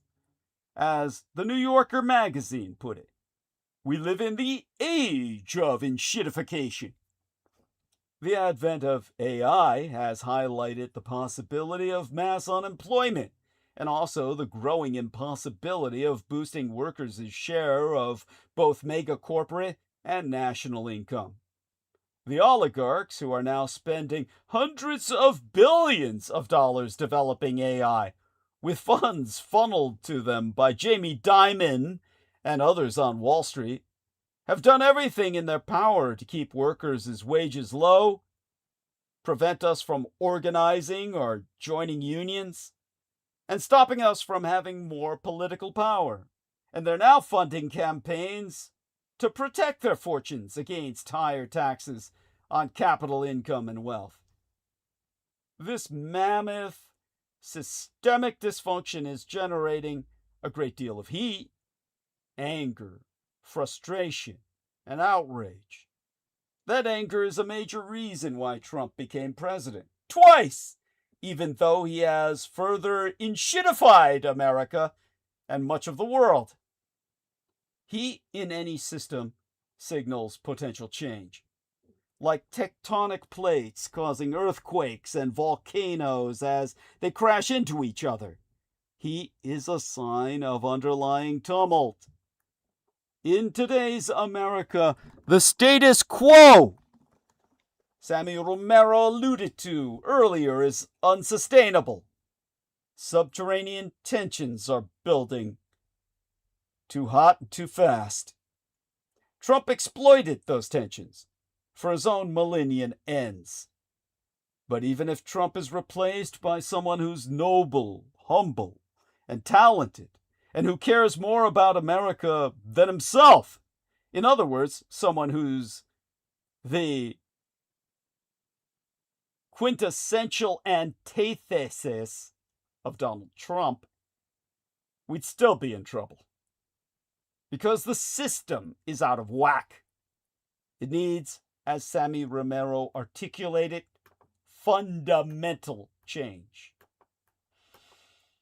If you want to understand why the American system has become so dysfunctional, and what you might do to help it to meet the needs of average people, you need to reassess many of your likely assumptions thereabout.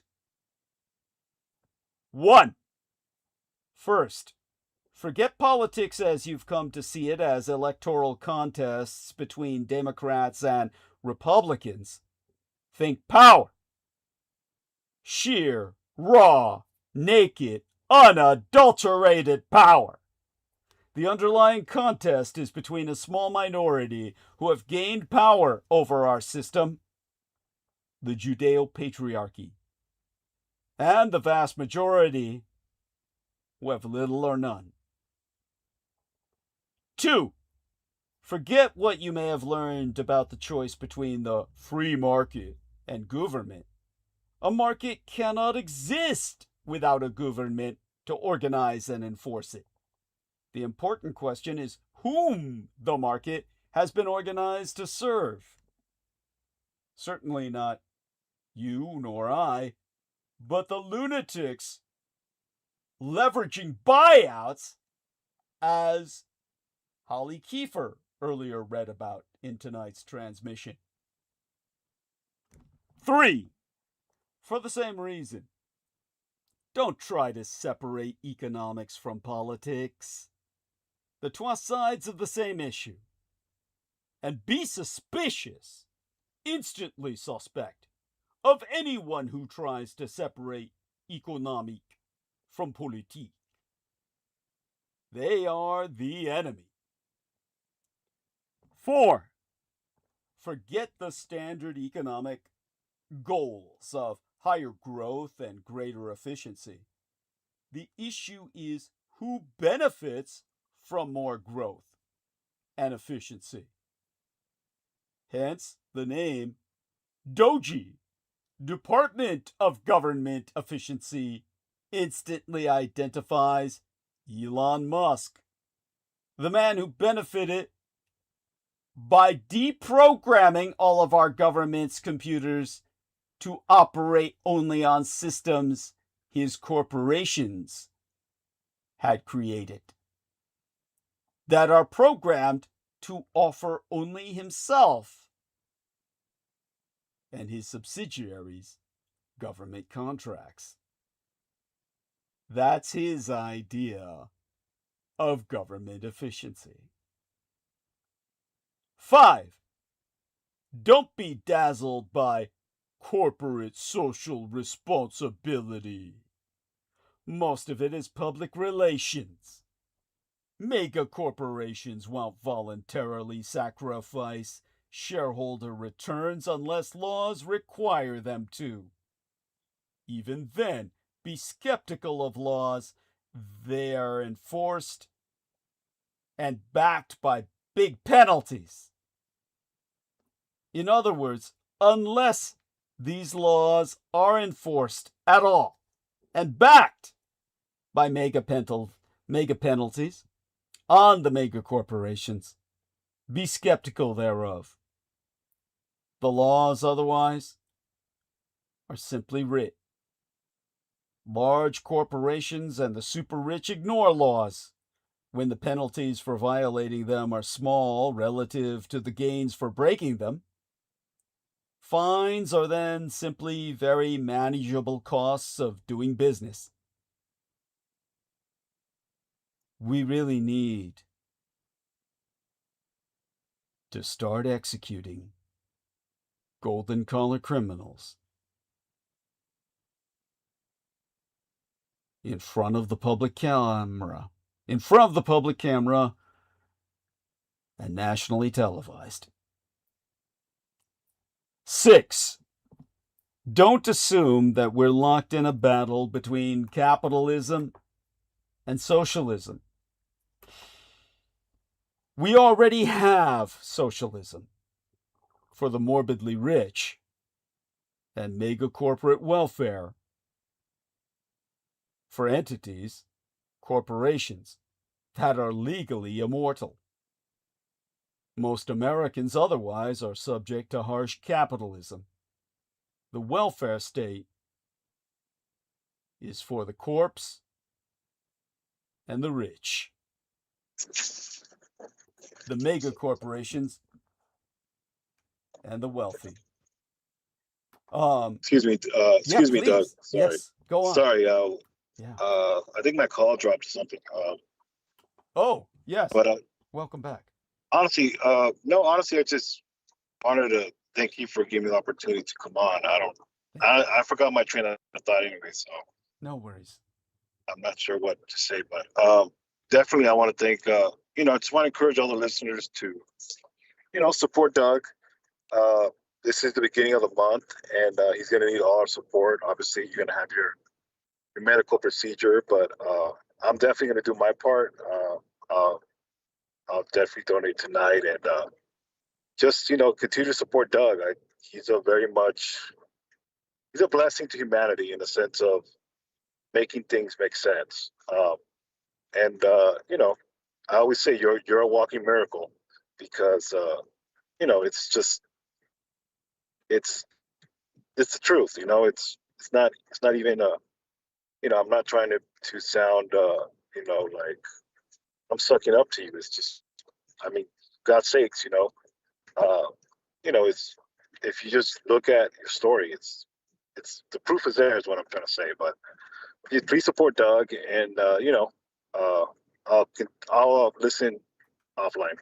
Well, God bless you. And before you go, the final thing that I was saying when your call was dropped, I was saying that even if I went to what are technically my biological relatives on the East Coast, the American Hitlers, whose nephew that Adolf Hitler refused to give a job to simply because he demanded it on the basis of blood relations. William Patrick Hitler, Right. yeah, the one my father met in the Navy. If I were to approach them, these are people who are self-loathing, who have changed their name, who claim they've all Right. sterilized themselves so there will be no more Hitlers born in the United States.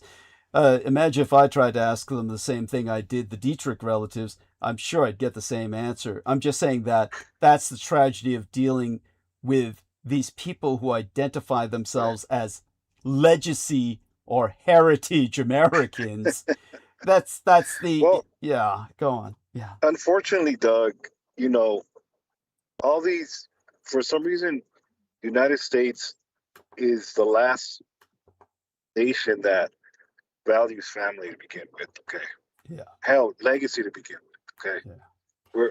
When it comes to family and legacy, it's really the outside world.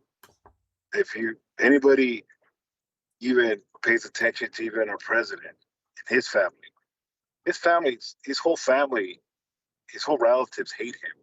Yes. They loathe him, including his wife. His wife, they don't even sleep in the same bedroom. Oh God, no. So that goes to show you, like, I don't even think they sleep in the same building. Seriously, but go on. well, apparently, there was reports that, you know, Trump steals any, because suppose, you know, the first lady is supposed to design and, you know, put her touch on the White House, right? Yes. Apparently, he steals any artifacts that she puts there just to get her attention. You know what I'm saying? Jesus. In a sense of, you know, just being annoying. But, Yeah. you know, I wouldn't be surprised either if you know, they gave you the cold shoulder. They're not the same as your biological father. You know, it's Yeah. the thing about the whole Hitler family is the fact that it's buried under so much misinformation. Yes. Okay, even countries where you know, supposedly they're right friendly, like Argentina. Argentina is a country that's confused.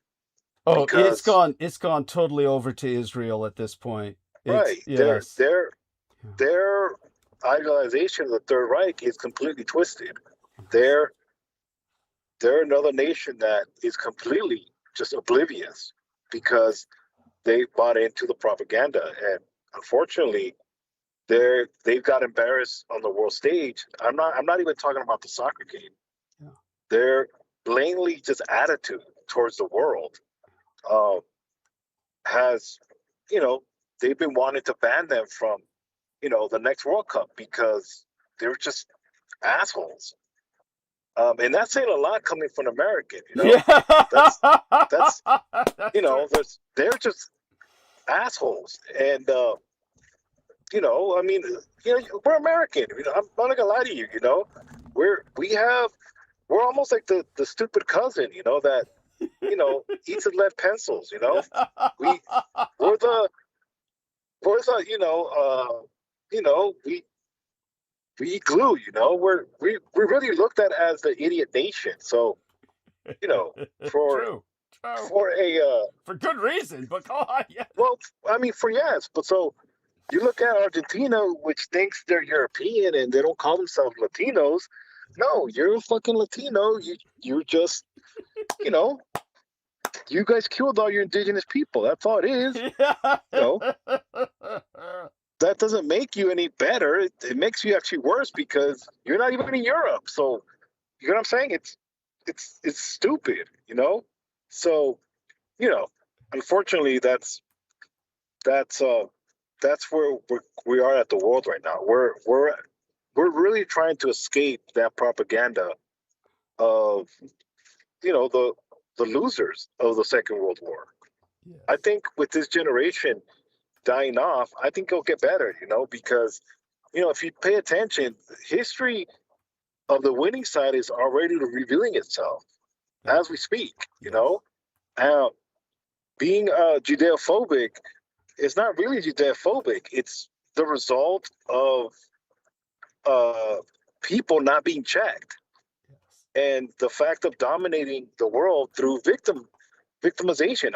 I'm the number one victim. I'm a super victim.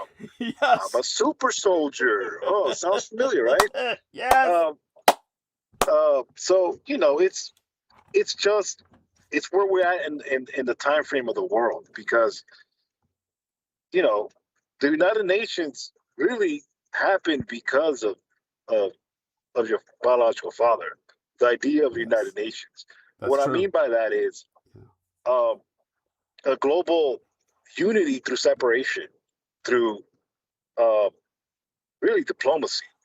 I think people forget that, in a sense of, your biological father was Times Person of the Year multiple times for a reason. That's right.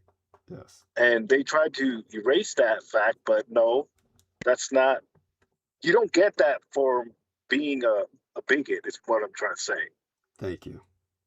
So it's history's writing itself again, and there's only so much they can censor. So that's my 2 cents tonight, and I'll listen to you off air. Okay. Okay. Share my love with your family. Take care. Will do. Safe. Okay. Thank you so much. Bye for now. So my 7th point, when it would come to understanding our situation and how you can better grasp it to deal with it, would be, don't define national competitiveness as the profitability of large American mega corporations. Those mega corporations are now global, with no allegiance to America whatsoever. Real national competitiveness lies in the productivity of the American people, which depends on their education, their health, and the infrastructure linking them together. 8. Well, my 8th point would be, you can also forget the ups and downs of the business cycle. Focus instead on systemic changes that have caused the wealth and power of a few to dramatically increase during the last 40 years at the expense of the many. 9. Forget the old idea that mega corporations succeed by becoming better, cheaper, or faster than their competitors. They now succeed mainly by increasing their monopoly power. This is why the most popular board game in America has never been named Capital. It has instead been named Monopoly. The word mono meaning one, the word poly meaning many. One has it all. Monopolization, which is what end-stage capitalism can only and ever ultimately become. It's why I'm a National Socialist. And on that note, my 10th point would be, at the end of my 2 hands, counting all fingers here, forget any traditional definition of finance. Think instead of to understand America and our economy, think instead of a giant gambling casino in which bets are made on large flows of money, and bets are made on those bets, called derivatives. The biggest winners have better inside information than anyone else. This is what Holly was reading about earlier. 11. My 11th point would be, don't assume the system is stable. It moves through vicious spirals and virtuous cycles. We are now in a vicious spiral. The challenge is to turn the vicious into the virtuous. 12. Don't believe the system is any meritocracy. A meritocracy in which ability and hard work are necessarily rewarded. Today, the most important predictor of someone's future income and wealth is the income and wealth of the family they're born into. 13, don't separate race from class. Racial discrimination is aggravating class divides, and wider inequality is worsening racial divides. In other words, race is class. 14, think systemically. Most people's incomes haven't risen for 4 fucking decades, and they are becoming less economically secure.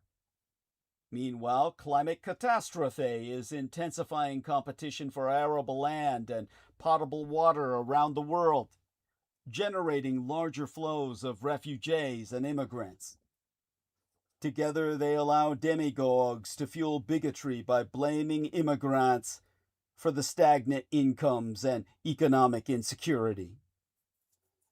15, don't confuse attractive policy proposals with changes in the system as a whole.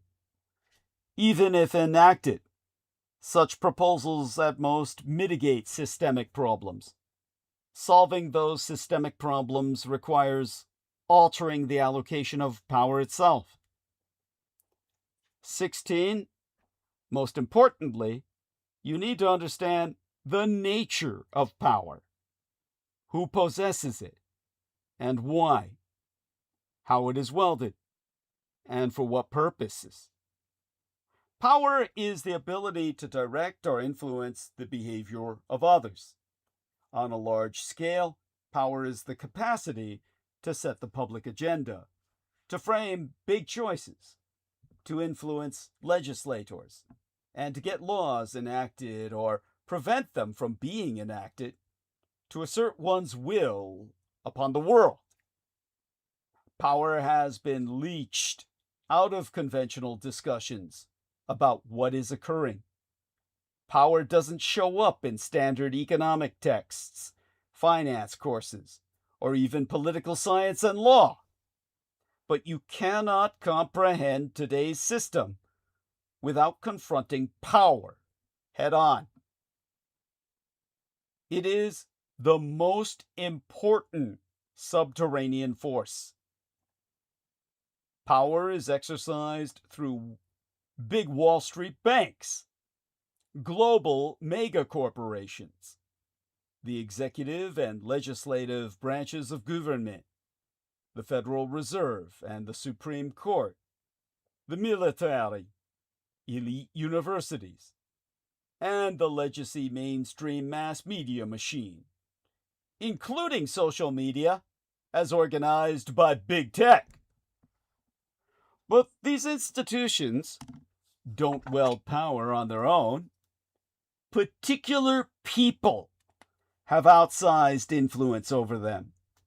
They include CEOs like Jamie Dimon, large investors, hedge fund and private equity managers, mainstream mass media machinery moguls, Dietrich, die Deutschensprache there, the German speak for Meisterschlüssel, Anglicized as Masterkey lobbying groups, like the Business Roundtable, and major donors to political candidates and universities.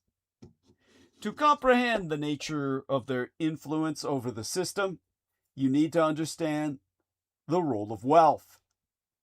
In the system, we now have power and wealth are inseparable. Great wealth flows from great power. Great power depends on great wealth. Wealth and power have become one and the same. I don't intend for these underlying realities, all 16 that I have articulated, to make you more cynical about the system or resigned to its intransigence. Au contraire, the first step toward changing the system is to understand it. If we cannot comprehend the truth, we become entrapped in conventional falsehoods and false choices. unable to envision new possibilities. Seeing the system for what it is will empower you to join with others to change it for the better.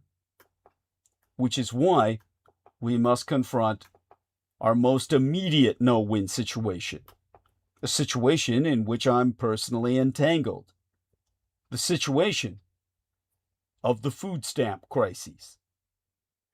Back in April, Brooke Rollins, the Agriculture Secretary, wrote an op-ed, an opinion editorial, celebrating the Trump maladministration's efforts to get Americans off food stamps, officially known as SNAP, SNAP, the acronym for Supplemental Nutritional Assistance Program.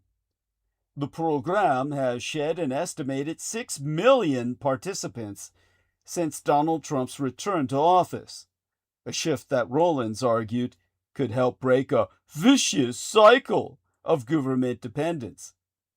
The idea that too many people have come to rely on federal handouts has long been a line of attack against SNAP. Per the Department of Agriculture's preliminary data from April, about 37 million low and no-income people in these United States are on food stamps. That's roughly 1 in 10 Americans, down from 1 in 8 last year. The reduction is in line with the maladministration's broader approach to social welfare. Last year's One Big Beautiful Bill Act, which Trump has touted as one of his signature policy achievements, slashed funding to Medicaid and the Children's Health Insurance Program, or CHIP, C-H-I-P. And its cuts to SNAP, tightening eligibility requirements and limiting the amount of aid that recipients might be able to collect in the future, were the largest in the program's history.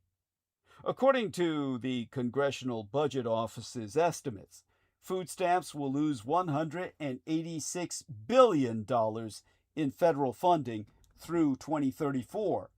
But what Rollins has framed as a way to curtail waste, fraud, and abuse is already having far-reaching impacts on the Americans who rely on the program. Last week, the Center on Budget and Policy Priorities, a left-leaning think tank, suggested that it's very likely that the number of children receiving SNAP has dropped by more than 1.5 million since July of 2025, when the OBBBA, the OBBBA Act, became its law. Inflation has been rising quickly this year, in part because of Israel's American war against Iran, and the assault on food stamps is now compounding an ongoing affordability crisis. If states can't meet the federal government's new requirements for SNAP, they may have to take on a collective $9 billion in food stamp costs themselves, forcing local legislators to make hard choices about which kinds of social welfare programs and which kinds of people should receive aid at all. This past winter, when the White House decided to briefly stop funding SNAP during the government shutdown, Trump said that the program's enrollment number was many times what it should be. It's true that food stamp enrollment, which tends to rise during moments of economic crises and contract in moments of recovery, spiked substantially during the coronavirus pandemic as Congress temporarily increased benefit amounts, and enrollment still hasn't reverted to its pre-2020 level. But stricter work requirements, homeless people and veterans are no longer exempt, for example, and reductions in federal funding have helped drive down SNAP enrollment at a vertiginous moment. Most people, whether on food stamps or not, are cutting back on groceries. And Lauren Bauer, a fellow in economic studies at the Brookings Institution, has informed the Fourth Estate that no other institution is going to swoop in and provide these financial resources to families struggling to buy groceries. In Arizona, the number of people with access to SNAP benefits has almost halved in less than a year, the biggest drop in any state. A recent New York Times report explains that the OMMRA's cuts and updated rules have created bureaucratic chaos in state, which has been exacerbated by a labyrinthine paperwork process and antiquated techno-infrastructure. According to the Times, the fact that Arizona laid off a third of its caseworkers after losing a federal grant has also made it harder to verify who is and is not eligible for aid. And monthly visits to food banks have outpaced SNAP enrollment in the state for the first time. States have historically managed SNAP payments on their own. The federal government supplies the money for benefits and, for some, the administrative costs. Critics of this arrangement have noted that the post-COVID swell in enrollments has coincided with an uptick in improper payments, most of which have historically been overpayments. In 2019, 7.4% of the payments SNAP doled out were made in error, according to the United States Department of Agriculture. Last year, the national error rate was 10.6%. The OMMRA put states in a tough spot. When it went into effect, it gave most states until the end of September of 2026 to get their error rates below 6%, a little more than a year. If they fail to do so, they will begin sharing the cost of food stamp benefits with the White House in 2027. Alaska and other states with higher error rates will have longer deadlines. The consequences will affect red and blue states alike, unlike some other Trump-backed economic initiatives. According to the data released by the United States Department of Agriculture last month, 41 states had error rates above the threshold in the 2025 fiscal year.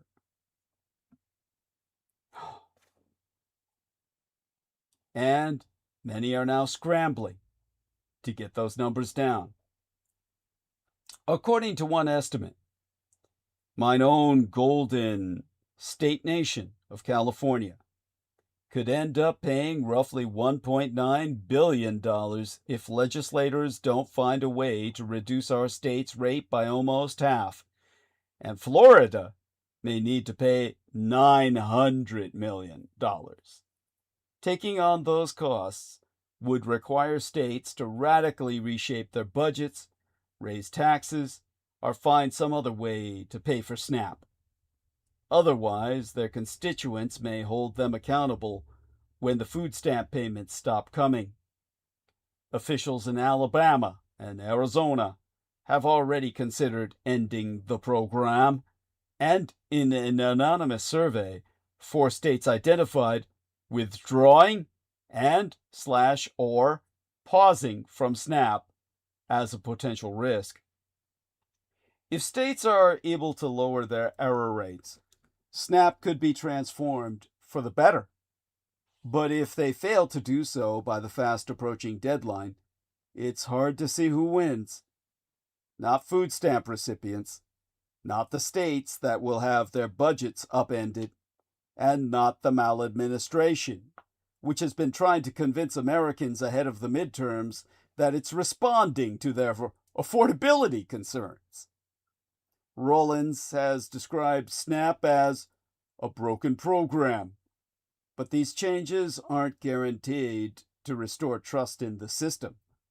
Instead, they push to repair SNAP could end up breaking it even more. Now, across the Atlantic, all of Europe could catch fire this weekend. I don't know about you, but watching climate catastrophe deniers declare it's too late to stop climate catastrophe, so we should simply embrace rising temperatures, has sent me into a boiling rage this week.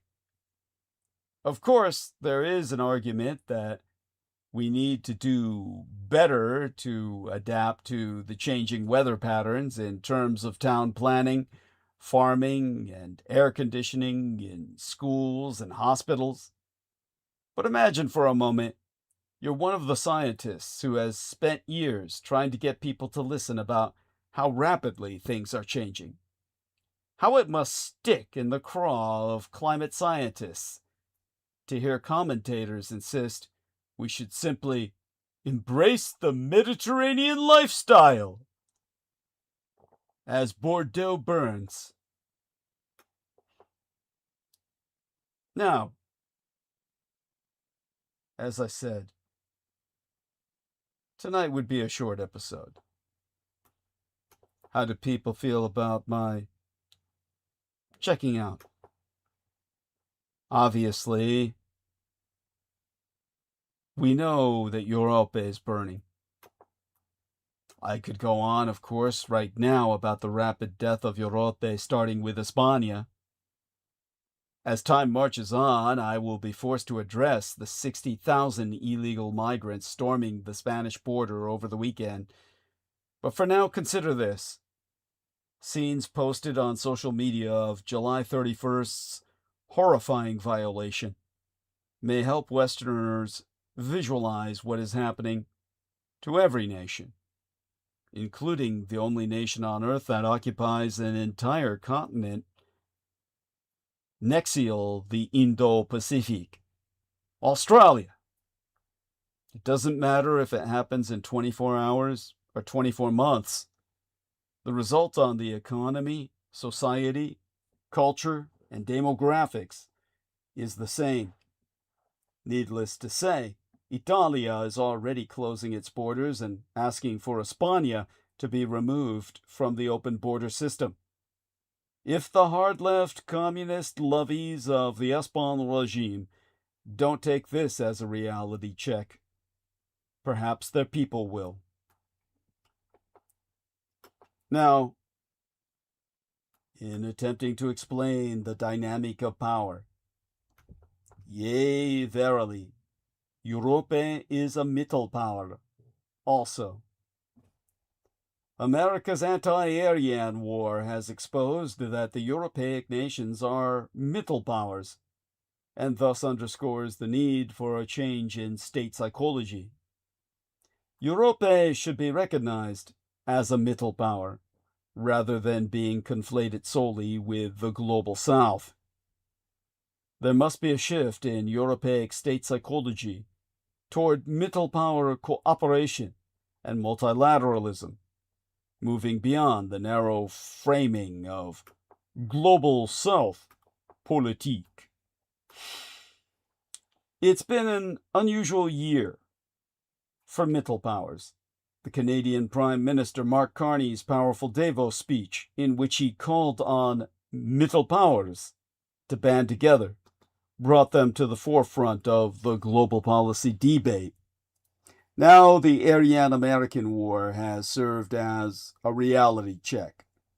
The Undersecretary of Defense for Policy, Elbridge Colby's recent social media posts dismissed the very idea of a middle powers' strategy as a costly distraction. Yet beyond binary, simplistic success or failure narratives, the war has shed light on both the limitations of Mittelpowers and the crucial roles they play in the global order.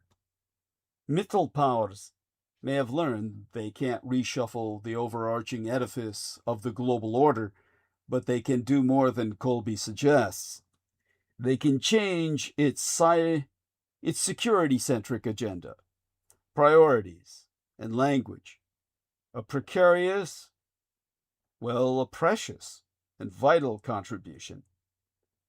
But to do so, they must all work together. The American war of aggression and for that matter, the Russian and Israeli genocides, have illustrated that Middle powers have limited, if any, means to prevent the unilateralism and militarism of the great powers. Israel's American war against Iran has also laid bare the inherent tension between Middle powers' much-coveted quest for autonomy and the need for and cost of alliances. Their alliance with the United States made Gulf Middle powers such as Saudi Arabia and the United Arab Emirates targets of Iranian attacks. This alliance cost them breaches of their security and sovereignty. On the other hand, the war itself made these states more dependent on these United States, at least in the short term, as their need for stronger security guarantees and partnerships has grown, and insecurity regarding Iran has deepened. Consequently, Middle powers have learned that they need to strengthen and diversify their own defense industries and security partnerships. Though still indispensable, the United States of America is too unreliable and unpredictable to be fully depended on for security partnerships and defense industry cooperation. Europe fits the Middle power profile. Middle powers are defined by their moderate military capacity, diplomatic influence, and ability to shape global agendas without dominating them. Europe, with its collective security institutions, strong diplomatic traditions, and significant economic and cultural influence, fits this profile. Europe's role is not to compete with great powers for dominance, but to influence the security-centric agenda, priorities, and language of the global order. In terms of lessons to be learned from the Aryan-American War, the ongoing Aryan-American War has highlighted both the limits and potential of Middle powers. While Europe cannot unilaterally reshape the global order, it can 1. Reframe global security priorities to reduce over-reliance on military solutions. 2. Promote multilateralism and alternative security architectures. 3. Strengthen its own defense capabilities and diversify security partnerships. Exempli gratiae. The Gulf states have learned that alliances with great powers, like the American Empire, can come at the cost of sovereignty, and that diversifying defense industries and partnerships is essential. Europe faces similar trade-offs between autonomy and alliance dependence. This brings us to the need for cooperation. Middle powers must work together to amplify their influence. The Aryan-American War, the Ukrainian genocide, and the Gaza Holocaust have shown that unilateralism and militarism dominate, but Middle powers can still change the tone and direction of global policy if they coordinate.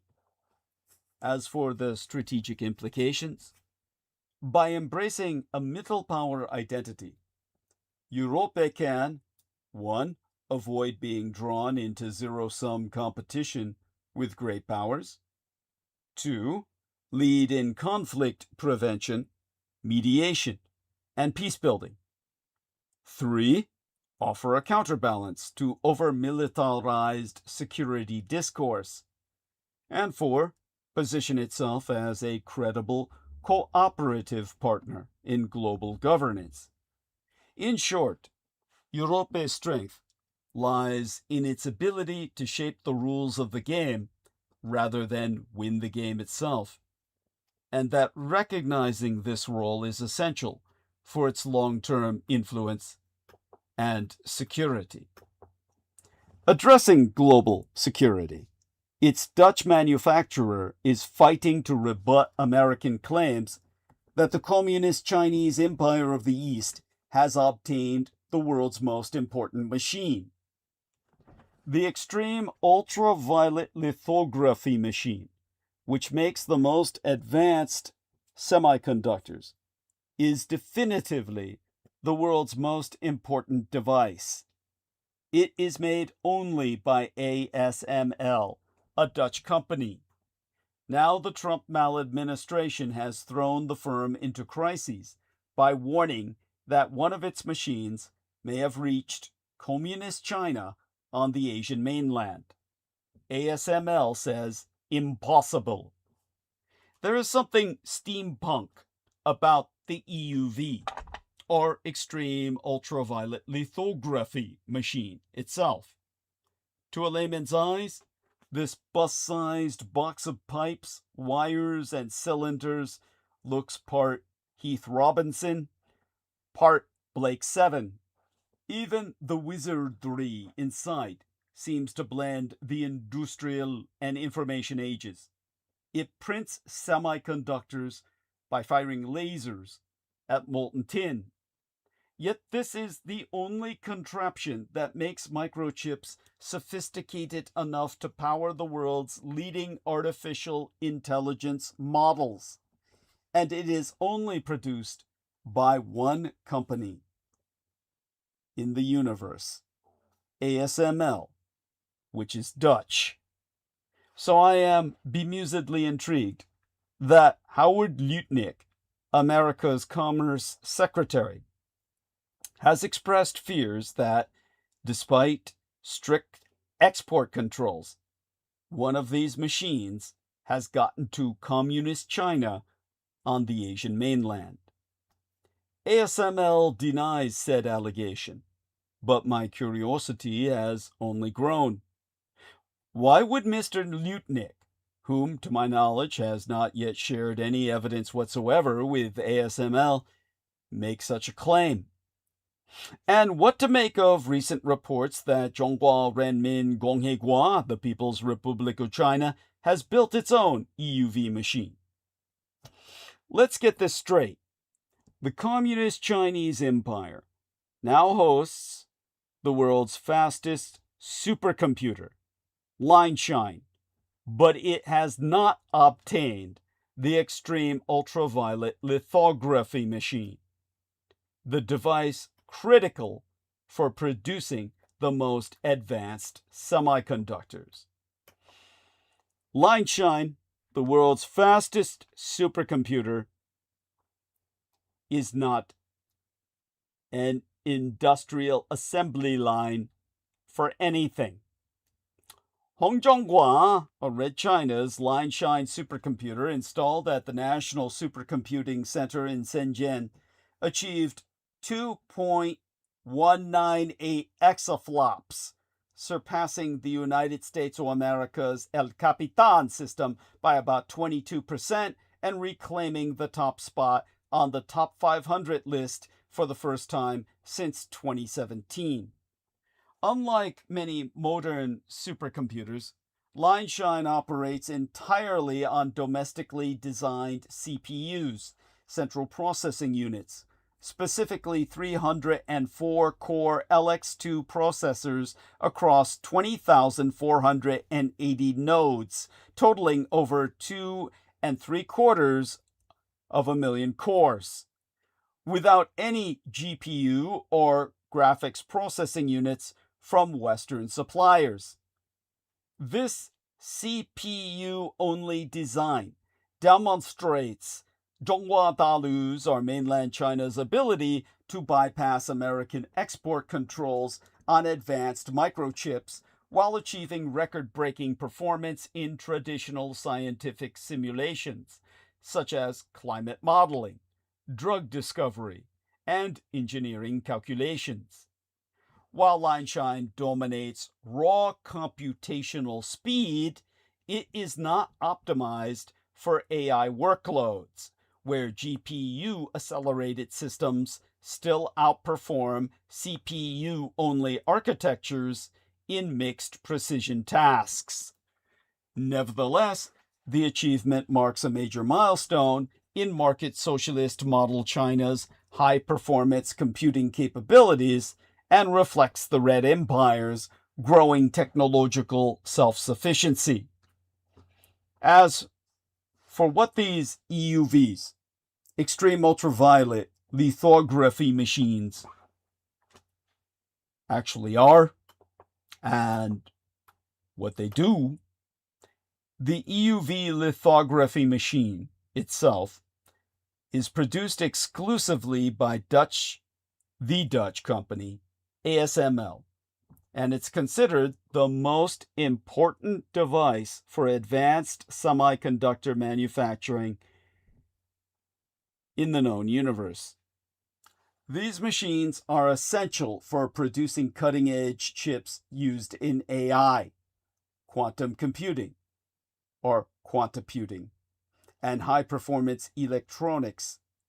Despite rampant speculation, ASML has stated that no EUV machine has ever reached Communist China on the Asian mainland, and American imperial export controls continue to restrict Red China's access to this super technology. Without EUV machines, Zhonghua Renmin Gongheguo, the People's Republic of China, cannot yet manufacture the most advanced semiconductors domestically, which remain critical for AI and next-generation computing. The strategic context being, well, the centralized, single-party state capitalist China's recent technological achievements, including line shine and progress under the Made in China 2025 initiative, reflect a broader strategy to achieve self-sufficiency in high techno sectors, such as supercomputing, semiconductors, robotics, and aerospace. While line shine demonstrates market Leninist China's ability to innovate independently of Western hardware, the lack of access to EUV lithography machines shows that certain critical bottlenecks in semiconductor production remain outside the Communist Chinese super surveillance state's control. In conclusion, the monolithic Communist Chinese superstate has successfully built and deployed the world's fastest supercomputer, showcasing its growing technological independence and computational power. However, it has not obtained the EUV lithography machine, which remains the Dietrich-Honig, that's die Deutschensprache, or the German speak, literally Meisterschlüssel, which be anglicized as Masterkey device for producing the most advanced semiconductors. Therefore, or ergo, while the Communist Chinese Empire leads in supercomputing speed, it still faces strategic limitations in semiconductor manufacturing that are crucial for AI and next-generation technologies. In summa, since 2019, the American Empire has blocked the export to the Communist Chinese Empire of the EUV, or extreme ultraviolet, lithography machines that make the world's most advanced semiconductors. These super machines, whose creations power the most capable artificial intelligence models, are made only by ASML, a Dutch firm. Speaking of the Dutch masters, one thinks of art, as articulated earlier on tonight by Holly KEIFER. But the Dutch punch above their weight in technology transfers that shaped the modern world. In the 17th century, their financial and farming innovations spread to Great Britain, spurring the Industrial Revolution and the British Empire's expansion. Peter the Great, Russian Tsar, studied Dutch shipbuilding techniques to build the navy that made Russia a maritime power in the 18th century. And in the 1970s, a Pakistani scientist, A.Q. Khan. Well, A.Q. Khan stole blueprints from a Dutch lab to launch his own country's nuclear weapons program, as seeding similar efforts in North Korea, Iran, and Libya. Could Dutch know-how have just tilted the global balance of power again? So the Trump maladministration alleges. Since 2019, America has blocked the export to Zhongguadalu, mainland China, of the EUV, or extreme ultraviolet lithography machines that make the world's most advanced semiconductors. These machines, whose creations power the most capable artificial intelligence models, are made only by ASML, a Dutch firm. In recent weeks, however, America's Commerce Secretary, jourd has thrown the company into crises by sharing with it his concerns that one of these machines may have found its way into communist China on the Asian mainland. Well, talk about building your dream here.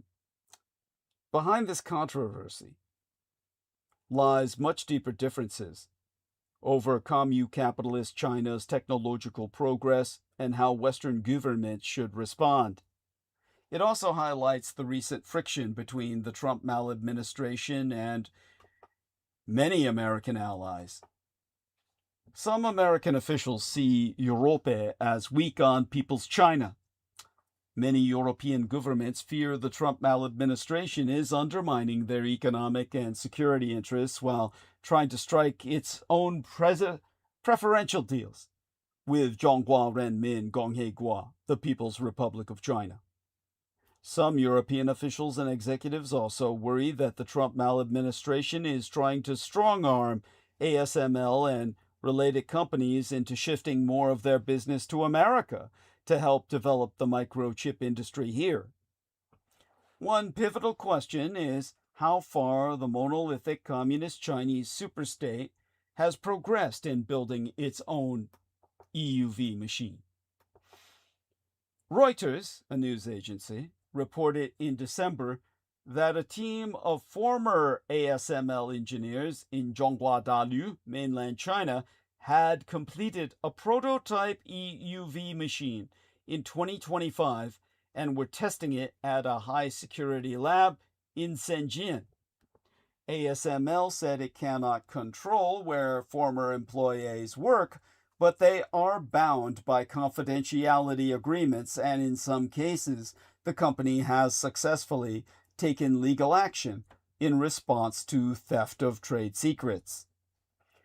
Reuters reporting that the prototype had not yet created any working microchips, but the Communist Chinese government had set a goal for it to produce functional ones by 2028. Most experts think that that's unrealistic and that it could be a decade before market socialist model China has a working EUV machine. Still, they concede the centralized single-party state capitalist China is making faster progress than expected on EUVs and some alternative technology. The other big American concern is the communist Chinese super surveillance state's innovative abuse of DUV, or deep ultraviolet technology. Corporal collectivist Chinese microchip firms, such as SMIC and Huawei, have pushed the limits of a technique known as multi-patterning, allowing them to abuse DUV technology to make logic microchips of less than 7 nanometers, near the industry's cutting edge. Those were previously made, only made by EUV machines. While that technique brings higher costs and more errors than EUV tools, some American experts believe it could allow commune capitalist China to produce millions of the advanced microchips it needs to catch up with America in the race for AI supremacy. Ergo, in the typical Stalino-communist diktat, quantity has a quality all its own. Many in Europe believe such risks may be balanced with the need to protect and expand the revenues of ASML and the ecosystem around it, while avoiding retaliation from the monolithic communist Chinese superstate. One pillar of America's response is a new alliance of countries involved in Western AI supply chains, known as Pax Silica, or the Silicon Peace. It aims to encourage partnership and commonalize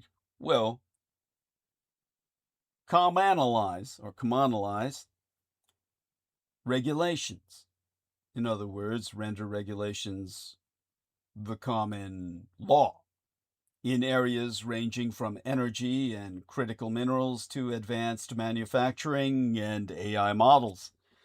It has thus far won support from 24 signatories, including the European Union and the Netherlands, which signed up in June during its trade minister's visit.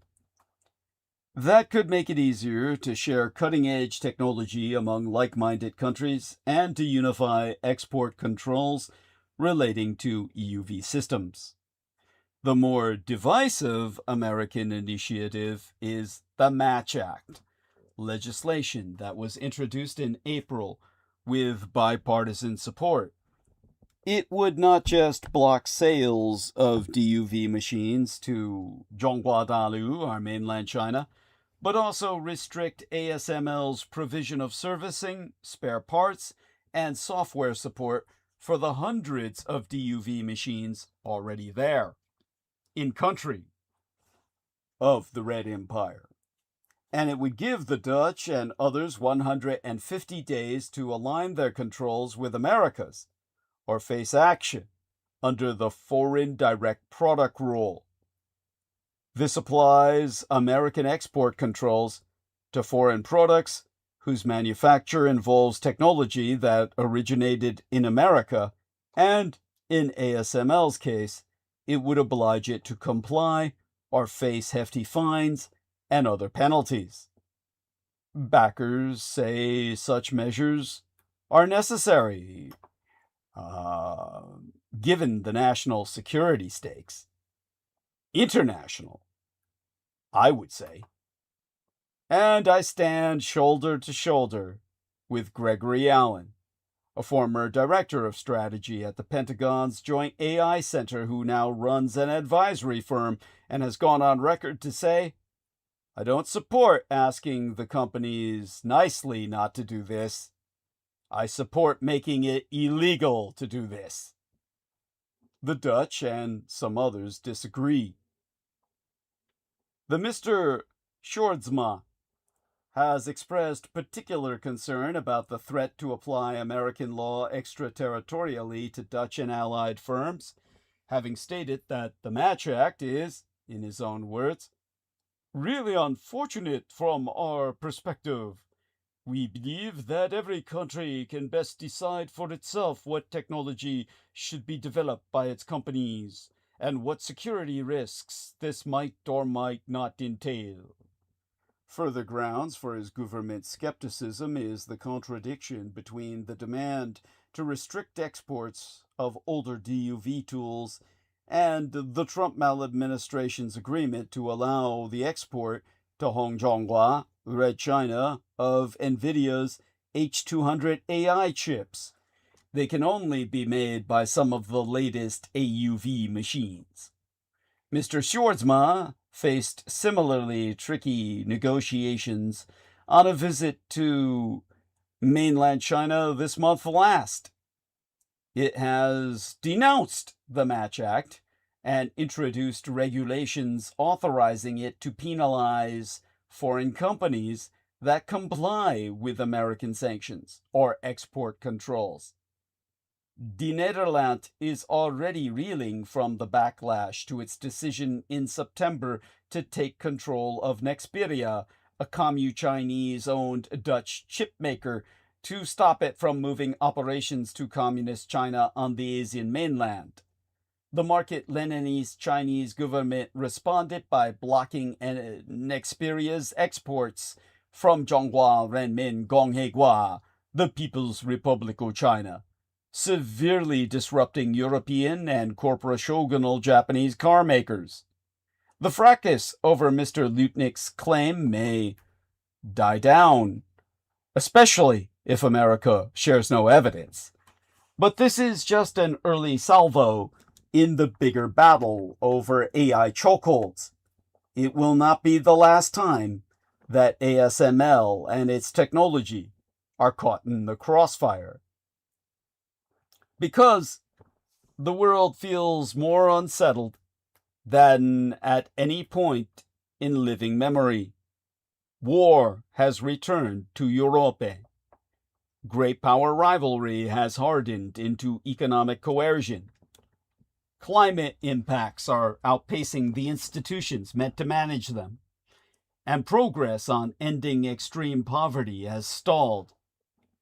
Meanwhile, the rules-based international order is under threat, not least from some of the very empires that built it.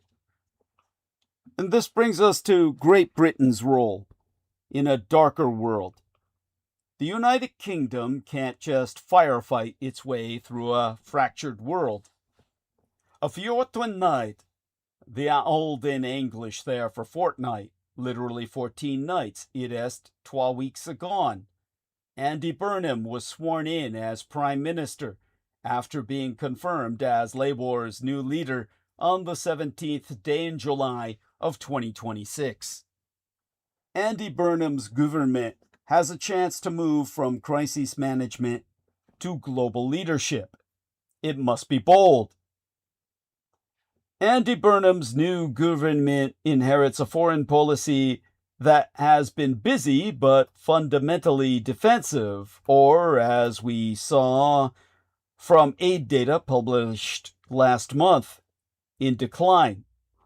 Under Keir Starmer, the United Kingdom has shown genuine global leadership on the Ukraine and worked hard to hold alliances together through a turbulent period in American politik. These efforts have been necessary and at times effective, but they amount to crisis management, not agenda setting. They frame the United Kingdom's role in the world as stopping things from getting worse. That is not enough. In his first foreign policy intervention last month, Burnham argued that Great Britain must rebuild its hard power to face a darker world, but also that countries work with them because they know what they stand for. He is right on both counts.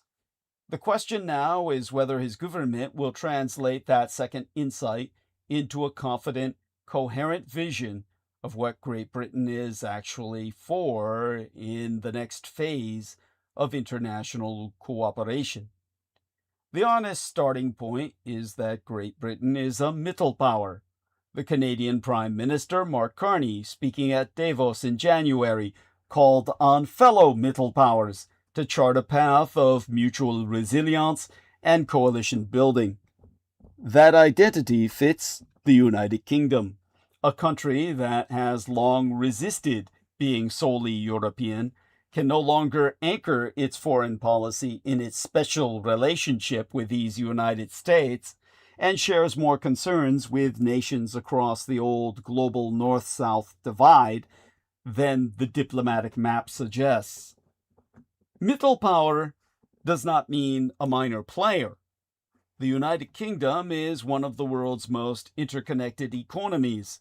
It helped set up almost every major multilateral institution. It hosts the Commonwealth Secretariat, and, until recently, was an aid superpower. But its leverage is not currently being used strategically. Now is the time to change that. The United Kingdom will be president and host of the G20 in 2027 and is expected to hold the G7 presidency in 2028. The G20 remains the only forum bringing together advanced economies and major emerging powers at the highest political level. It is messy, contested, and imperfect, but it is indispensable, and its agenda is not predetermined. Host governments have real influence, and the United Kingdom will take the chair after a disruptive American imperial presidency that has sidelined progressive initiatives and shut down stakeholder engagement. That context raises both the risk of fragmentation and the premium on credible leadership. So, what should an ambitious agenda look like? Not theoretical elegance, but traction. In a recent essay for the New Economics Foundation, the Labour Minister of Parliament and former Chief Secretary to the Treasury, Liam Byrne, argued that the United Kingdom must use its G20 presidency to drive forward collaboration on a global minimum wealth tax on the super rich. This would help tackle spiraling wealth inequality and help raise precious resources in rich and poor countries alike. Writing for the same think tank, another Labour Minister of Parliament, Polly Billington, called for the United Kingdom to lead a global clean power alliance that would build energy security and drive down bills.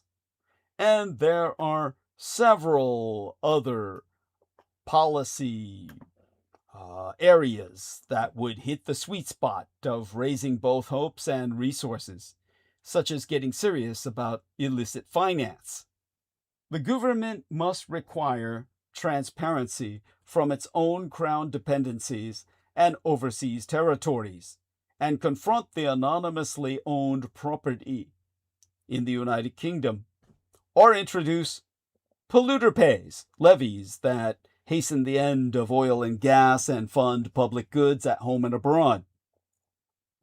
None of this is naive. The United Kingdom would be in good company.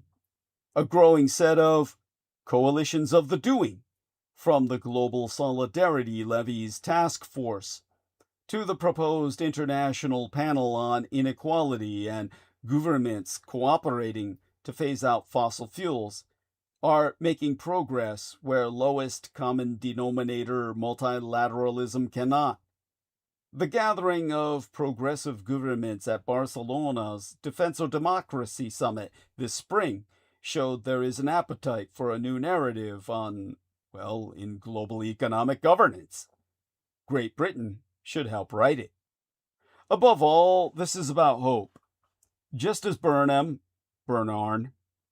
has tried to lay out a hopeful path to revitalizing local communities and shifting power to people and places across the United Kingdom, so too should his government show how we can work together with others around the world to address collective changes. A foreign policy of threat management alone offers people nothing to believe in. The new government has a choice: shore up the old order as it crumbles, or help shape what cometh next through leadership and strategic followership alike. The second path is more demanding, but it is also the only one worthy of the moment. Because right now, we're in every British Prime Minister's nightmare. The true nature of Great Britain's special relationship with these United States has far more to do with American financiers' willingness to keep borrowing to purchase British government debt than with history, culture, or Great Britain's defense needs. Every United Kingdom Prime Minister must bear this burden, which is rapidly becoming unsustainable. The former heavyweight boxer Mike Tyson famously said, "Everyone has a plan until they get punched in the face. The same could be said of prospective British prime ministers, especially after Liz Truss's spectacular defenestration after a mere 49 days in 2022. They all have a plan until the gilt market hits them. Andy Burnham has to face this right now, and so will Nigel Farage or Zach Polanski if they ever move into 10 Downing Street. I think they know it, but I doubt whether they appreciate the true magnitude or nature of their predicament. Conventional wisdom has it that the bond market comprises people looking to invest their savings in a government's debt. They seek the right balance between a higher interest rate and the increased risk this implies. Exempli gratiae. Higher bond yields may signal that the market expects future inflation to reduce the value of the fixed interest payments that their bonds will yield. Worse still, higher yields may foreshadow a risk of government default, as occurred in Argentina and Greece. That's more or less what first-year economics and finance students are taught, and it's all true. But the story misses the most fascinating and worrying aspect of the United Kingdom's government bond, or gilt market. Gilt as in G-I-L-T, not guilt like in you feel any pangs of conscience. That would be inappropriate for the world of high finance. Basically, my point being that the British government's ability to refinance its public debt of almost 3 trillion pounds sterling, or about 4 trillion United States dollars, does not depend on savers choosing to invest in gilts, or government bonds. In fact, the British government's ability to sell gilts depends heavily on the willingness of numerous American-based financial institutions to borrow substantial sums of dollars to purchase gilts. Go figure. These firms then use this as collateral to borrow for their own purposes within these United States. And there's the rub, as Shakespeare would say. There is a world of difference between needing to borrow from savers and relying on speculators who borrow to lend to you. Savers who lend to you focus on your long-term ability to repay. They may tolerate your desire to make infrastructure investments that could increase your debt in the short term on the promise that future profits will help you repay them on time and in full. But speculators who borrow in order to lend are a different beast entirely. They are much jumpier and prone to margin calls. If the bonds they purchased from you begin to lose value, they dump your bonds, fearing that they will be unable to repay their own creditors, thus turning a decline into a crash. So why are British gilts so much more reliant on American speculators borrowing money to buy them relative to United German Bunds, corporational Japanese bonds, Italian bonds, or Greek bonds? Why does every United Kingdom government rely so heavily on American leveraged capital inflows? It all started in the 1950s, when the City of London figured out how to avoid following the British Empire down the road to oblivion. The trick was to carve out a niche within the emerging dollar empire, which was institutionalized within the Bretton Woods monetary agreement system.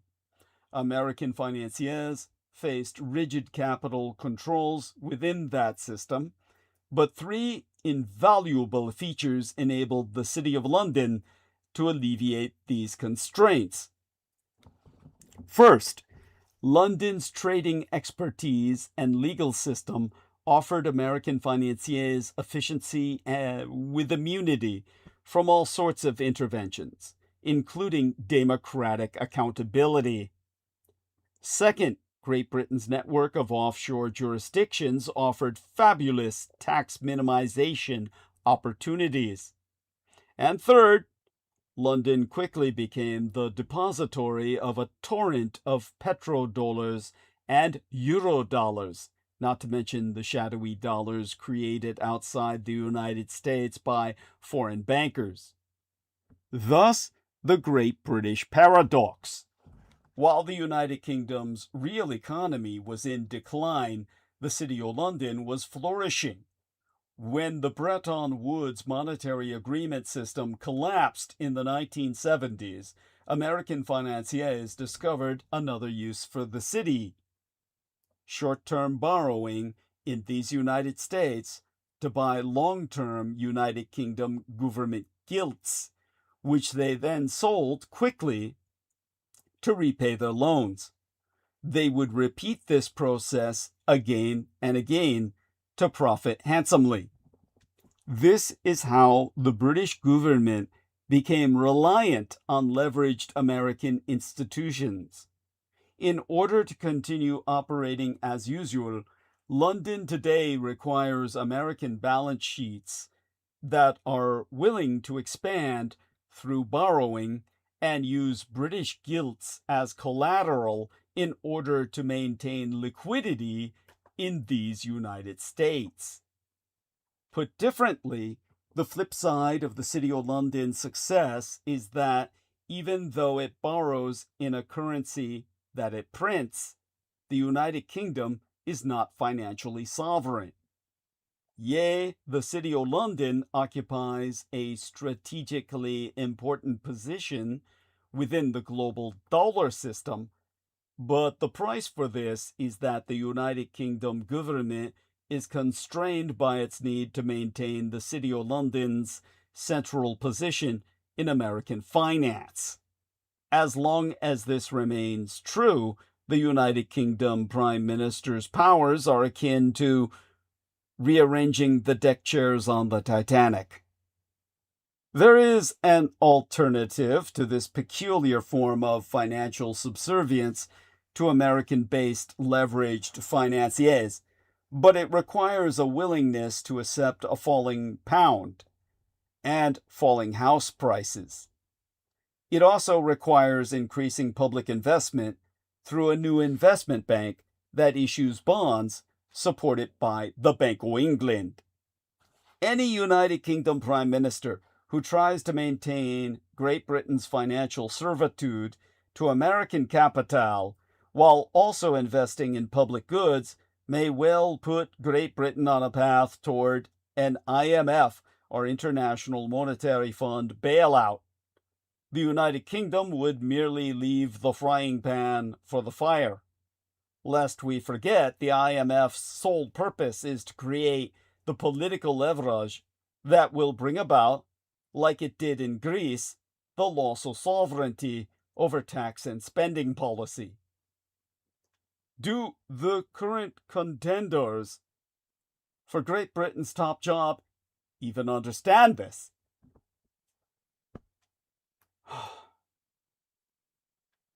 Exempli gratiae.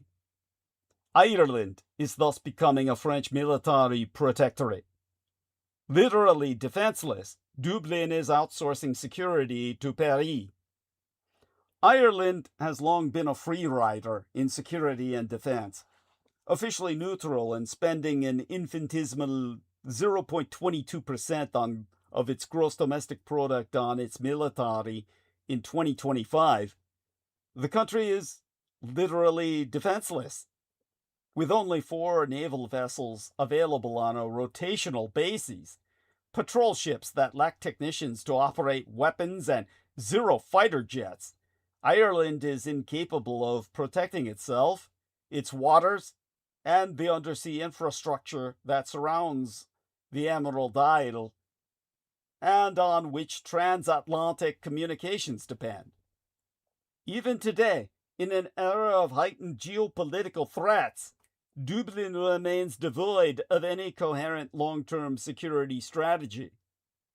Dublin has an immediate security problem to deal with, embarrassed by its inability to deal with a drone incursion during a visit by the Ukrainian President Volodymyr Zelensky last December, Ireland is desperate to avoid similar incidents when it assumes the rotating presidency of the European Council, the intergovernmental body that is the true locus of power behind the European Union, with its summits and ministerial meetings this month.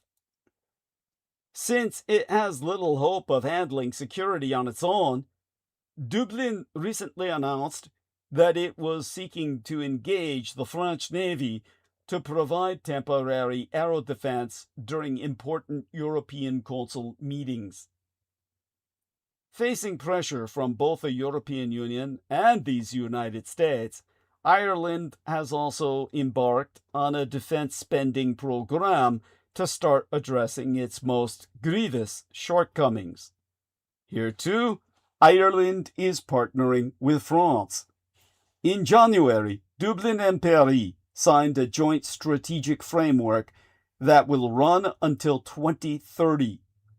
In February, there followed a military cooperation agreement covering joint training, intelligence sharing, and other areas. Most significantly, Ireland has outsourced its military procurement, including legal, administrative, and logistical control, almost entirely to France.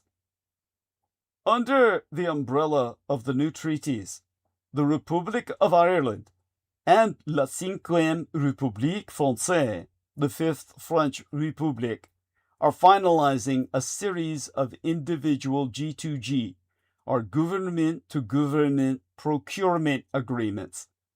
In effect, the Irish government is commissioning France to negotiate, execute, and sign contracts for critical military equipment on its behalf.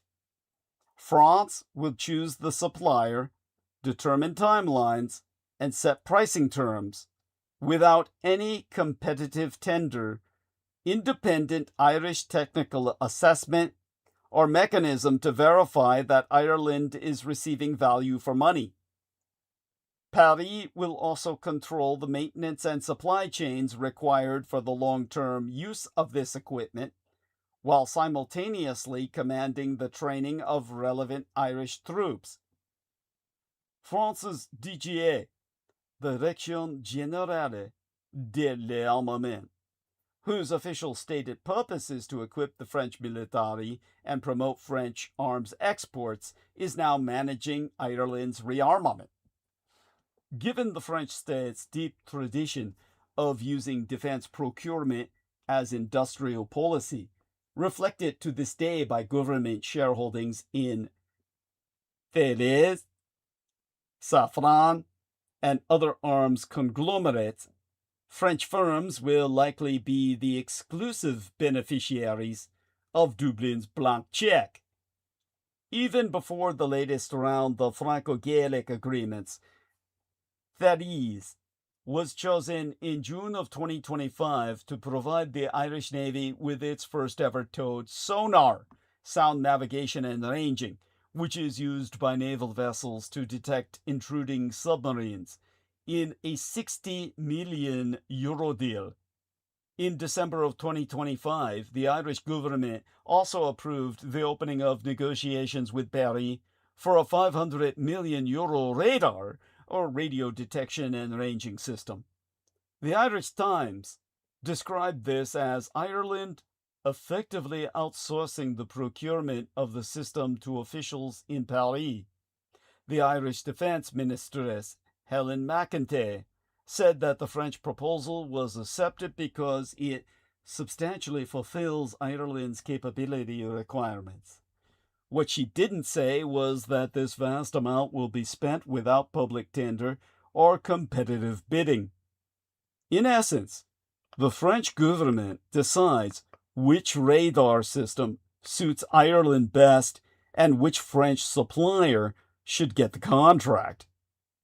In February, a further G2G agreement was signed with France over Ireland's purchase of up to €8 million worth of Griffon, Jaguar, and Serval armored vehicles, the largest investment in the history of the Irish Army. Negotiations are due to finish in the coming months. Ireland's dependence on France has become almost exclusive. Between 2015 and 2024, Ireland ordered French military equipment worth a total of €53 million. Since 2025, Dublin has either signed contracts or opened negotiations with the French government for more than €1.4 billion. To put these numbers into perspective, Ireland's total 2026 defense budget is only €1.5 billion. Ireland's defense marriage to France is transformational, but the dependency risks undermining Ireland's military and strategic independence. The fixation on France is already undercutting relations with Great Britain, Ireland's hitherto closest defense partner and most important neighbour, an effect that may very well have played a part in French overtures. Ireland has relied on a secret 1950s arrangement in which Great Britain's Royal Air Force monitors and intercepts hostile aircraft in Irish airspace. Dublin's unprecedented dependency could also erode transatlantic relations by handing France leverage over Ireland to challenge, for example, Dublin's free market, low-tax, United States-oriented economic model. France need not threaten Ireland explicitly. When Ireland next blocks a French priority at the European Council, Paris could slow walk an arms maintenance contract or delay an upgrade cycle.